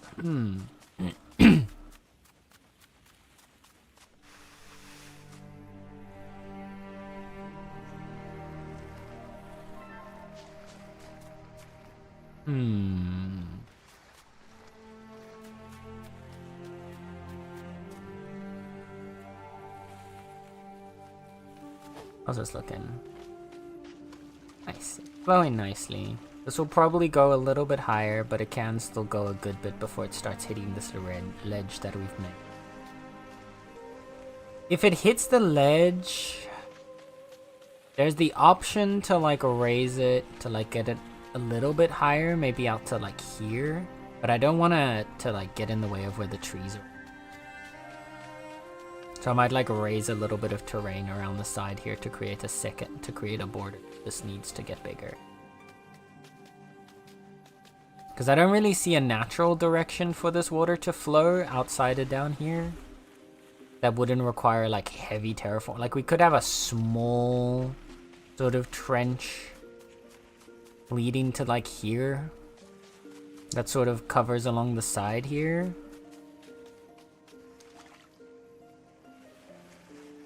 And then have a little path on the side of that that connects to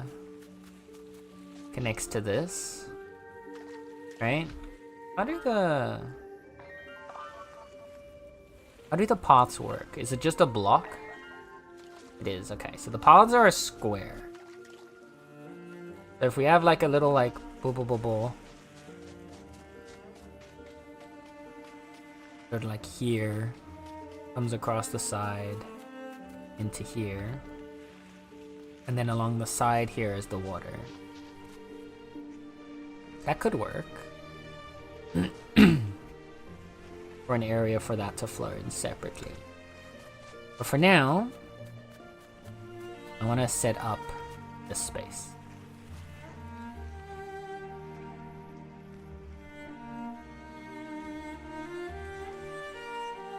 I'm curious, because these look, these ones look like they're sort of wilting a little.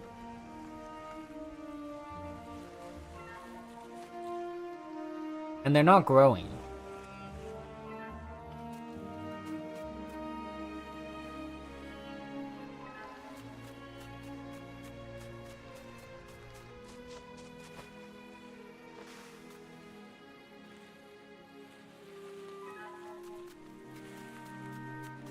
I don't think they have infinite water. But see, this one's showing a growth. I haven't interacted with you, but he has access to water, so his water is full and he's having growth. But these amaranths have low water. They're marked as thirsty and they're also not growing. Okay, easy test. This water lily, this white lily. 0% thirst, blah blah blah. If we give you water. There, look, it goes green, and now it's growing. So I don't think they have infinite water. I think they're just not running out because of the humidity system. Like, the humidity is keeping them from hitting 0 water.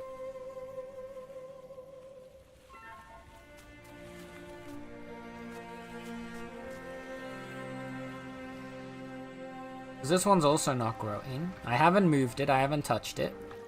I give it water. It still doesn't have a water bar, but now it's growing. Yeah, no, I don't think they have infinite water.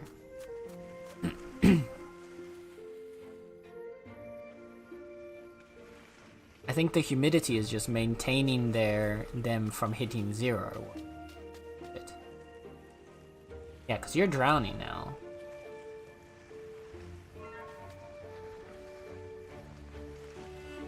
Yeah, and it's losing health. And I haven't planted either of these.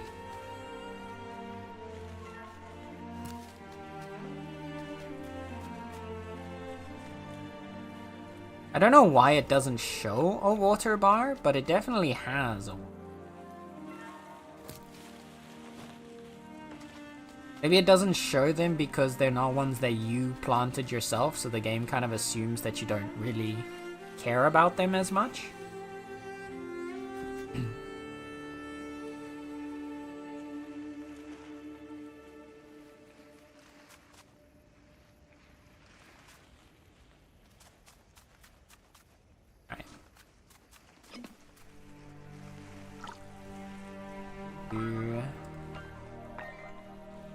To my amaranth.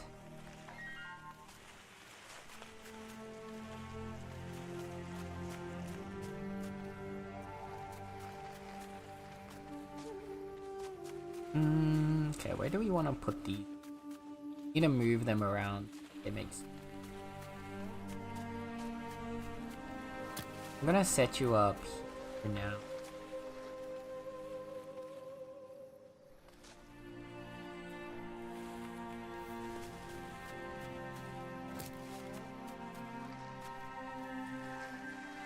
And once I move them, their water bar does match what it shows when I look at them. Alright, so you're at 10 because I gave you water. So you should now be, yeah, full here.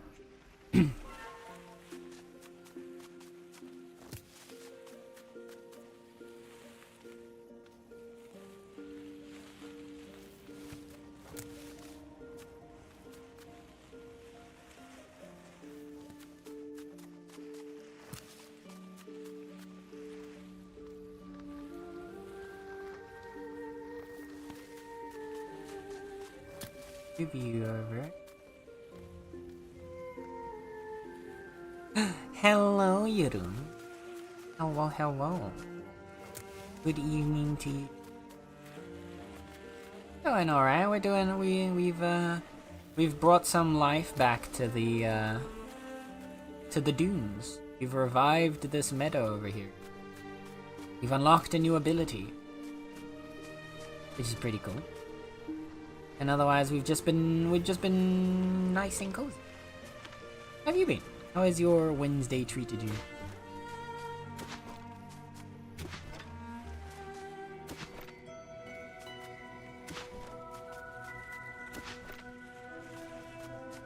Okay, so we wanna...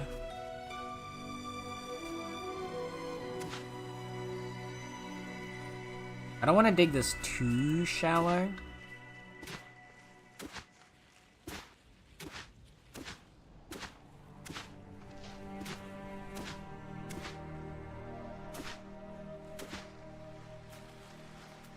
But I want to have a little bit of a pond.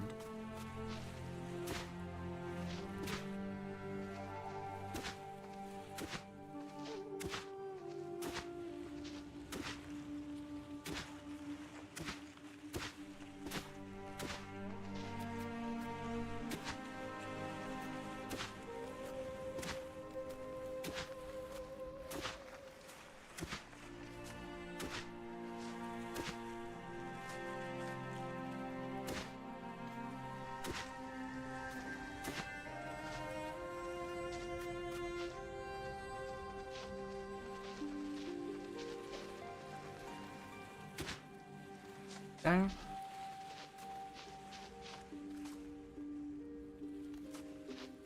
You're gonna get a...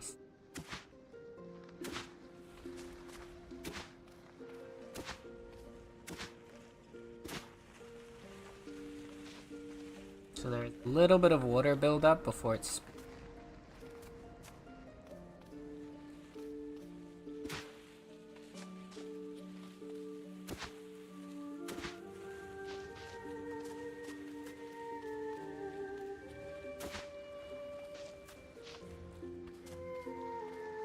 I don't want it to be too much, but I do want it to make...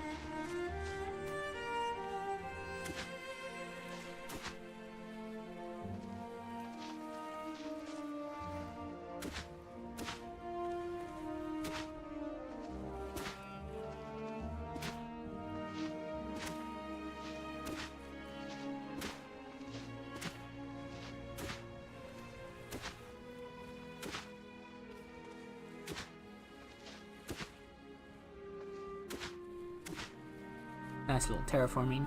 Nice, been going well. Did a local event to practice for... Ooh, nice! How did it go? Did you have fun?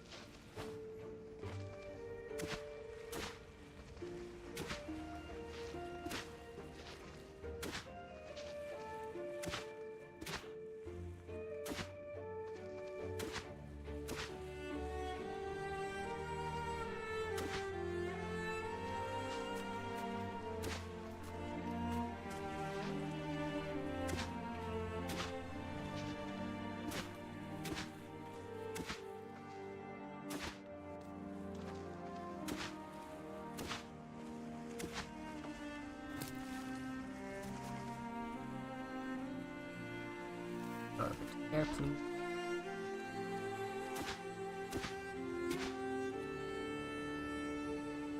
Do it again.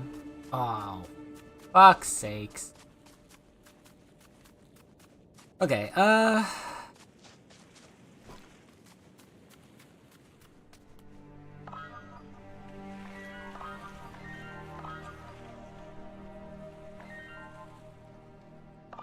don't like this, but we're gonna have to just deal with what we got. Utility. Sigils. Gonna need to protect a little bit of this area.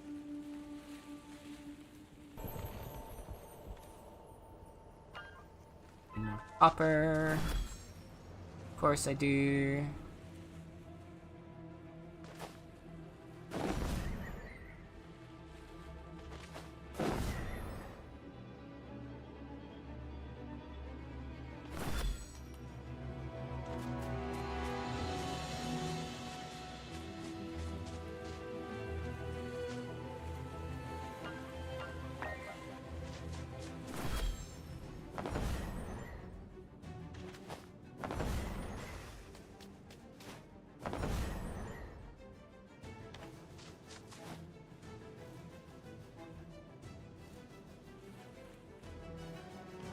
Oh fuck.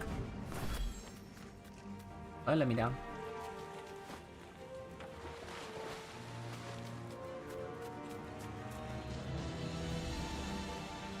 Sigil craft.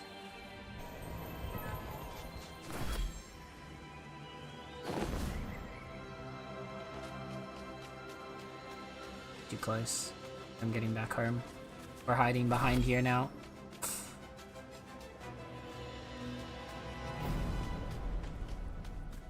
Get in somewhere safe. We're just gonna nook and get into this little cliffside and hope that this can protect us.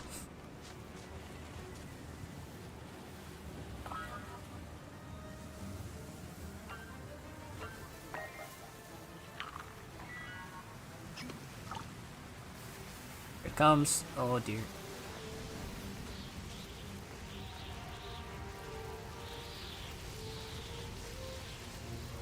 Oh goodness.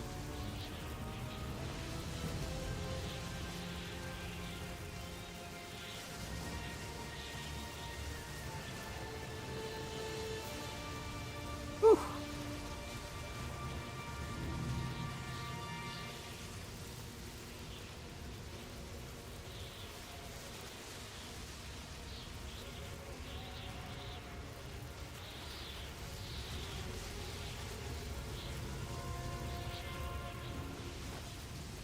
Okay. That wasn't too bad. These guys didn't take any damage, though. Did none of these take damage?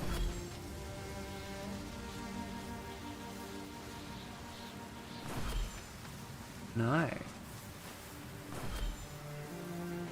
Okay, as a test, what about these guys?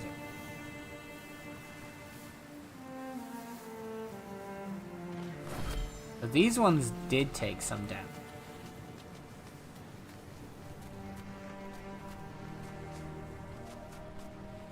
Overall, this entire grove didn't really take a lot of damage. Nice.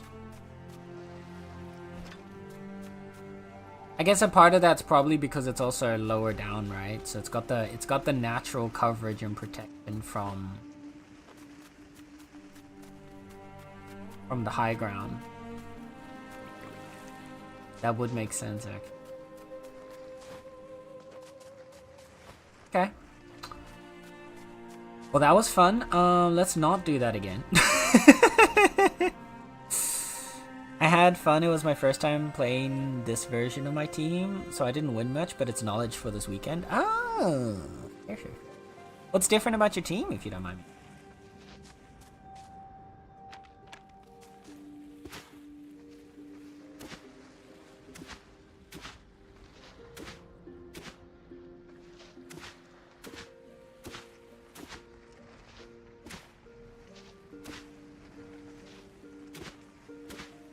I like the idea of forming a small pond over here. Okay.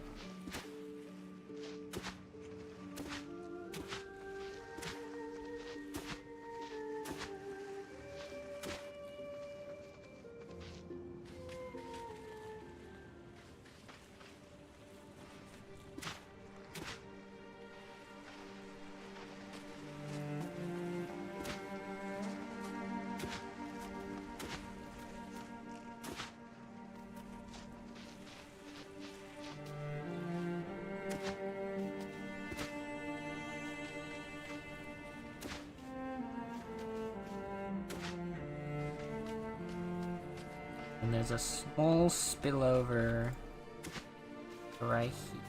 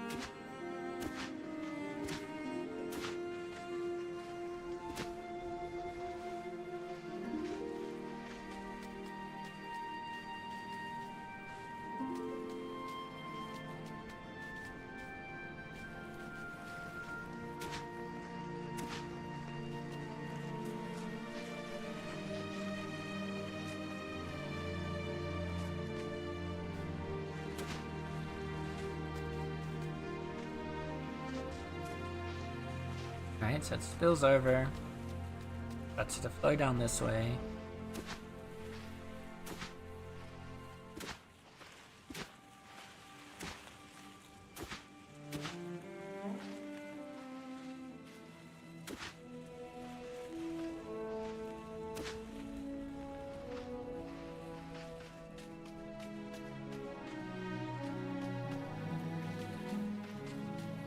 Flows down this basin.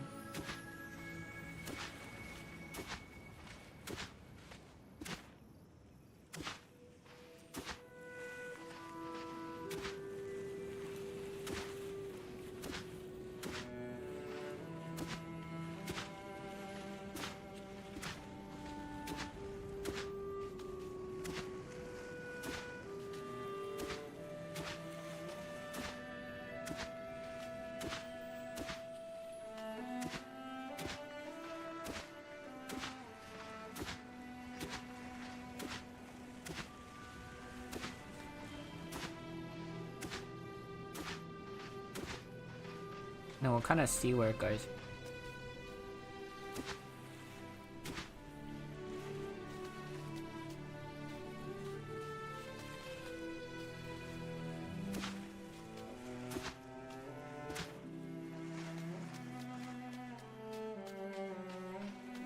I think this works.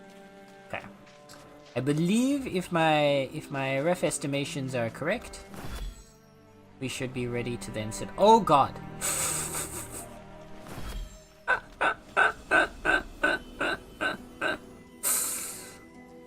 I did say there was a decent chance that it would probably overflow a bit, so yeah. About that.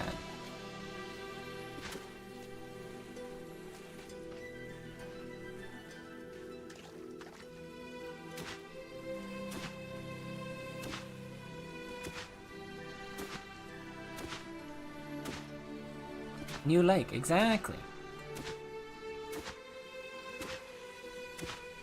We are indeed forming a new lake.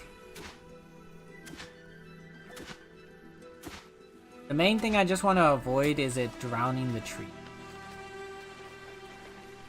A decent chance. I mean, yeah.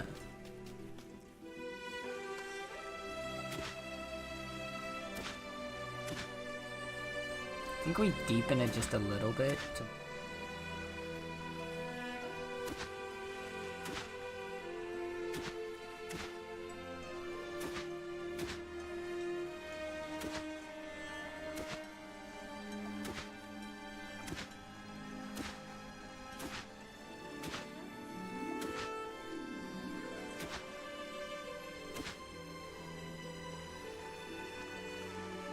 like I said, I don't mind it flooding here a bit. I just don't want this tree over here to suffer for it.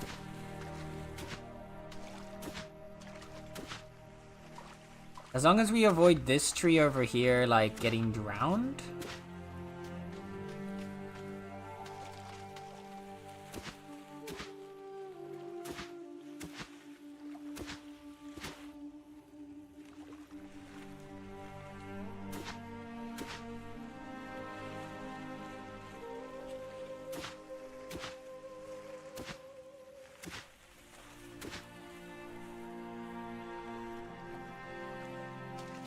This was kind of roughly the height that I was ultimately... I didn't think it would already get to this height. I thought when we'd upgrade the spring like once or twice more, it would start flowing this much water out, but yeah, the water output's pretty high, huh?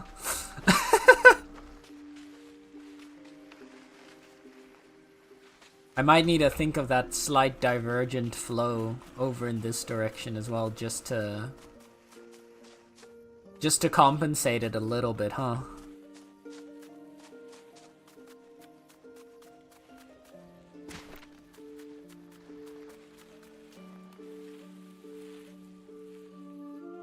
Okay, for now, the first things first. I wanna test our...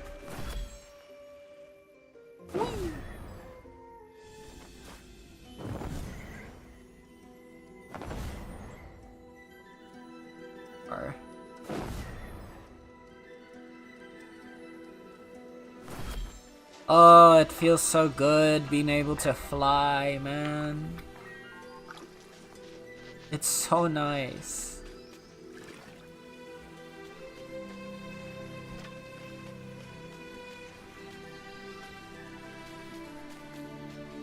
I'm gonna move the purple over to here so we can actually propagate some more purple. I like the periwinkle, but I also want to have some purple.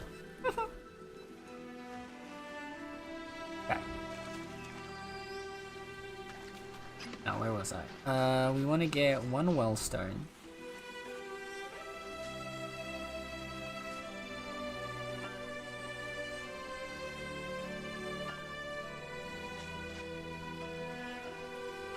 I want to just store a couple.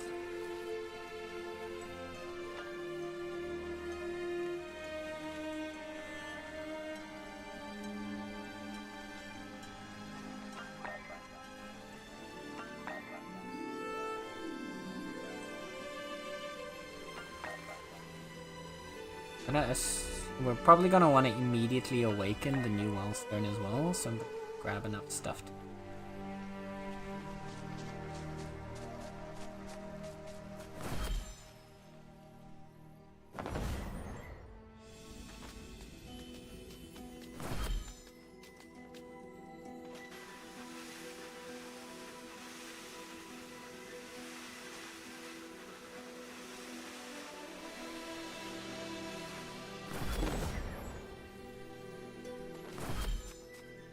Yeah, I got the... Oh yeah, I don't think I said that, but I got the charm that allows me to sand skate up sand dunes, which is what we were just doing there. Combining that with being able to like fly now, the movement in this game actually feels surprisingly satisfying for a game that's like not, you know, built around Whirling Spring. I'm gonna say, there is definitely a spring that you should be linking to. Okay. And we're gonna awaken you.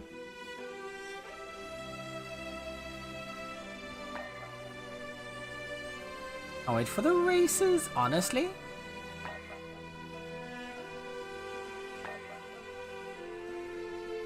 I could see that. Get enough people to play the game. We'll get it. You can only have 4 people together in one world, I think. But that doesn't matter. We'll get 4 people together and we'll do a race. Just need to get the homies together. First I need to convince 3 other people to play this game with me. But once I do that...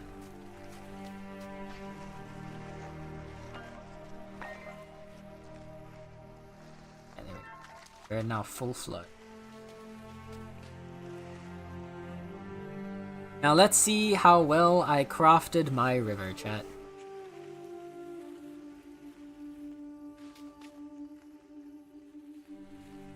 Great start. It takes a bit for it to start flowing.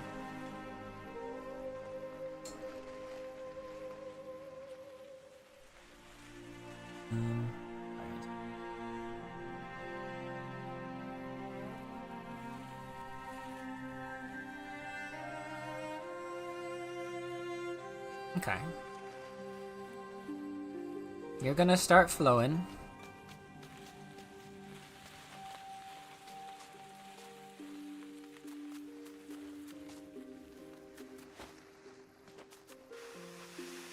I want to know. That just didn't. 5%. So I wonder if it's the size of the biome that determines the humidity. Like if we were to continue, like if we were to link. Oh, maybe it's like the percentage of map coverage, yeah.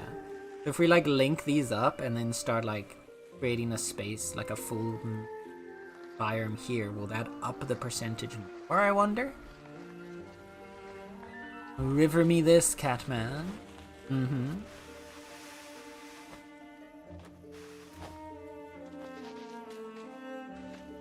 Do tell, do tell. Look at this little goop. Is that a Widow Sake mo? That really a wheel sake? Oh, nice sake.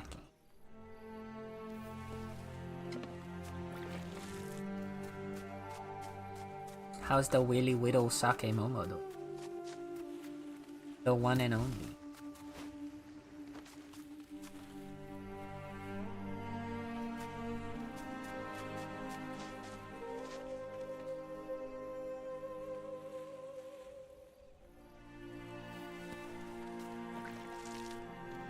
The Widow Goober Sake Momo.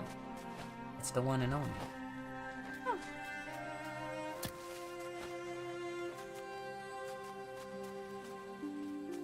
I want to get a little goober emote.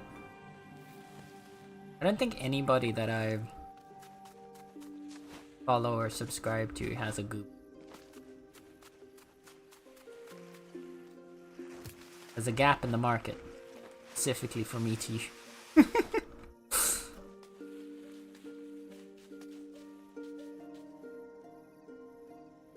Over there.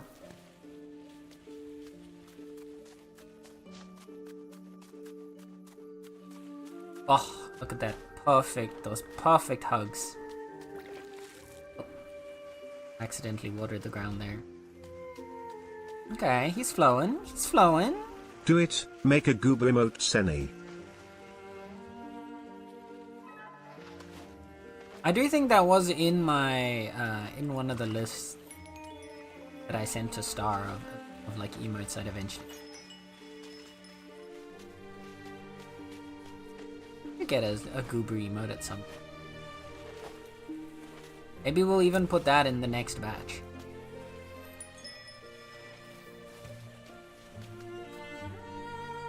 Yeah, now this guy is, yeah, they do hydrate. Okay, no, so the plant, I'm okay. First moment I thought I was like a little crazy, but no, the plants really do like, they do still drink water. They just for some reason don't show their water need unless you've planted or replanted itself. Which is a weird requirement to have, but you know, I won't judge. I mean, I am kind of judging, but like, I won't judge too much. Or I'm unfollowing, hold up. Hey, wait, let's not do anything drastic here now. YouTube changed that. I know! Bro, okay. This is my, I wanted to rant. Oh god, you've unlocked ranting Sen for a moment. I'm so annoyed that every single frickin' platform is trying to go for this same modernistic rounded circles layout, like rounded squares layout. Like, stop. I was pissed off when Discord did it. Now YouTube has done it too, and it's so ugly. I hate how it looks. It's so freaking ugly. Rounded, yeah, so instead of like, okay, instead of when something is like a normal block, a good example, like if you go to like your yeah, like squircles, exactly. Like, instead of just making something a normal square, say like for example the UI here on screen, just like a normal square on all these things, they curve the edges of the square into like rounded edges to make a Squircle. Twitch has done the same thing. And everything, but it becomes like really rounded, and all of there becomes like so much like wasted space and gaps between everything. Why do people hate the rounded corners so much? Okay. I didn't mind it when my problem is not so much the rounded circle, like the rounded squares, right? Because like I have them, my chat layout, literally if you look at the chat on screen, it uses that same kind of thing. It has a nice smooth shape to it. The thing that annoys me is that everyone is doing it. I hate that it's becoming sort of it's become so generic. Like, it was fine when a few platforms were doing it, when like 1 or 2 places had it. It was something to make them stand out. Hasn't that been a thing ever? Yeah, exactly. Like, it wasn't a problem to me when when there was a few things that did it. The problem to me, and it's the same reason that I hate like all social media are becoming like TikTok. I hate that all social media are becoming like TikTok. All UIs are becoming Squircles. Everything is becoming uniform to a point that nothing looks unique anymore.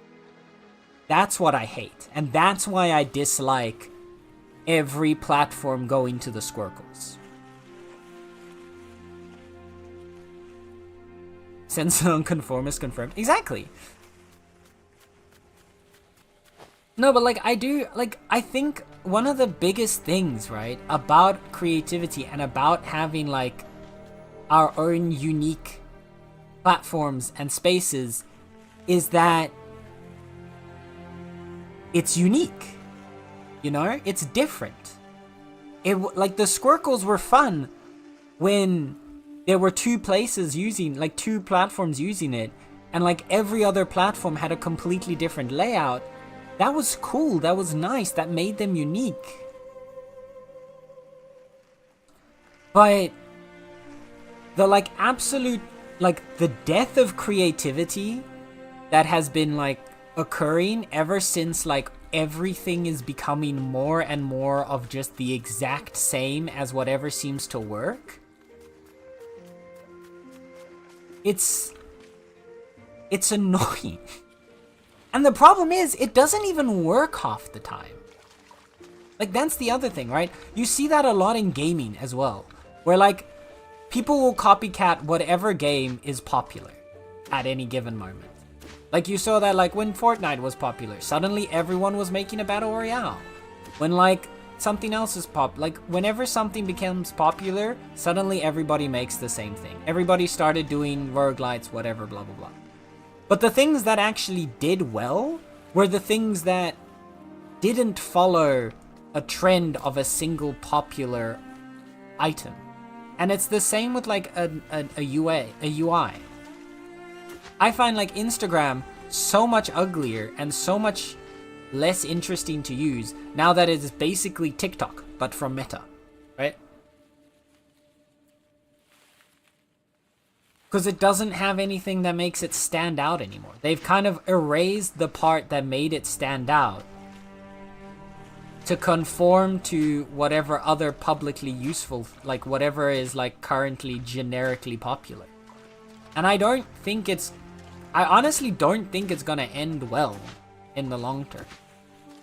Like, sure, the UI design is one thing, but like everything is being genericized, like made generic in the most annoying way possible. You're assuming it's about creativity. No, I'm actually, like, it's the death of creativity. That's the problem I have with it. There is no creativity. So it is quite literally, it is not about creativity. Because they're just killing any creative uniqueness that they had before in order to conform to whatever generic appearance they can pick out that seems to be doing well. I hate it.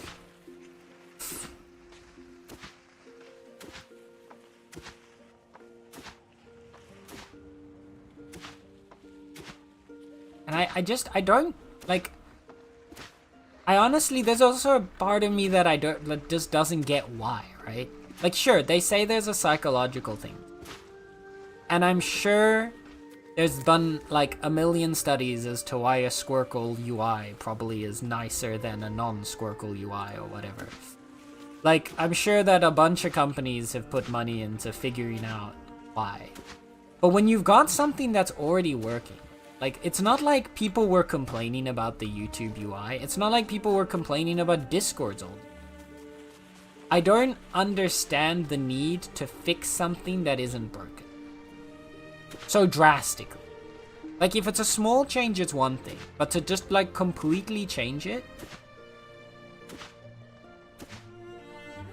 I don't get it.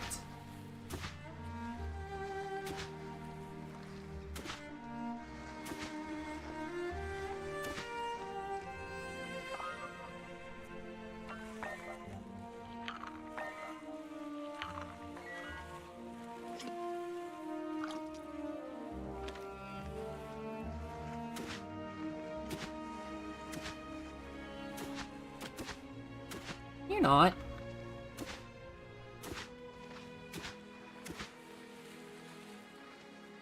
Public traded companies, it's true. Just people who think it looks better. But it...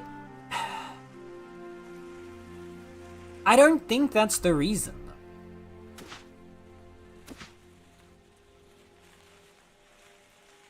Then, buddy, how else will the graphic designers at them big companies stay employed if they don't manufacture problems to solve? Well, the other thing that I have with that is I honestly don't even think that they're using graphic designers to do it. I feel like they're just kind of chasing a random trend. I think if they were actually employing creative people to come up with something for them, they would come up with something unique that makes them stand out. Like, I genuinely don't think actual creatives are involved in these, like, decision making. Or, like, in these designs.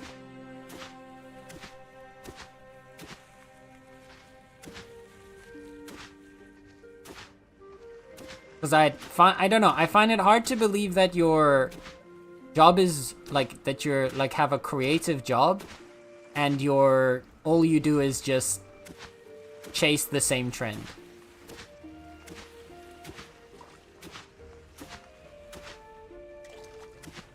It gives me graphic design as my passion energy.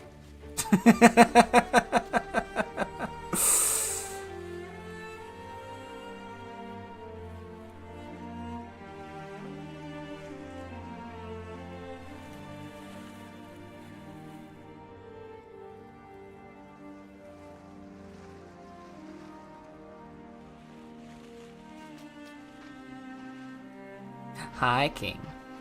There's one thing I like about the YouTube player is that you can click the time and it switches between time in the video to time left. Yeah, see, like, something like that, I like. That's nice. That's interesting, that's different. Not every, like, fucking video player platform does that, right? So that's something that, like, makes you stand out a bit. Oh, this is a problem. We're cutting off flow now. Okay.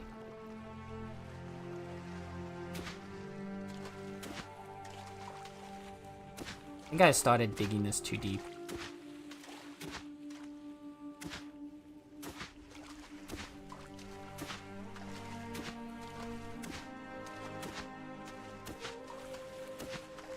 I think it's hiking.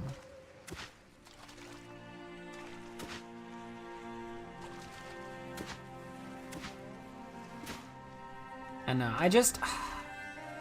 I miss when stuff was more creative.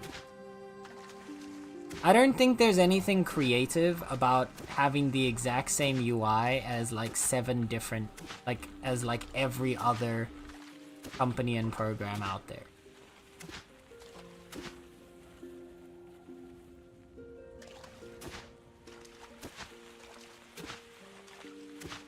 That's just what kind of irks me about this whole thing.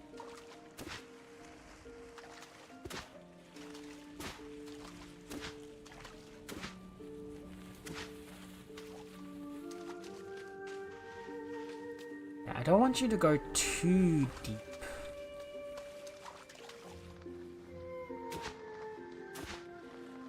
See, you're going deeper again.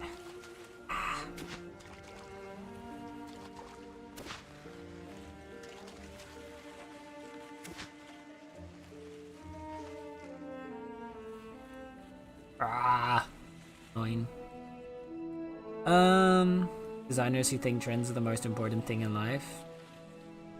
I feel like are you really creative if all you can do is follow the exact same trend?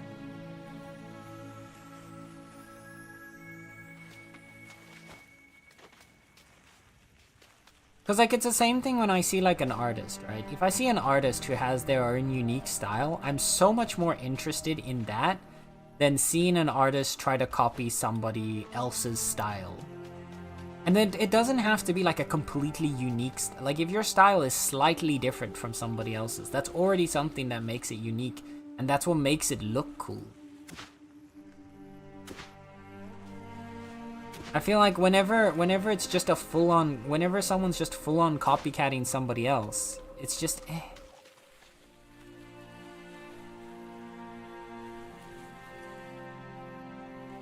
YouTube in last month had at least 3 UI changes that maybe 100 people in total around the world noticed. I don't know.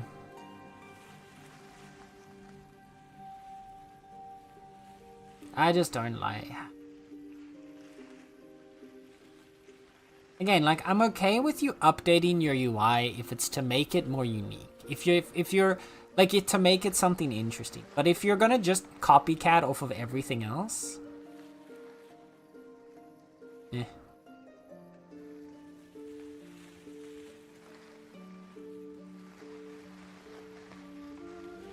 Well, I don't think your face. Got him. Fair enough. Hiking.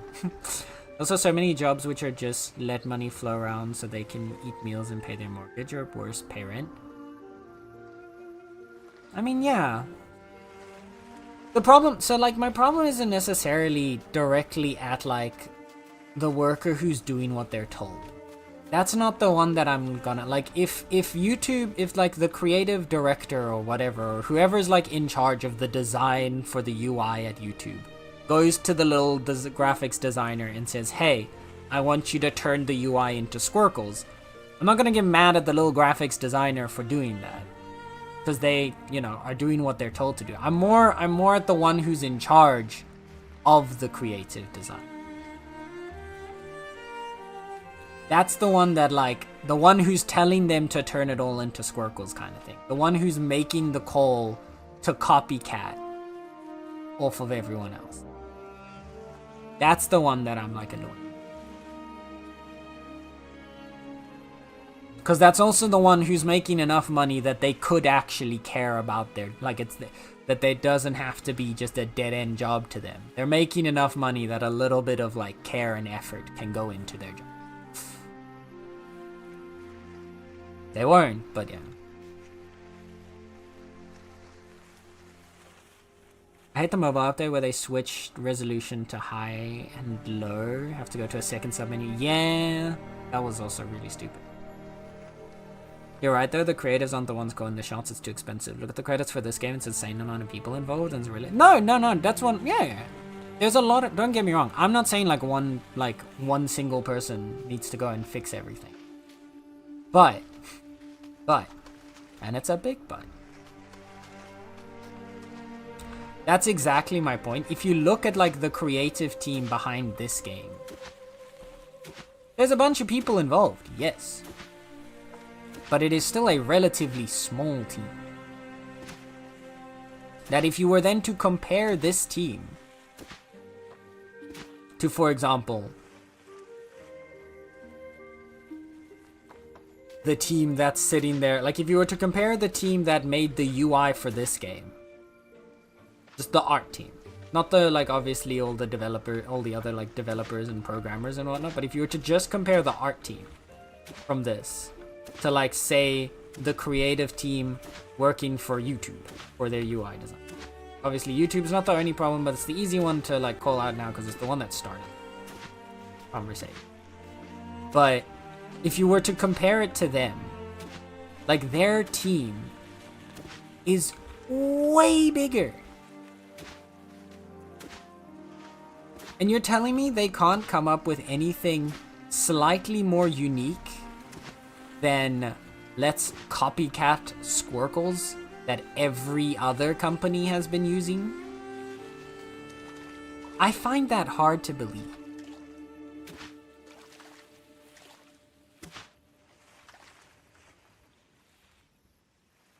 Like, this game has a fun and interesting UI.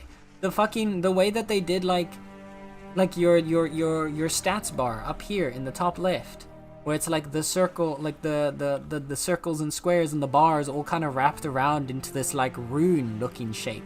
That is a fun and interesting design, instead of, oh, here let's just do like a horizontal line at the top for your health and one under that for your mana, and maybe like we'll make one like vertical line to show like this cool thing right here. Like, they made something interesting out of it with a relatively smaller team. And now, of course, I don't expect YouTube to do something crazy like this, but I also don't expect them to just trend set, or like, I expect them to trend set, not trend copy.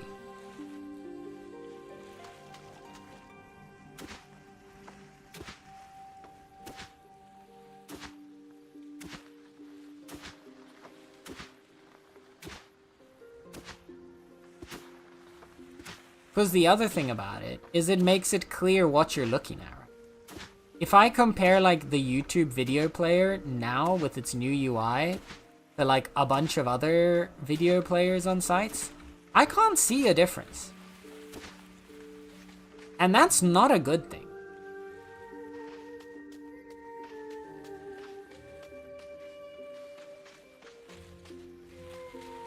Because like, when you look exactly the same as everything else, the problem that you get out of that is like, people don't like, obviously for YouTube it's not going to be as big of an issue because everyone knows you.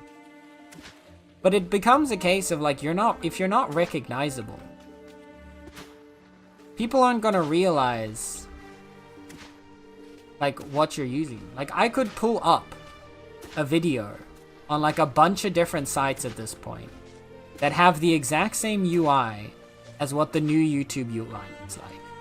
At which point, I could pull those on screen and you would not be able to tell me which one is YouTube and which one is not YouTube, because they would look exactly the same. If you just blotch out the red color, boom. And I don't think that's good.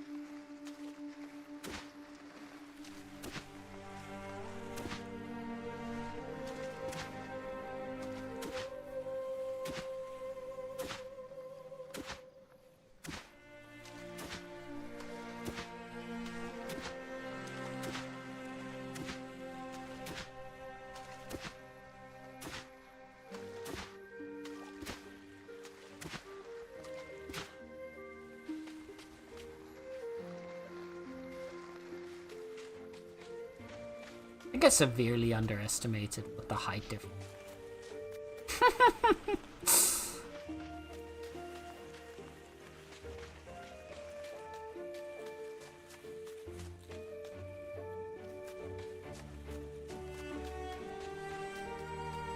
I don't think this is gonna work like I thought it would.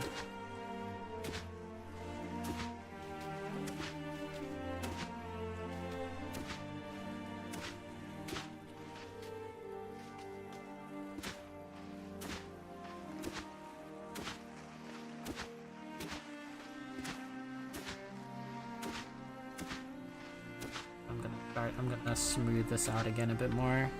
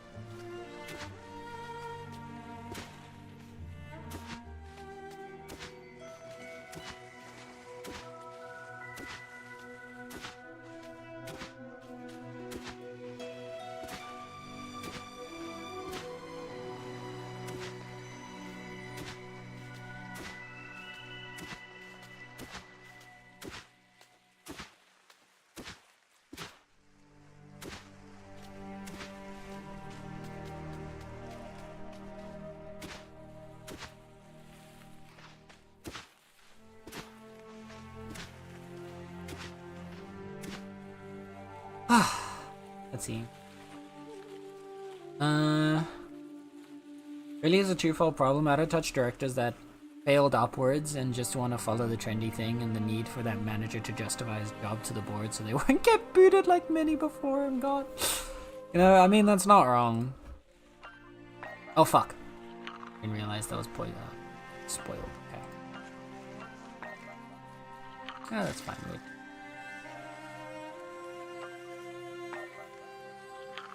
Got plenty of good fruit covered. But yeah. You're not wrong.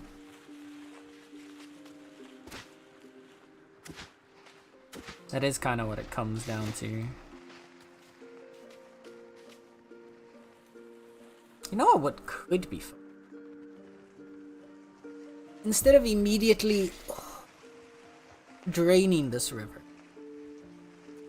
or like filling this entire little project, what if, right? Because this is basically becoming the lake now. This is the water. I think the water that's coming out here is gonna connect, and we're gonna equal in height between this and this.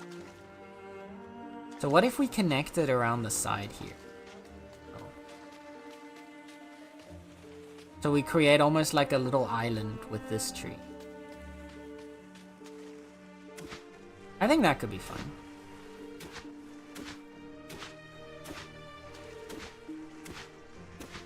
So we broaden this guy out a bit.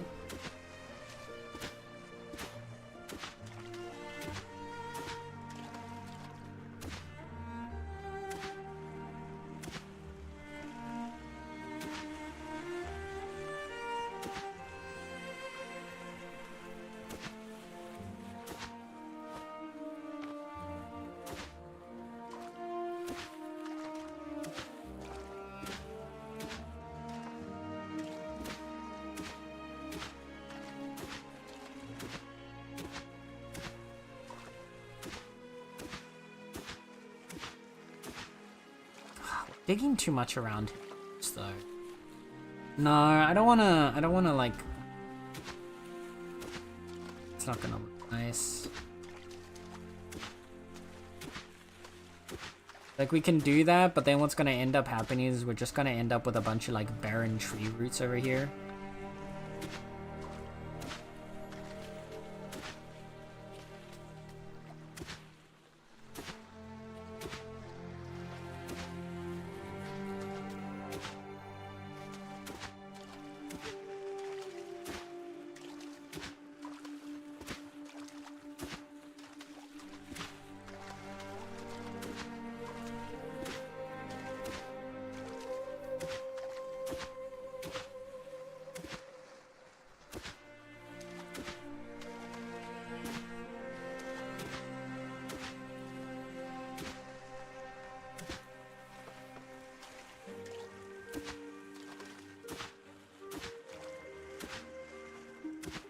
Want to see the laziest UI in gaming? Look no further than Starfield. Absolutely lazy at looking UI.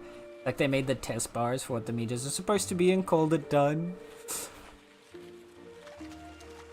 Honestly, Starfield is another one of those games where I was kind of like, eh.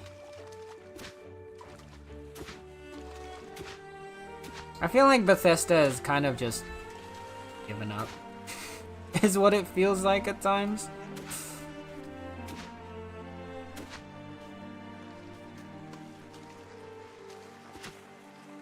Like, I have honestly no hope for, like, Goal 6.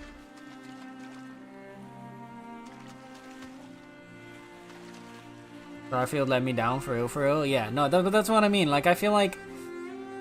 Honestly, I don't think I've seen something come out of Bethesda that was anywhere near, like just good. I guess. Is just the easy way to say it. Like, there's nothing that's come from Bethesda since, like, Skyrim's original release that really made me be like, wow, damn, that's cool. Like, none of their games since then have been remotely interesting.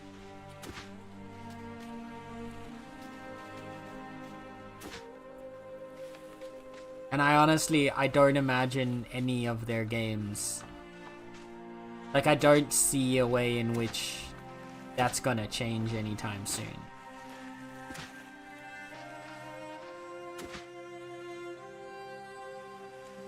Skyrim looked good, but holy shit, did it lack on everything. I mean, the thing was, right, Skyrim came out at a time, right, you gotta compare original, compared to the other Elder Scrolls title. I don't know, I think, like, if you look at Skyrim for the time that it came out, I think it was a very good game. I do genuinely think, for the time that Skyrim came out, it was a really good game. Now, was it so good that it needs to get re-released every other year from, like, for the next, like, 20 years after it comes out? No. But for the time that it came out, it was a good game. And I think it deserved a lot of, like, the praise and, like, whatnot that it got. But I don't think anything that Bethesda has done since then has been, like, remotely good.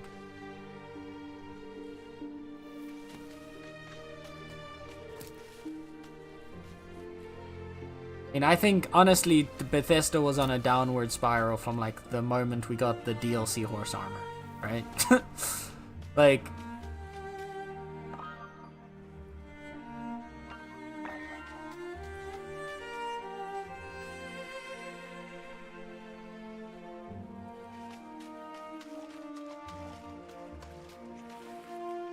I don't think Bethesda has had, like, a positive moment since then.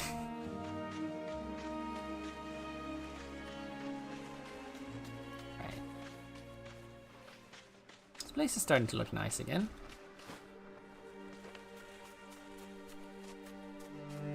Now what I'd kind of like to do is make you into a meadow mother.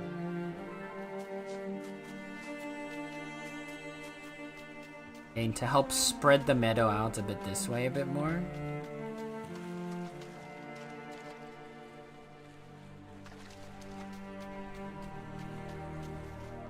Oh, really? Bob, stop stalking me. Getting tired of your shit, Bob.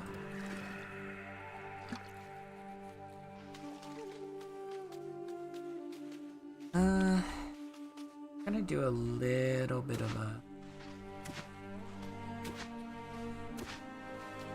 At first I thought it might be cool if it flows out into the side on its own a bit, but...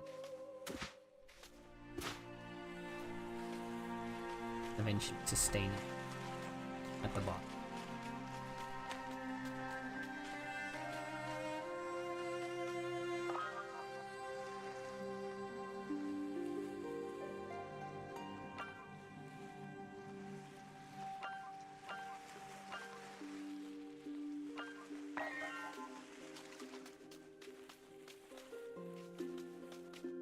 Yeah, because these guys don't...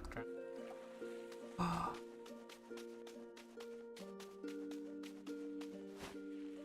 Curious.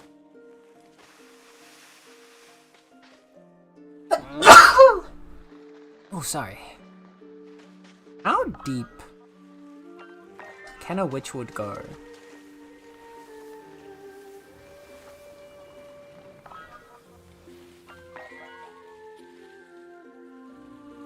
Answer is very. Okay, wait. If we get an ancient witchwood seed, how cool would it look to have that just sprouting out of the middle of the lake here? I think that would look sick.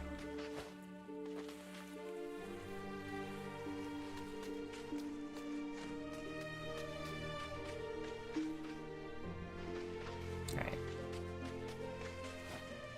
You're all done. You're doing your thing. You already upgraded your water flip, right? We did. Next thing you'd have would be purifying. Get more water flow, but that's something we can do later. In any case, I think this area is set for now. I definitely think I want to do some more terraforming here later. I think I'd want to have a second water flow into here, and then obviously I want to turn this guy into a meadow mother to help spread out a bit further. You know, this one's also fairly low. What if, okay, what if, hear me out. Yeah, this lake is obviously going to start forming on this side. We get another water source that flows in on this side, and potentially a third one that flows in on this side. Creates a pretty, like, decent lake here, and at the center, we raise up some sand and put the meadow mother. Or another cool tree. Could also put another cool instead of the meadow. Options, decisions, choices. They're also like not growing. There's some.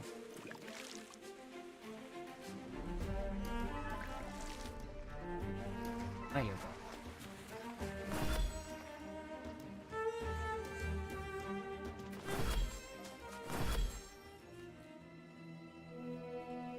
This area is almost like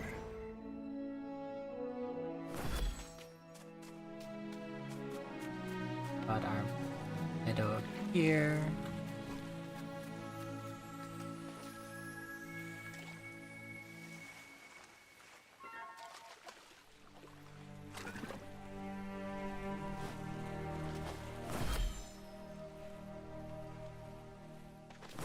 Look.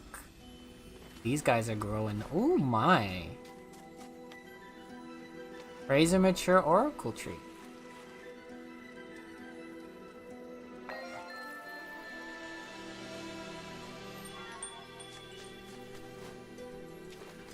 Energy? What?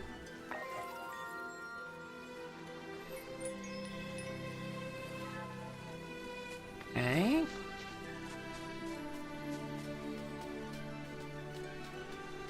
These two are almost connecting. You're draining. Why are you drying up?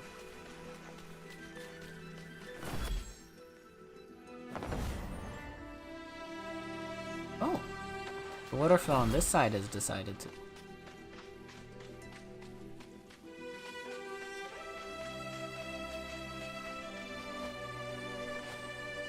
I wonder what's causing it to like ebb and flow. It's done that a few times. Start to fill up on one side more than the other. And then go back and forth. Very interesting. Oh. Vaya! The damn souls have joined Tubalstush. Crawl out of the flames of hell and come raid me. Oh dear. Oh no. The damn souls. Well. We can take a few more damn souls, I'm sure. I'm sure we've got some place in the Giannis. Hi Vi, how is your stream? Can we get a shout out for Vi, please? We still have a mod presence. We don't starve today. Yes. What were you streaming? What were you up to today? Also, hi Vine Raiders. I should probably introduce myself. Hello, my name is Senator. You can call me Sen. I am a local resident chaotic catboy who likes to play a variety of things ranging from cozy to horror and everything in between. And today we are very much leaning into the cozy side of things, playing some Wildman, which is a comfy cozy little game about restoring the life to a dead world, basically. The world died, it turned into a giant barren wasteland desert, and now we're bringing it all back. One grove at a time. Just sorting out my stuffies here. Storage. It's almost like a survival crafting game, but it's not quite survival craft. It's more like, because you're not really like crafting and building a lot. It's more like just gardening. It's very comfy. But yes. Stream was great. We finished Act 1 of Silk Song. Nice! Which was the goal of the stream because I'm moving it to Discord streams. Ooh. Oh, that's fun. I'm glad. Did you enjoy Silk Song? I've been avoiding watching people play Silk Song because I want to one day play it myself. So I kind of avoid watching it. Is why I haven't really been popping in to say hi, but we've been having fun with it. Oops. Hi, Just the Anime. Welcome on in. This game looks so cozy. Oh my god, it is very cozy. It is. So this out here, all that sand, desert, dune sadness. That's what this area used to look like. This space in here. And slowly over the span of hours, we have many hours, we have been revitalizing this into this beautiful little meadow that we've got now. Every single plant you see here, we have planted and grown ourselves with the exception of the big old tree bar here. This is our starter tree. He's there to protect us. We're trying to bring him back to life. It's like a spirit tree. He's the source of our water. And so we go around the map, collecting plants, doing little quests. And slowly but surely we've been bringing life. It's also all about like terraforming and stuff. So you've got your little shovel. I dug. So we started with just a little spring of water over here. And then I've dug out these two rivers. That one doesn't really lead anywhere at the moment. I'm still working on that. But we dug out this river down here. This path for the water to flow. It goes all the way through here. And is going to start forming a little lake down here. And then over on this side. Also there's magic, as you can see. Ah. Bye. Ow. I flew too fast into the... I flew face first into the ground. That tends to hurt. We've brought to life a new spring that's starting to help us grow out a little garden down on this end. And then just recently, the goddess of the rivers, Naya, gave us the power of a life flame, I think it was called. Which basically allowed us to bring this whole area back to life. All of the trees in here that you see right now, all of the plants here were dead.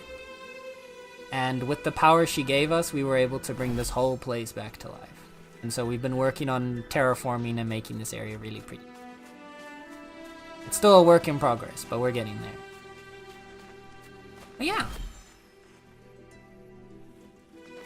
The game was on sale. I believe Ruby said it's no longer on sale, sadly. But it's a very fun game. I highly recommend it for just like a cozy kind of almost brain off kind of game. There are like some survival elements and there is like a rudimentary combat system because there are like evil wraiths that killed the world.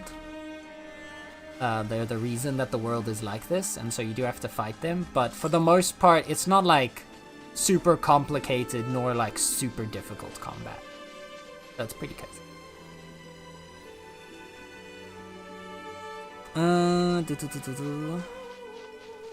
This guy's yes, fair. I would do that. That's why I wanted to play it the most. Yeah, I get that. I don't have the moment to like buy the money to buy Silksong, which is why I've just kind of had to avoid people playing it, which so far has been mostly successful.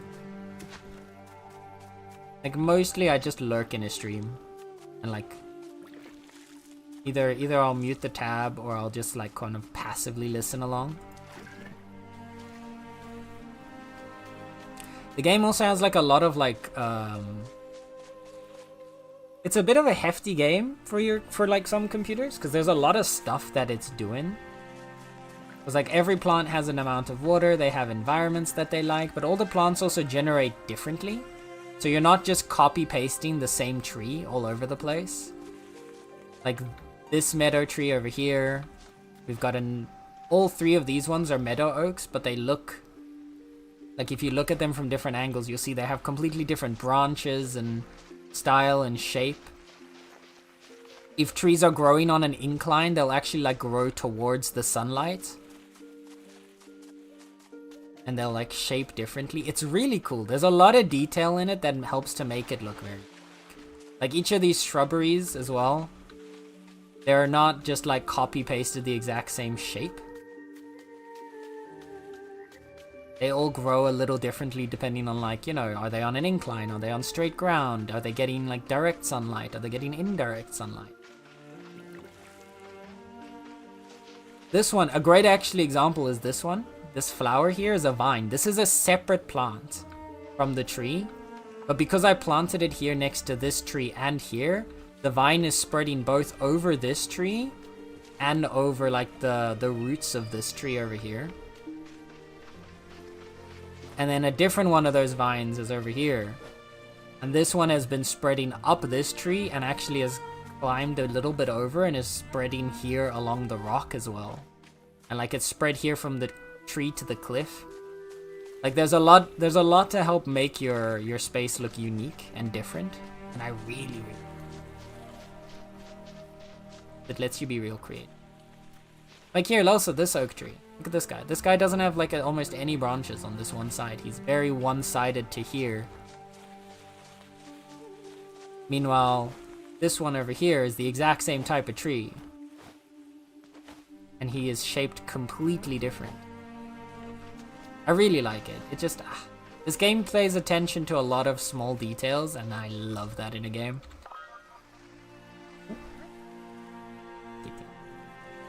Really made a beautiful forest, and thank you! Sounds like a satisfying game seeing the forest grow and desert become more and more green. Yup. It is so satisfying. We've also got, there's different biomes. So we recently, we're able to fly now because we met the goddess of the storms and the wind. And she gave us this cape to fly.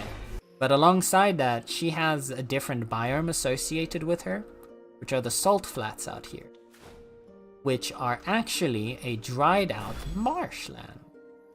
So over here,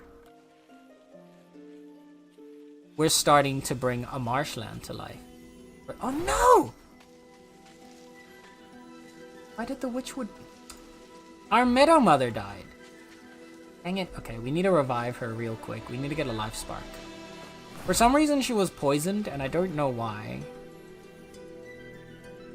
I still don't know why she was poisoned. We need to go bring her back. I'm gonna quickly teleport back home and get that sorted. Justy Anime, thank you so much for the follow. I hope you enjoy your time here in the municipality. I appreciate it. Okay, we need you. Oh.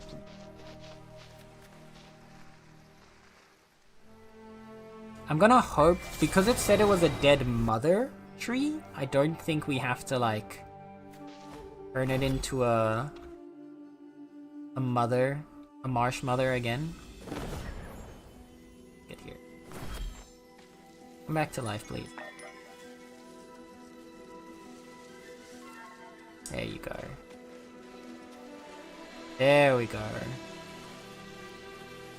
Are you no longer poisoned? How are you doing? What happened? Why were you poisoned?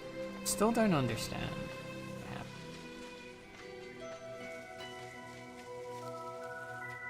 Okay. There we go. Our marsh is coming back. It was a really nice spread out marsh here, and now it kind of died a little bit, but it's coming back, so we're good.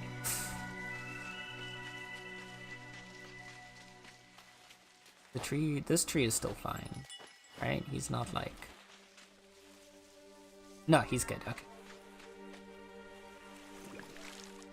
Give you ancient witchwood seed, nice. Willows.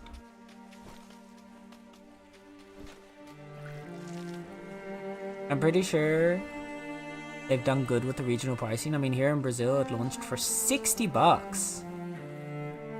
$11.30. Silksong, nice. Yeah. I know the I know Silksong is one of those, like the devs, got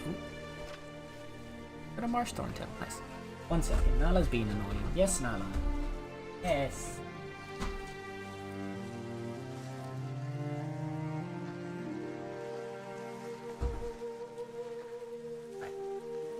Kitty has been released from the room. But I know they tend to be, like, pretty, aware. I feel like they did the same with, Hollow Knight. Like, original Hollow Knight. Their regional pricing was pretty on the ball with that one, if I remember correctly.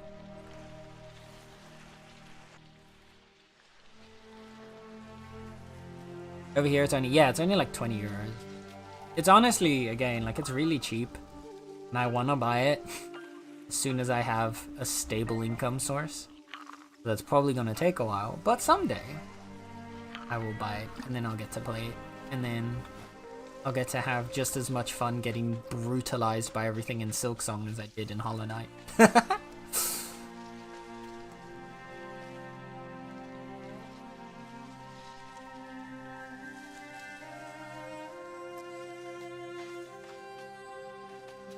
Break is rolling through, so I'll wait till it's fun to miss after the break passes. And grasses are there. I'll spread you out. Leave you here.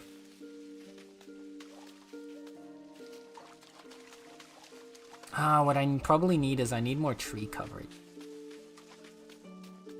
What I think I'll do... I was gonna say, we got a few witchwoods.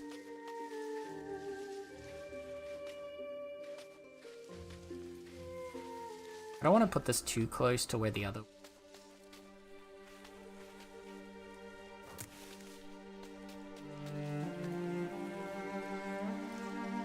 Gonna be rotten.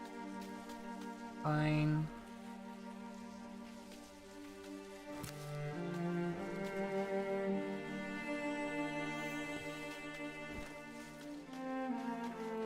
Gonna put a little singular witchwood right here. Cover this area with a bit more shade so that hopefully the water can start spraying.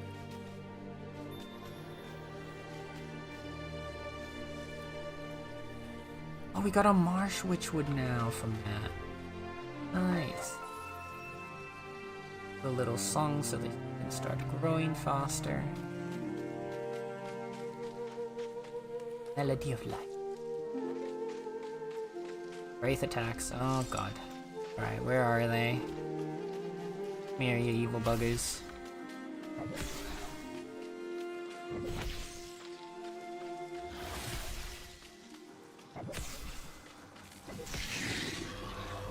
Hey! Hey! Stop right there! Stop right there! Don't you dare burn my... Did you hit something? Did you...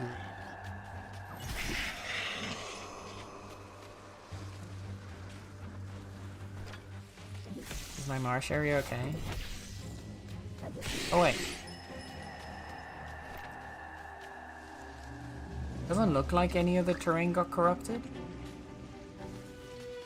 You okay? Marsh Mother? Wait, there's another one? Up to you. Where are you?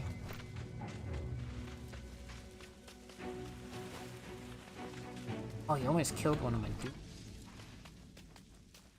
Where the heck are they? Come out here.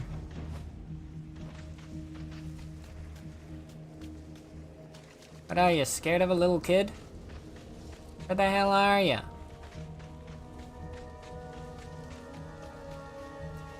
There he is. Get away from my spring.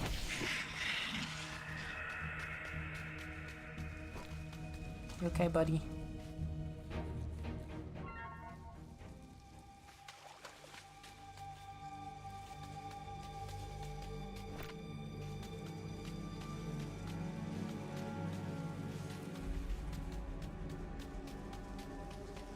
Damn.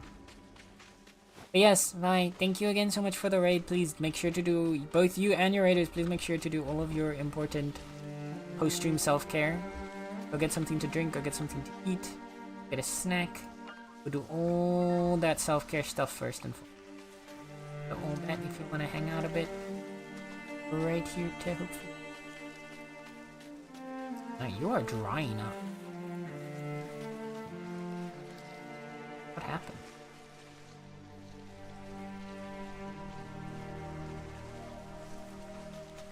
Sorry.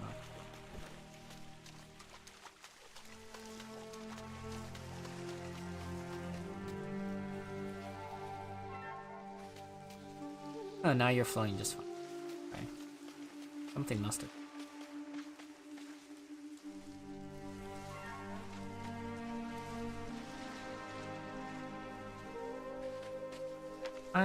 I think we're gonna just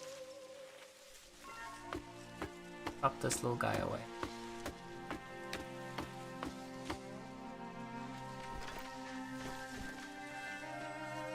And we'll place him with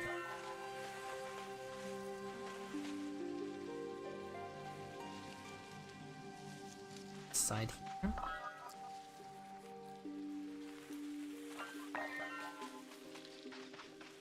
Follow that up.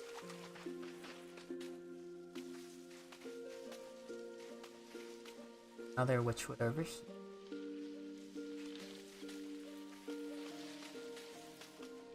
So just we'll be very close to this one, but that's fine.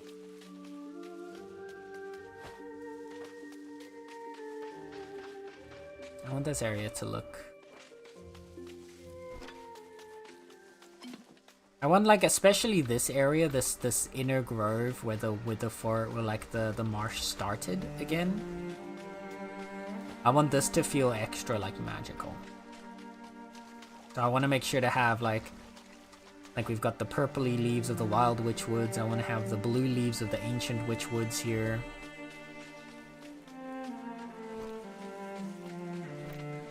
I want to have this area look very, very mystical.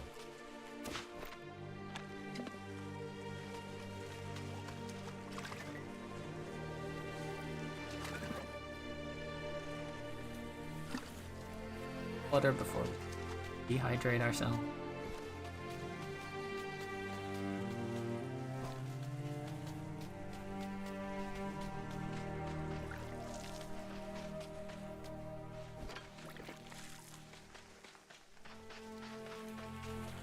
I think part of what's making it That's salt on the roots of your mother?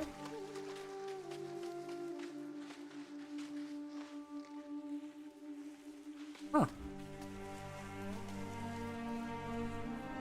It looks like it, yeah.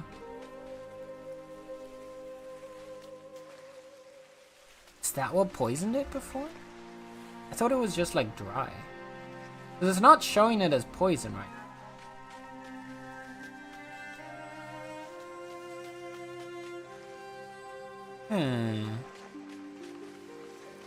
Thank you for the shout out, Blars.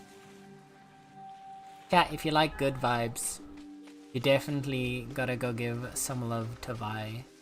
Vi is absolutely wonderful, cozy, comfy. I'm not sure if that's actually causing damage. Okay. Yeah, because she was... So when we first revived her, she was poisoned. And then she died again. And then I revived her now, and she's a mother. Like, she instantly revived as a mother again. Which is good, because that doesn't mean... It means you at least don't have to, like, spend a bunch of resources. That would be sad. But... yeah, that's what I was thinking. I'm gonna try and push out the grass a bit more. Some more dune grass. Maybe that'll cure or get rid of the weird salty ground. Enjoy, all caught up. Thank you, please. I appreciate it.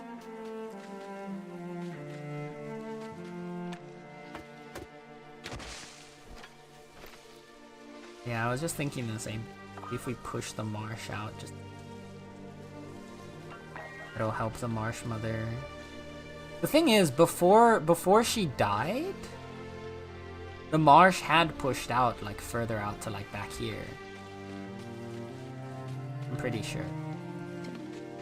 But then she died of poison. She was poisoned the entire time, and I'm still not sure what she was poisoned by. Because now she's fine.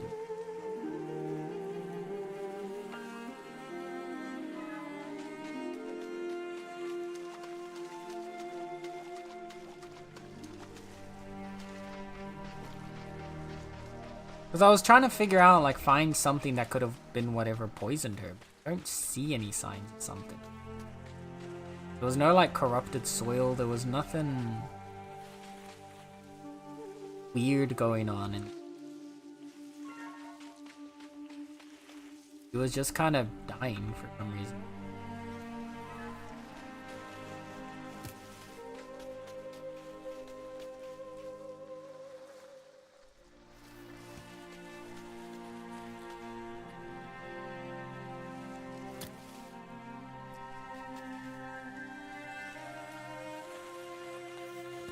You chill over here, Horntail. You're gonna start growing here. Oh, did I sink? I did not. Sing for your growth. Grow faster. I want to fill this place with man. The water from the springs out here are actually poisoned before you cleanse them. Maybe some of that stuck around. Yeah, that's what I was thinking. But the part that was weird to me, right? So she was poisoned, and this marsh dune grass was. Both of these two were poisoned, but the dune grass that I had originally here, the one that I just moved over to there, was not poisoned. How did you die? It doesn't even have a cause of death. How did you die? Bro, this marsh is cursed. What happened to you? Ow.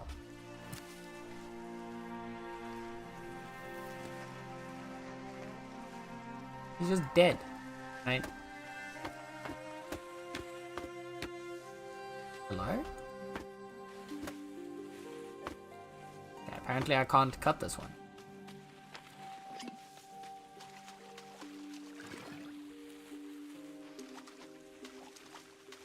But yeah, this one was poisoned, but then after a while the poison just recovered, and then it was completely fine. So I assumed that the same would happen to the Marsh Mother. So just to make sure her health didn't run out, I used two healing pots, 2 healing potions on her. just to like help her like heal a bit through the poison damage until she would like recover. But I'm guessing maybe she like, because this one was already here, this one was here. I didn't plant this one. And I just revived it and then turned it into a marsh mother. Maybe because it was already here, it had absorbed a lot of the poisonous water beforehand, and so it took a lot longer for this one to run out of poisoned water than the dune grass, because I had planted that dune grass. But then what's weird is when I revived this guy, who is also already just naturally draining water from here, he didn't start with poison, so he didn't somehow get poisoned. But I don't know. I don't understand.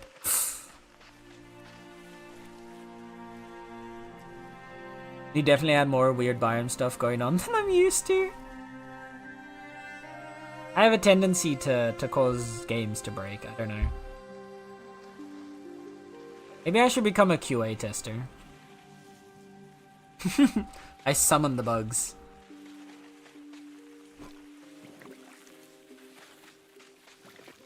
Like when we played Out of Sight and we just kind of got trapped.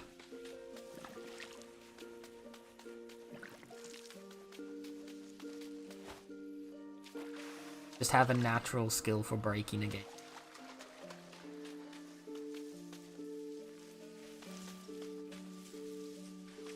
I'm gonna give you like the slightest raise up over here because I kind of want it to pool a bit more.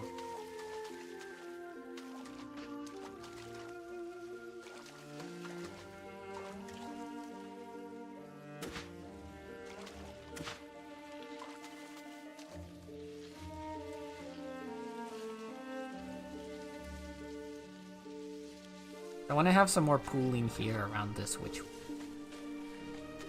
before we do any kind of like side. Right, the attempt of mine was so close in regard to the. You know what you playing, Nether? Why are you dead? I want to know what happened to you. Did you get killed by one of the thingies? Because we had one over here who just drowned on this piece of land up here. Which I'm guessing is maybe, I don't know. Actually, I don't know what. I don't have a guess. What could have caused that, but.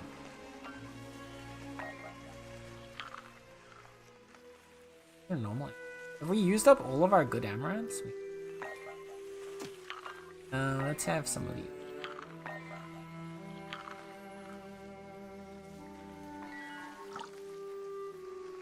I like that the marsh dune grass actually gives you hydration. I mean, it makes sense, right? It's a marsh, so everything should fight like water, so still.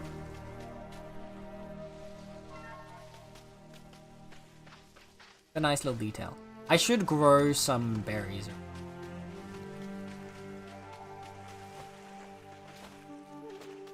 I'm gonna do that. I'm gonna go back home and get my mistberries.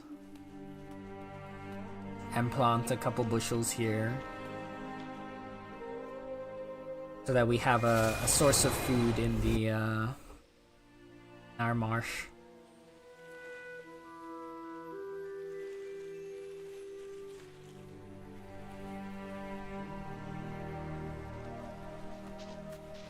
Also, you need to get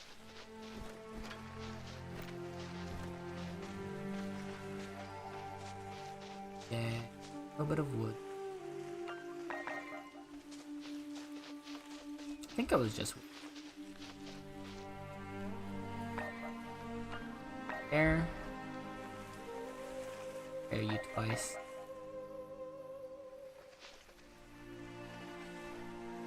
Everything that's almost. Ooh, oh, I'm gonna plant this one in. This guy I'm gonna plant in the marsh.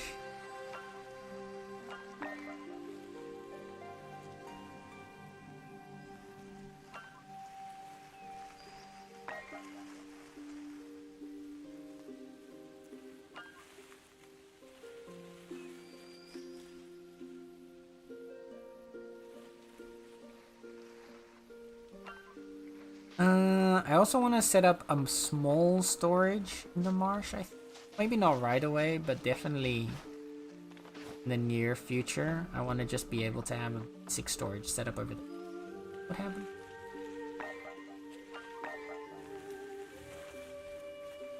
How did you get soda?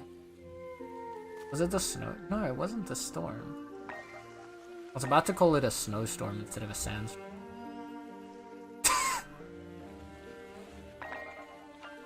Fallen stars are also for them. Let's take you.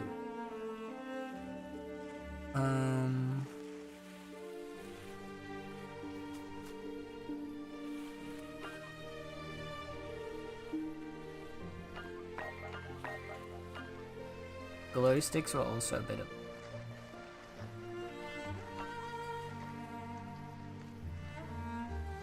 I wanted a root just to double check, but there's no point soil around marsh. Got everything? Miss berries.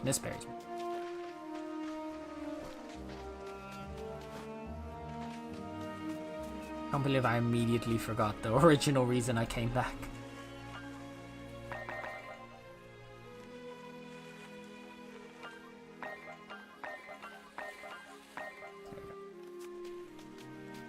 Bunch of mist berries.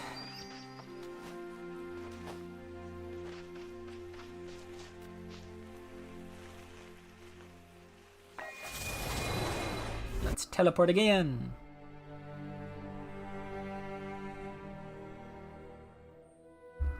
Ah, Zenless and Zero effect.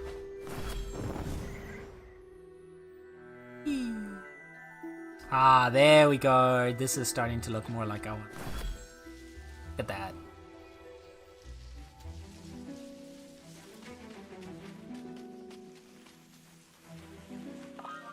First things first, I want you.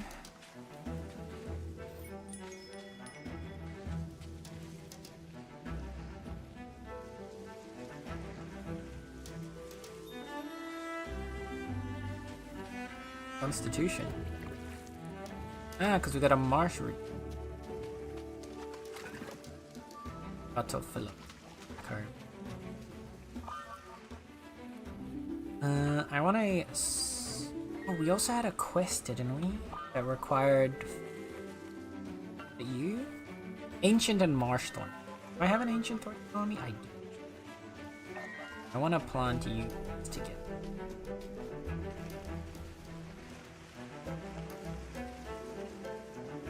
Hey there.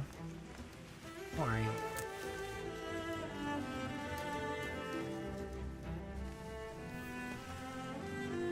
Those two should cross. That should give us the soothing thorn tip.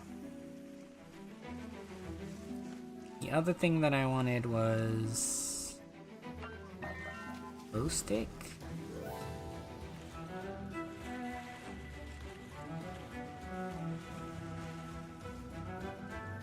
A marsh glow.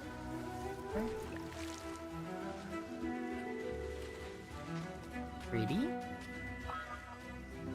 Now the glow sticks don't want to grow in the water. Oh wait.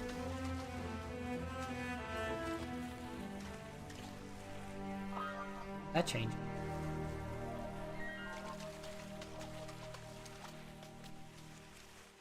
Is there a level of water that's too deep?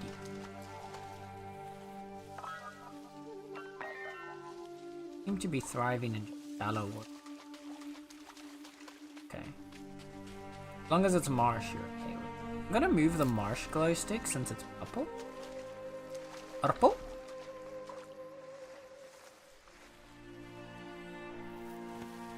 And I want to get a few of those, like, grow. This one. I think that could be fun. Then our meadow mother, sorry, marsh mother will get a green little glow buddy here.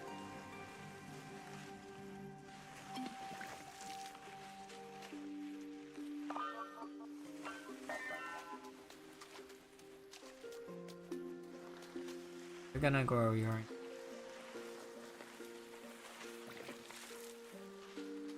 a bit of color coordination. Then I also want to get some berries growing. So yeah, these ones will drown in acid.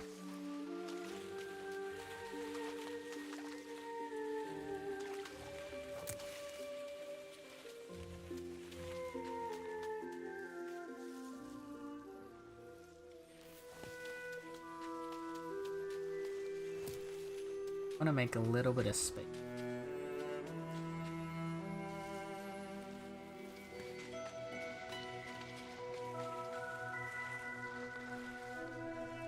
I think once they turn into a marsh cultivator, they won't drown. Well, because all the glow sticks are fine.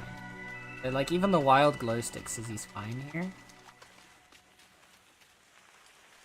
Maybe the berries won't. That's fair. Because I know the marsh dune grass can still drown. Because we've had them.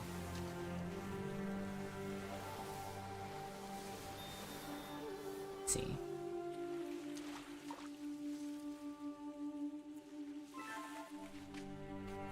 Oh no, you want to finish? Okay. Marsh mistberry. Ah, okay, so the marsh mistberry is flop around it. Alright, alright. Then maybe we'll sprinkle a few. Feeling like the or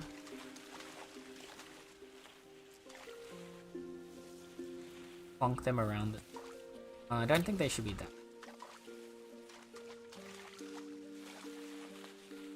Maybe like here.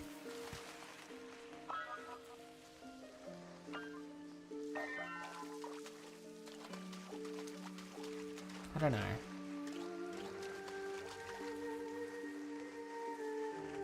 There is something with marsh cultivators and not drowning. Don't know, I just never liked planting anything in actual water there. No, I get that.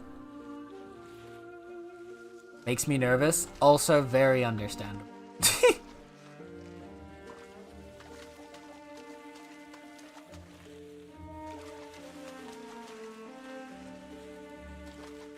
I feel like for me at least, it kind of adds to that marsh vibe, you know? I'll plant a few.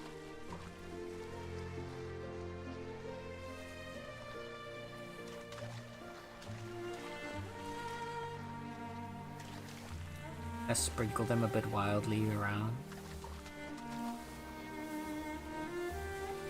Alright.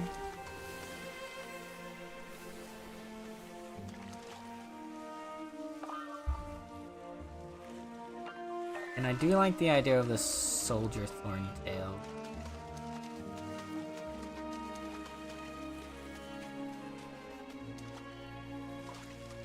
Maybe chilling around back.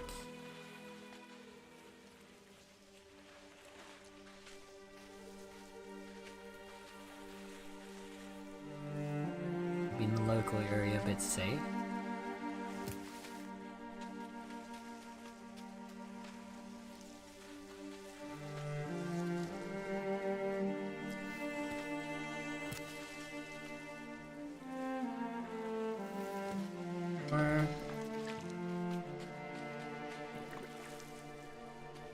Seem to still be spreading. Wonder why you're still salted. Is it because it's still like kind of soily around here? You look fine. Why are you covered in salt? I'm so confused. What is wrong with you, my little guy? So-so! Hi, So-so! Oh my goodness. Oh shit, who am I gonna raid now? So-so. How's it going, So-so? How's a cutie, So-so?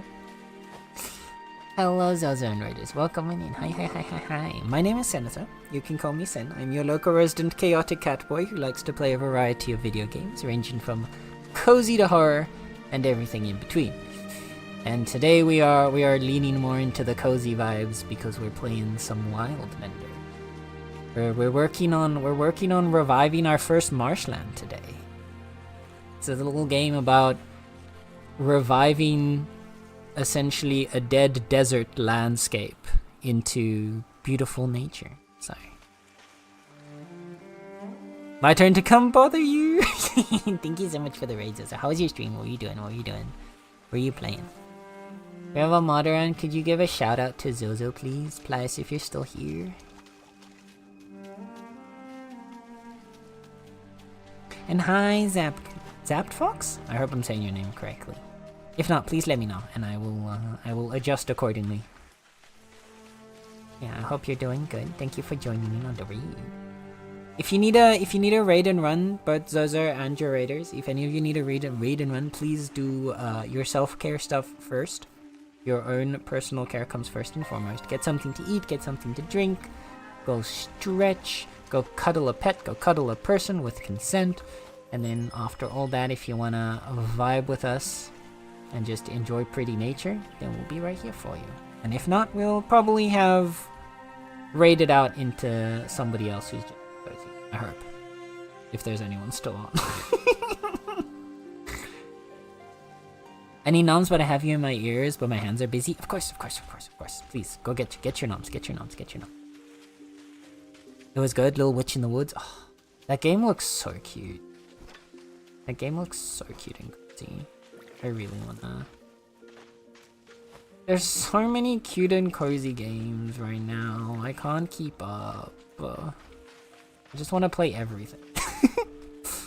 Can I like double the amount of hours in the day so that we can just game more?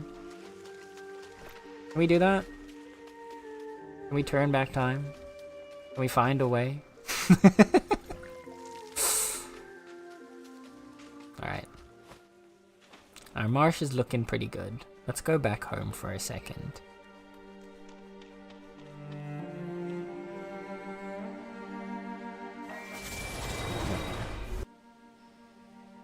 Zap D Fox, yeah? Okay, gotcha. The most go with Zap or Fox? Gotcha. Alright. Perfect.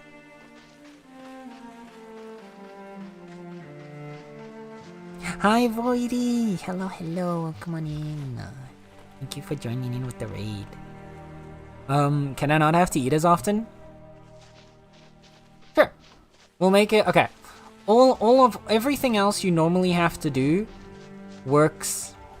You still only have to eat as often as you would in a normal day, but the day is now twice as long. How's that sound? So you still only need your like 3 meals a day, if that's how much you eat in a day. And no, why are you drying out? What? What's happening? Why is you? What's happening? What? Why is all the water flowing this way all of a sudden? Eh?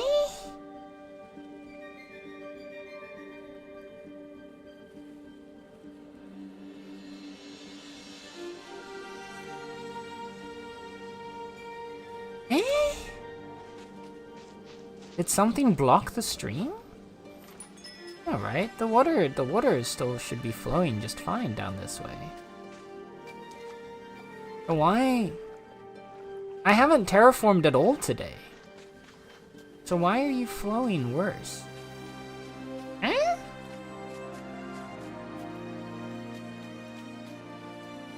It's just drying out over here.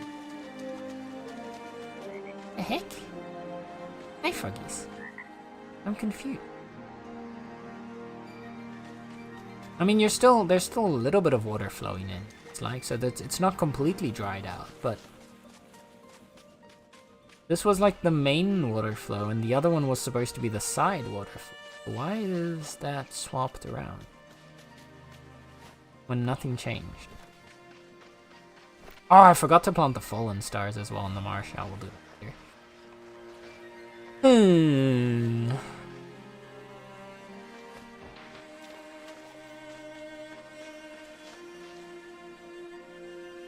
I am confusion.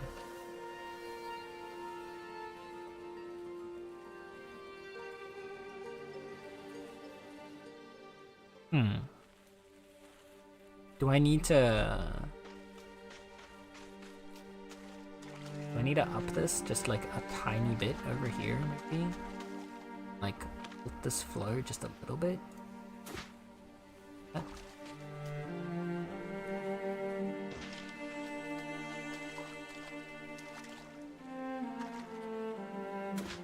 Flatten you out just a little bit like that. Maybe this will... Me when confusion is my middle name. Ain't that a mood? I say I am confused as if I'm not always confused. Perpetual state of confusion right here. Okay. Let's dig up some. Let's see if that little bit of terraforming there fixes the flow.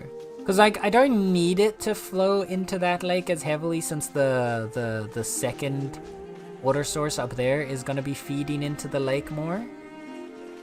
But I don't want it to completely dry up right now. Like we can always modify the flow later. No wait, you are filling up again. I wonder if it was just because of the sun. No wait, no, because we did just...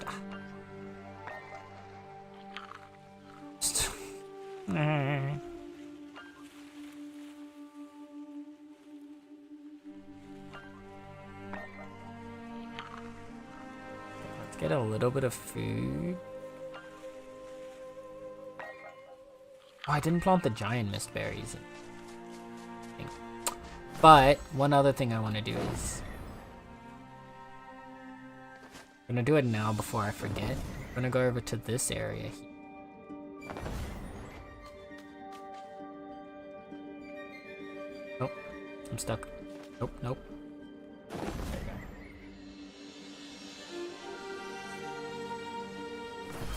This game is so pretty. Look at how pretty the place is. Ah! I can't with this game. Ah, there we go. Yeah, look, this is now smoothed out to one big lake.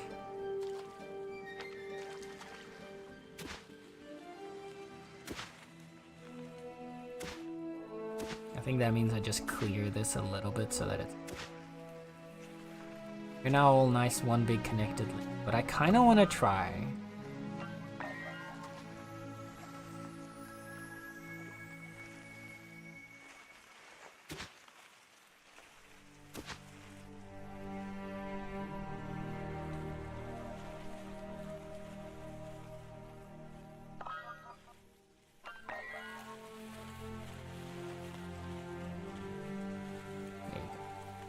I want to try this. I want to see what happens.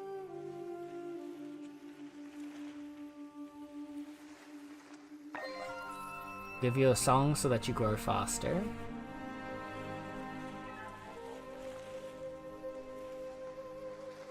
I want to see. I just want to see if we put that witchwood there. How well will it grow, and like will it eventually get too much? Or will it just be a happy little camper? Because it's deep in water right now. And again, being a willow tree, because the witchwood is basically just a willow tree, should be completely fine being submerged. But, well, not completely submerged like that normally, but it should be fine like growing in water like.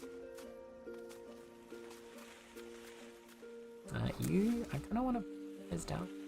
You're already close to the water's edge.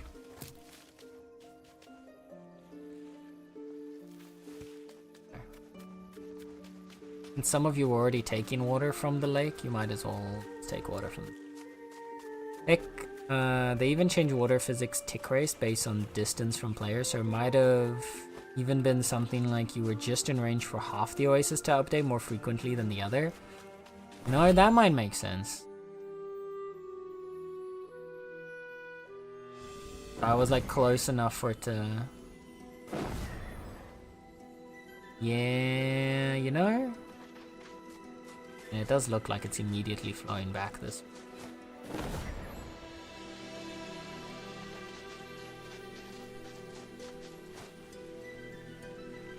But we have also like stopped it from flowing. Or slowed it down from flowing out. I think for now is. Also, daytime versus nighttime still affects. Oh yeah. No, 100%. But what we had was like, even during the day.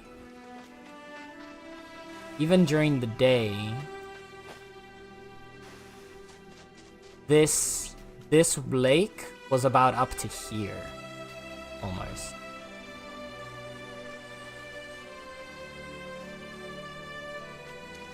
It was like this little guy, his roots over here were like submerged. Like this pad of land on this side was submerged. Also, speaking of, this guy needs to move back more. Or, you know what? Even better, we'll put you on this side now.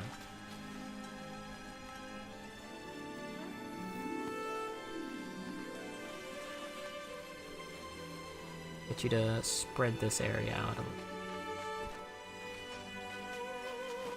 Here's why I was kind of... Oh!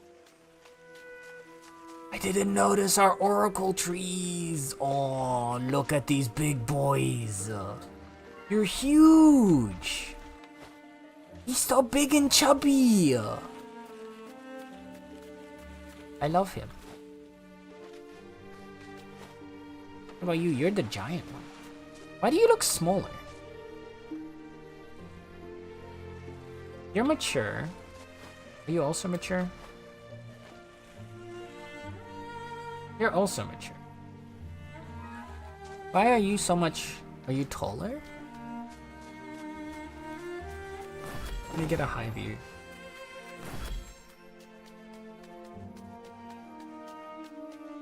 You're like a little bit taller. You don't look so giant for the giant tree. He kind of looks smaller than... He does kind of look smaller. Interesting.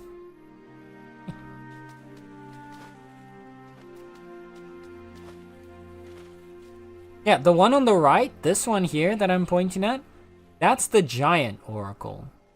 The one on the left is a normal oracle. Now, he is slightly taller. But, like, he's a big chungus. And he's like a little chungus.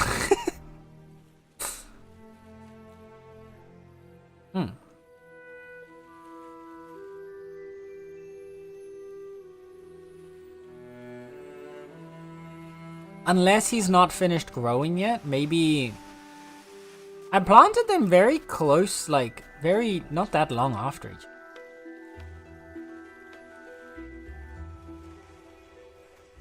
Giant ones are usually so fat it gives you a bit of trouble with hitbox. Really? I'm definitely not having that with this guy. A giant oracle tree.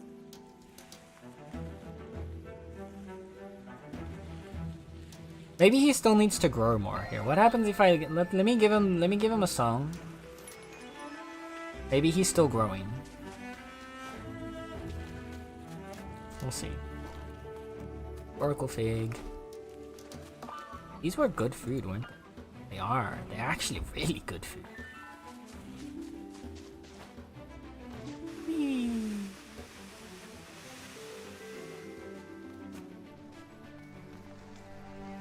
Having the ability to fly around has definitely made me use the my sand slide a lot less. But it is still very fun. Wonder if the giants don't grow properly unless they're in the right biome. Maybe. Maybe. That could be it.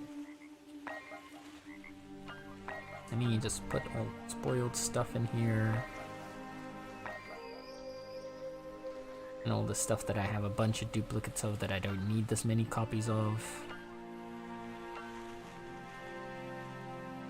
And get rid of some of the 5 million dune grass.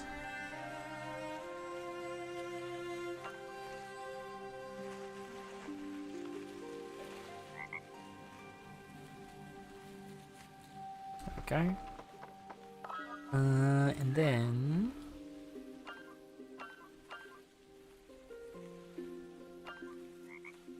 Yeah, sure, let's see. Where's our Froggy? Froggy, I hear you. Where'd you go? Oh, there you are. Oh, look at him sitting on the rock. That little guy. You wanna hug?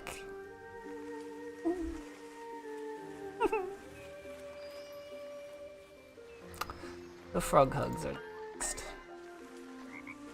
Oh goodness, you've been collecting a lot of stuff.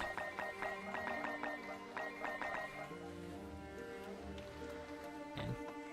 The frog hug is so freaking cute, bro. Izozo, if that's not like a #1 reason to get this game, I don't know what is. Just saying. You can hug froggies.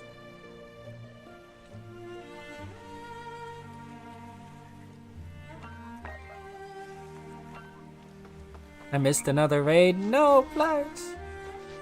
You're here now, that's what matters.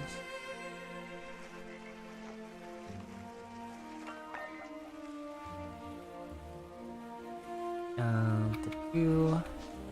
Wait. Get you in there.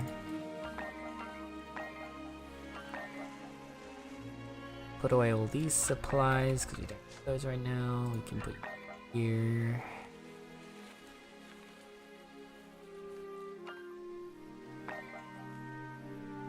That everything? That's everything there. Actually, I do need to add the other flower to the thingy, so get that done.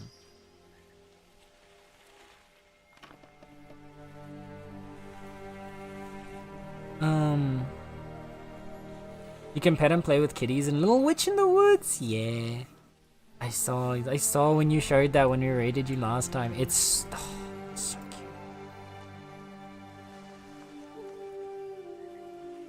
Little Witch in the Woods is also in my wish list. This game was also on my wish list. The only reason I have this game is because it ended up popping in Humble Bundle. Otherwise, I wouldn't have been able to buy it yet. But boy, am I glad it did, because oh. Humble Bundle? Dang, yeah. I'm a big fan of Humble Bundle, honestly. Like, the Humble Monthly just often has just really good stuff in it.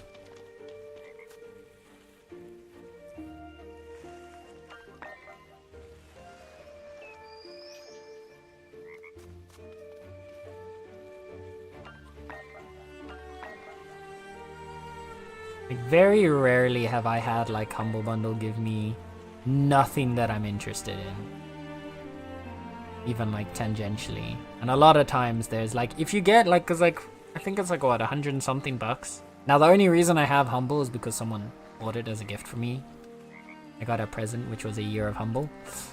Cause I can't even afford that right now. But like when I was paying for it myself, like even then, a year of Humble's like 100 and something bucks. And if you get like 2 or 3 big games, you're already getting that money's worth out of it. Which is why like I like it. Because there's usually at least 2 big games in a year. In 12 monthly bundles, there's usually at least 3 big games that I like, and then a bunch of little ones that I'll enjoy as well, so I get enough value out of it for me personally. Guys, now go away in there.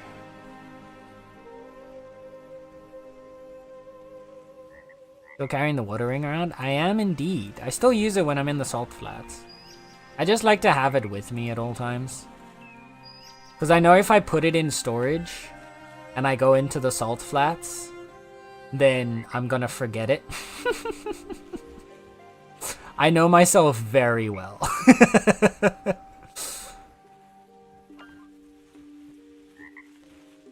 I will not remember to take it out of storage. What am I looking for? Oh, I wanted to put the berries on.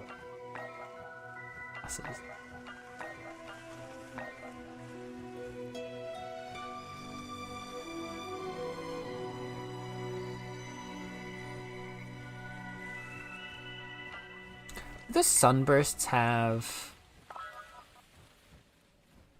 a marsh variant? I don't think. I imagine not. No. What are these? This is ancient. That's tainted. What are you? The one with like the little seed around it. Oh, giant. That's the giant one.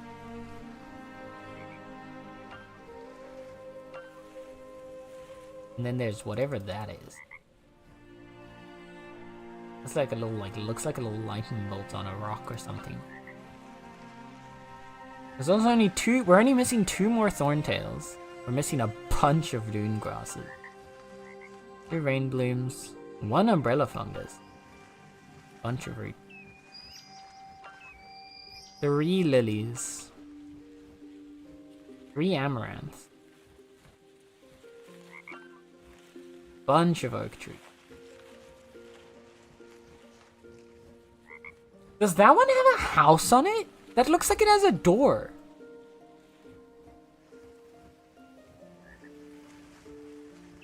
Bro, can you grow an oak tree home? A little house oak tree? That would be so cute, what?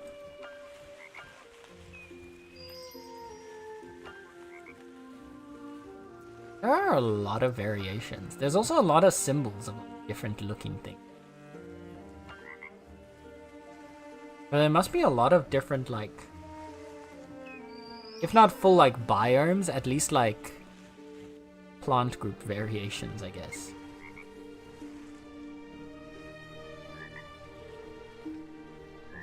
Okay. What was I doing? On the topic of being easily distracted. Storage. Those away. Keep the mothers with us because those would be good.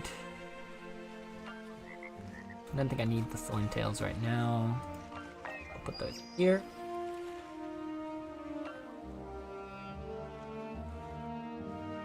And then I think we're sorted. Now.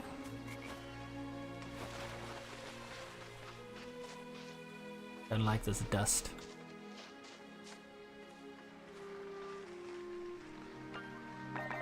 This better not be a lead up to another Darude sandstorm. I'm not in the mood, Darude. Actually, no.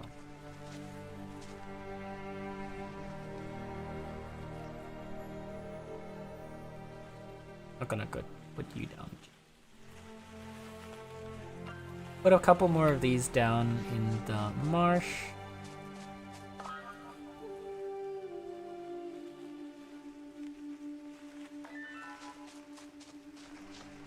This looks like we're gonna be getting another sandstorm soon. No bueno. I don't like the sandstorms. They're mean.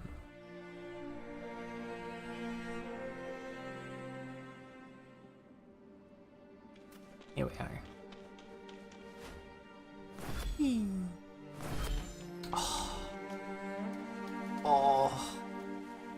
Look how pretty this is starting to look.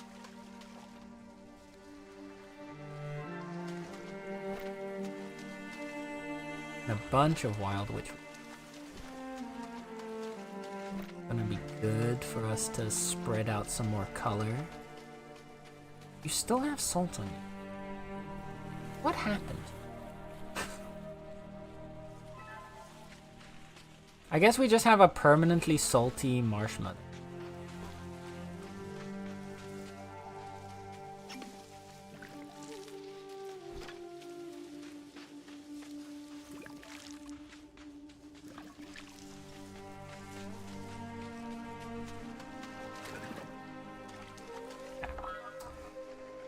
A couple things we want to grow. I haven't grown a fallen star yet. So...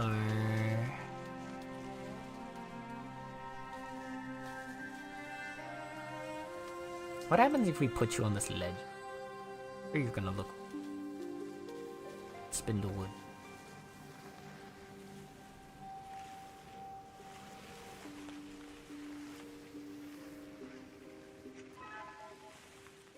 Like this.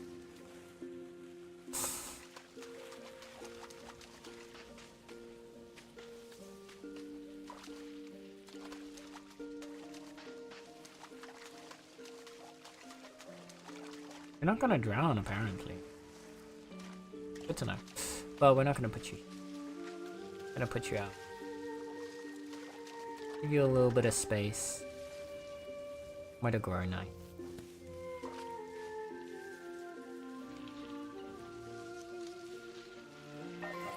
Song to help you on your way.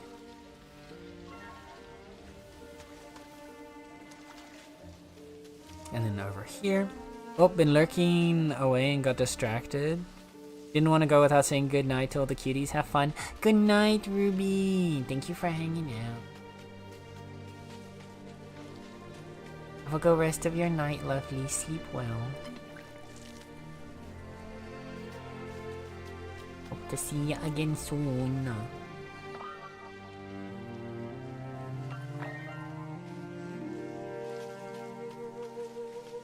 No, you're too... I want them to be like super.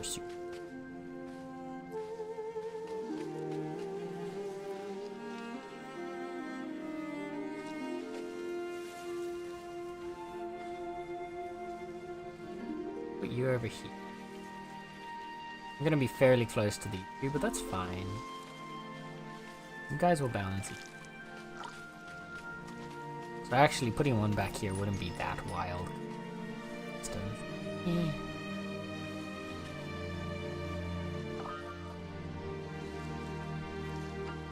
Oh yeah, I want to put this tainted glow stalk in somewhere as well.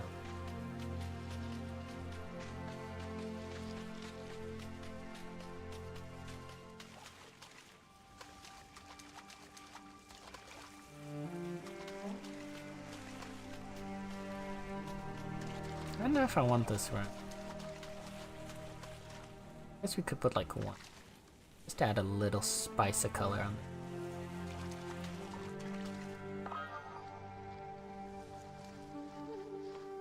And then the ancient fallen star.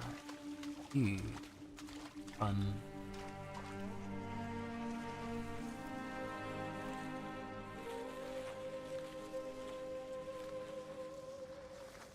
Now you might not be super happy considering the lack of sun, but that's okay. You'll grow. You'll get up there with the rest of them soon enough. This place is so pretty. It's starting to look real pretty. So excited.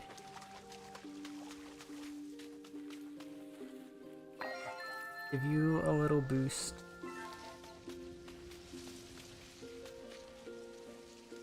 I want to work on reviving a few more. And I assume we'll eventually get Striege will give us another thing to like revive an entire grove as well. We'll get a similar kind of plant. Either that or Naya gives us like a follow-up quest to revive an entire grove of marsh. But I assume we'd get that through Striege.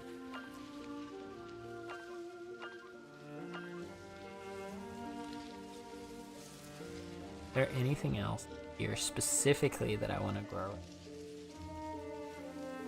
Not really. We can add like one or two of the giant mist berries just to have a supply.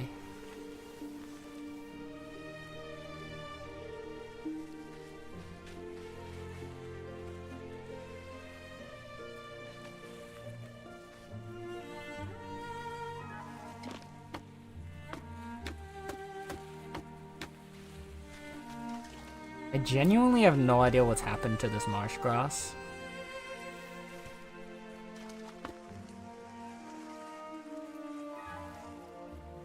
I think it's not supposed to exist anymore. What happens if I just carry it for a bit? It should die, right?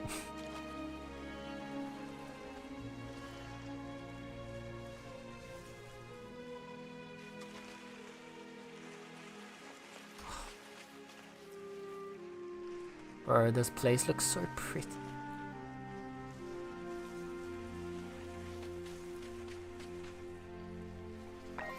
Little song to help you grow.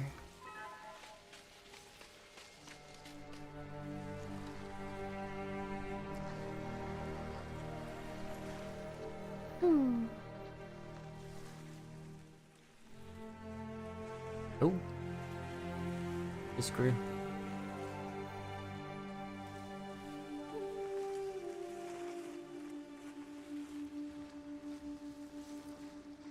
Game is so peaceful. I'm sort of like at peace right now.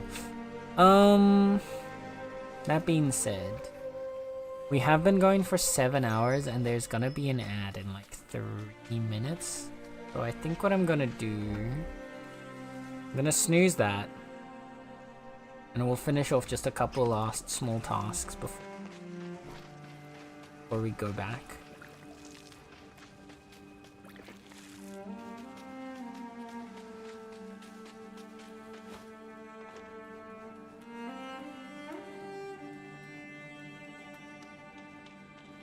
I wonder if we hold this guy long enough if he'll just like die.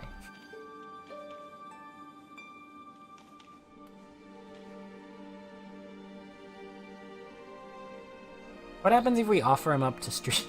Just give him to Streege, put it in your temple.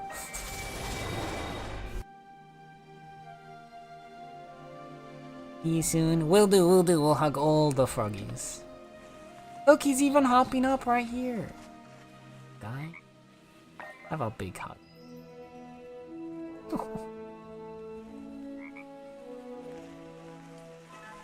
I love frogs, man.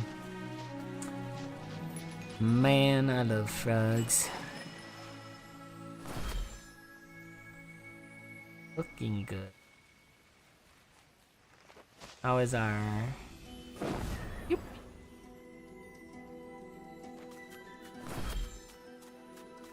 We're fine. Now you're starting to take it again. Oh! Yeah, now he's a big chungus. Now he's a big chungus. God damn! That's a big beefy boy. Yeah, I think he wasn't finished growing. I think that's what happened here. He wasn't finished growing, now he is. I see that health bar. I see those glowing eyes. Bob? Bob? What you doing over there, Bob? Hmm? You gonna come over and say hello? Like a normal person, Bob? Bob?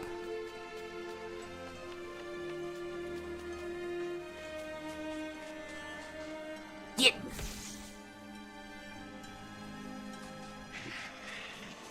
Kids these days.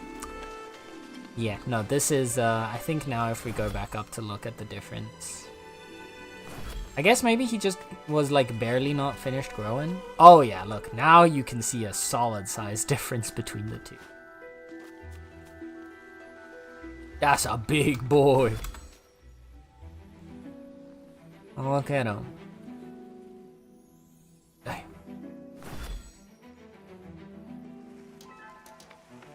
Look at that water. I know, right? It looks so pretty. A little river here. Got a pretty little river going down here.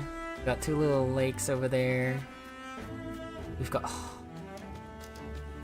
Game looks so picturesque. I actually really like... I didn't realize this at first. Like, I thought they would kind of frame it. But they actually frame this area so much nicer than I expected them to. Like, we created this nice little, like, window. Oh, bro. Wait, how does it look going through this one? Oh.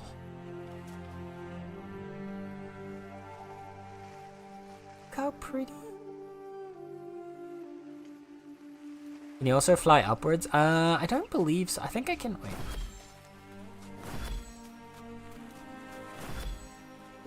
No. You can only like fly dash straight. So you can only do the initial jump up. Yes, please. Please snooze. Thank you, please. Yeah, you can only do the initial jump up. But yeah. We can get a nice... But... Actually, I did just think of this. Before we end, so I need to do this fast. Because I don't want to have the ads roll in. Let's jump real quick. One thing we can do. Oh, shit.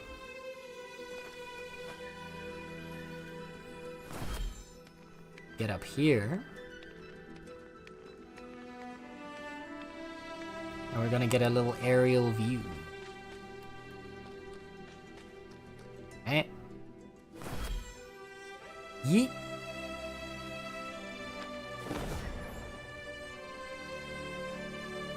Oh well, we only see the tops of the trees.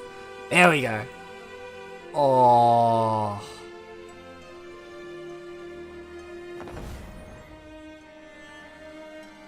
Look how pretty.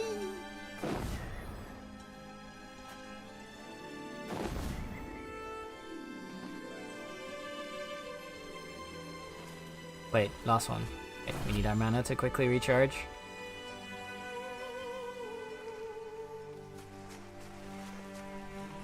If we fly with our mushroom umbrella, we go down slower.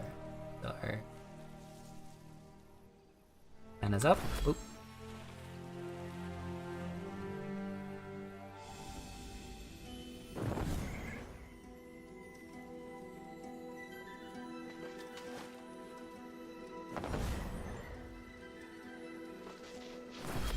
Okay. I need to stop. Otherwise I'm just gonna keep playing. But we made a lot of progress today.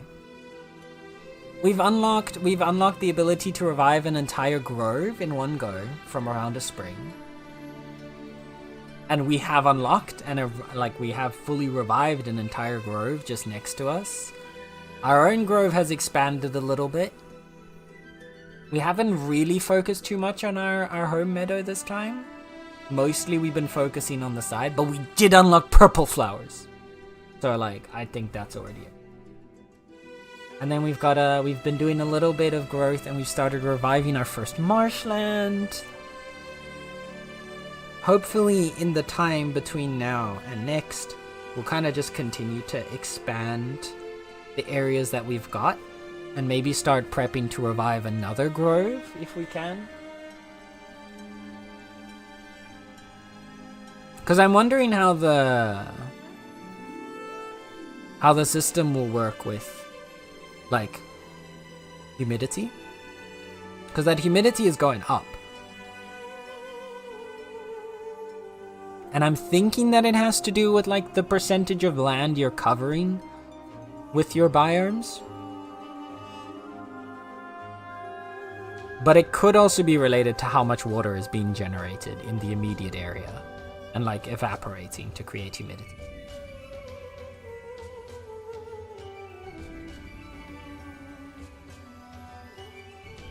I feel like I heard this music do this before. But okay, we're gonna close off. Oh. There we go. Alright. Chitty chat kitty cats. This is where we're gonna end for today. But this was really fun. I had a lot of fun today. We went for a very long 7 hours. Which is nice. I like to go for a long one, especially when it's a cozy. Oh dear, we're dropping frames. Why are we dropping frames? No, we're fine? Okay. OBS just had a moment, I guess. But yeah. Anyway. Thank you guys for hanging out with me today. I had a lot of fun playing. I'm just absolutely in love. I know I've said it a million times. It doesn't change. Also, wait, shit, did I miss the hydrate? I think I missed the hydrate. Sorry, Zozo, thank you for the hydrate. Remember, chat, if I have to drink water, so do you, so drink some water right now, please.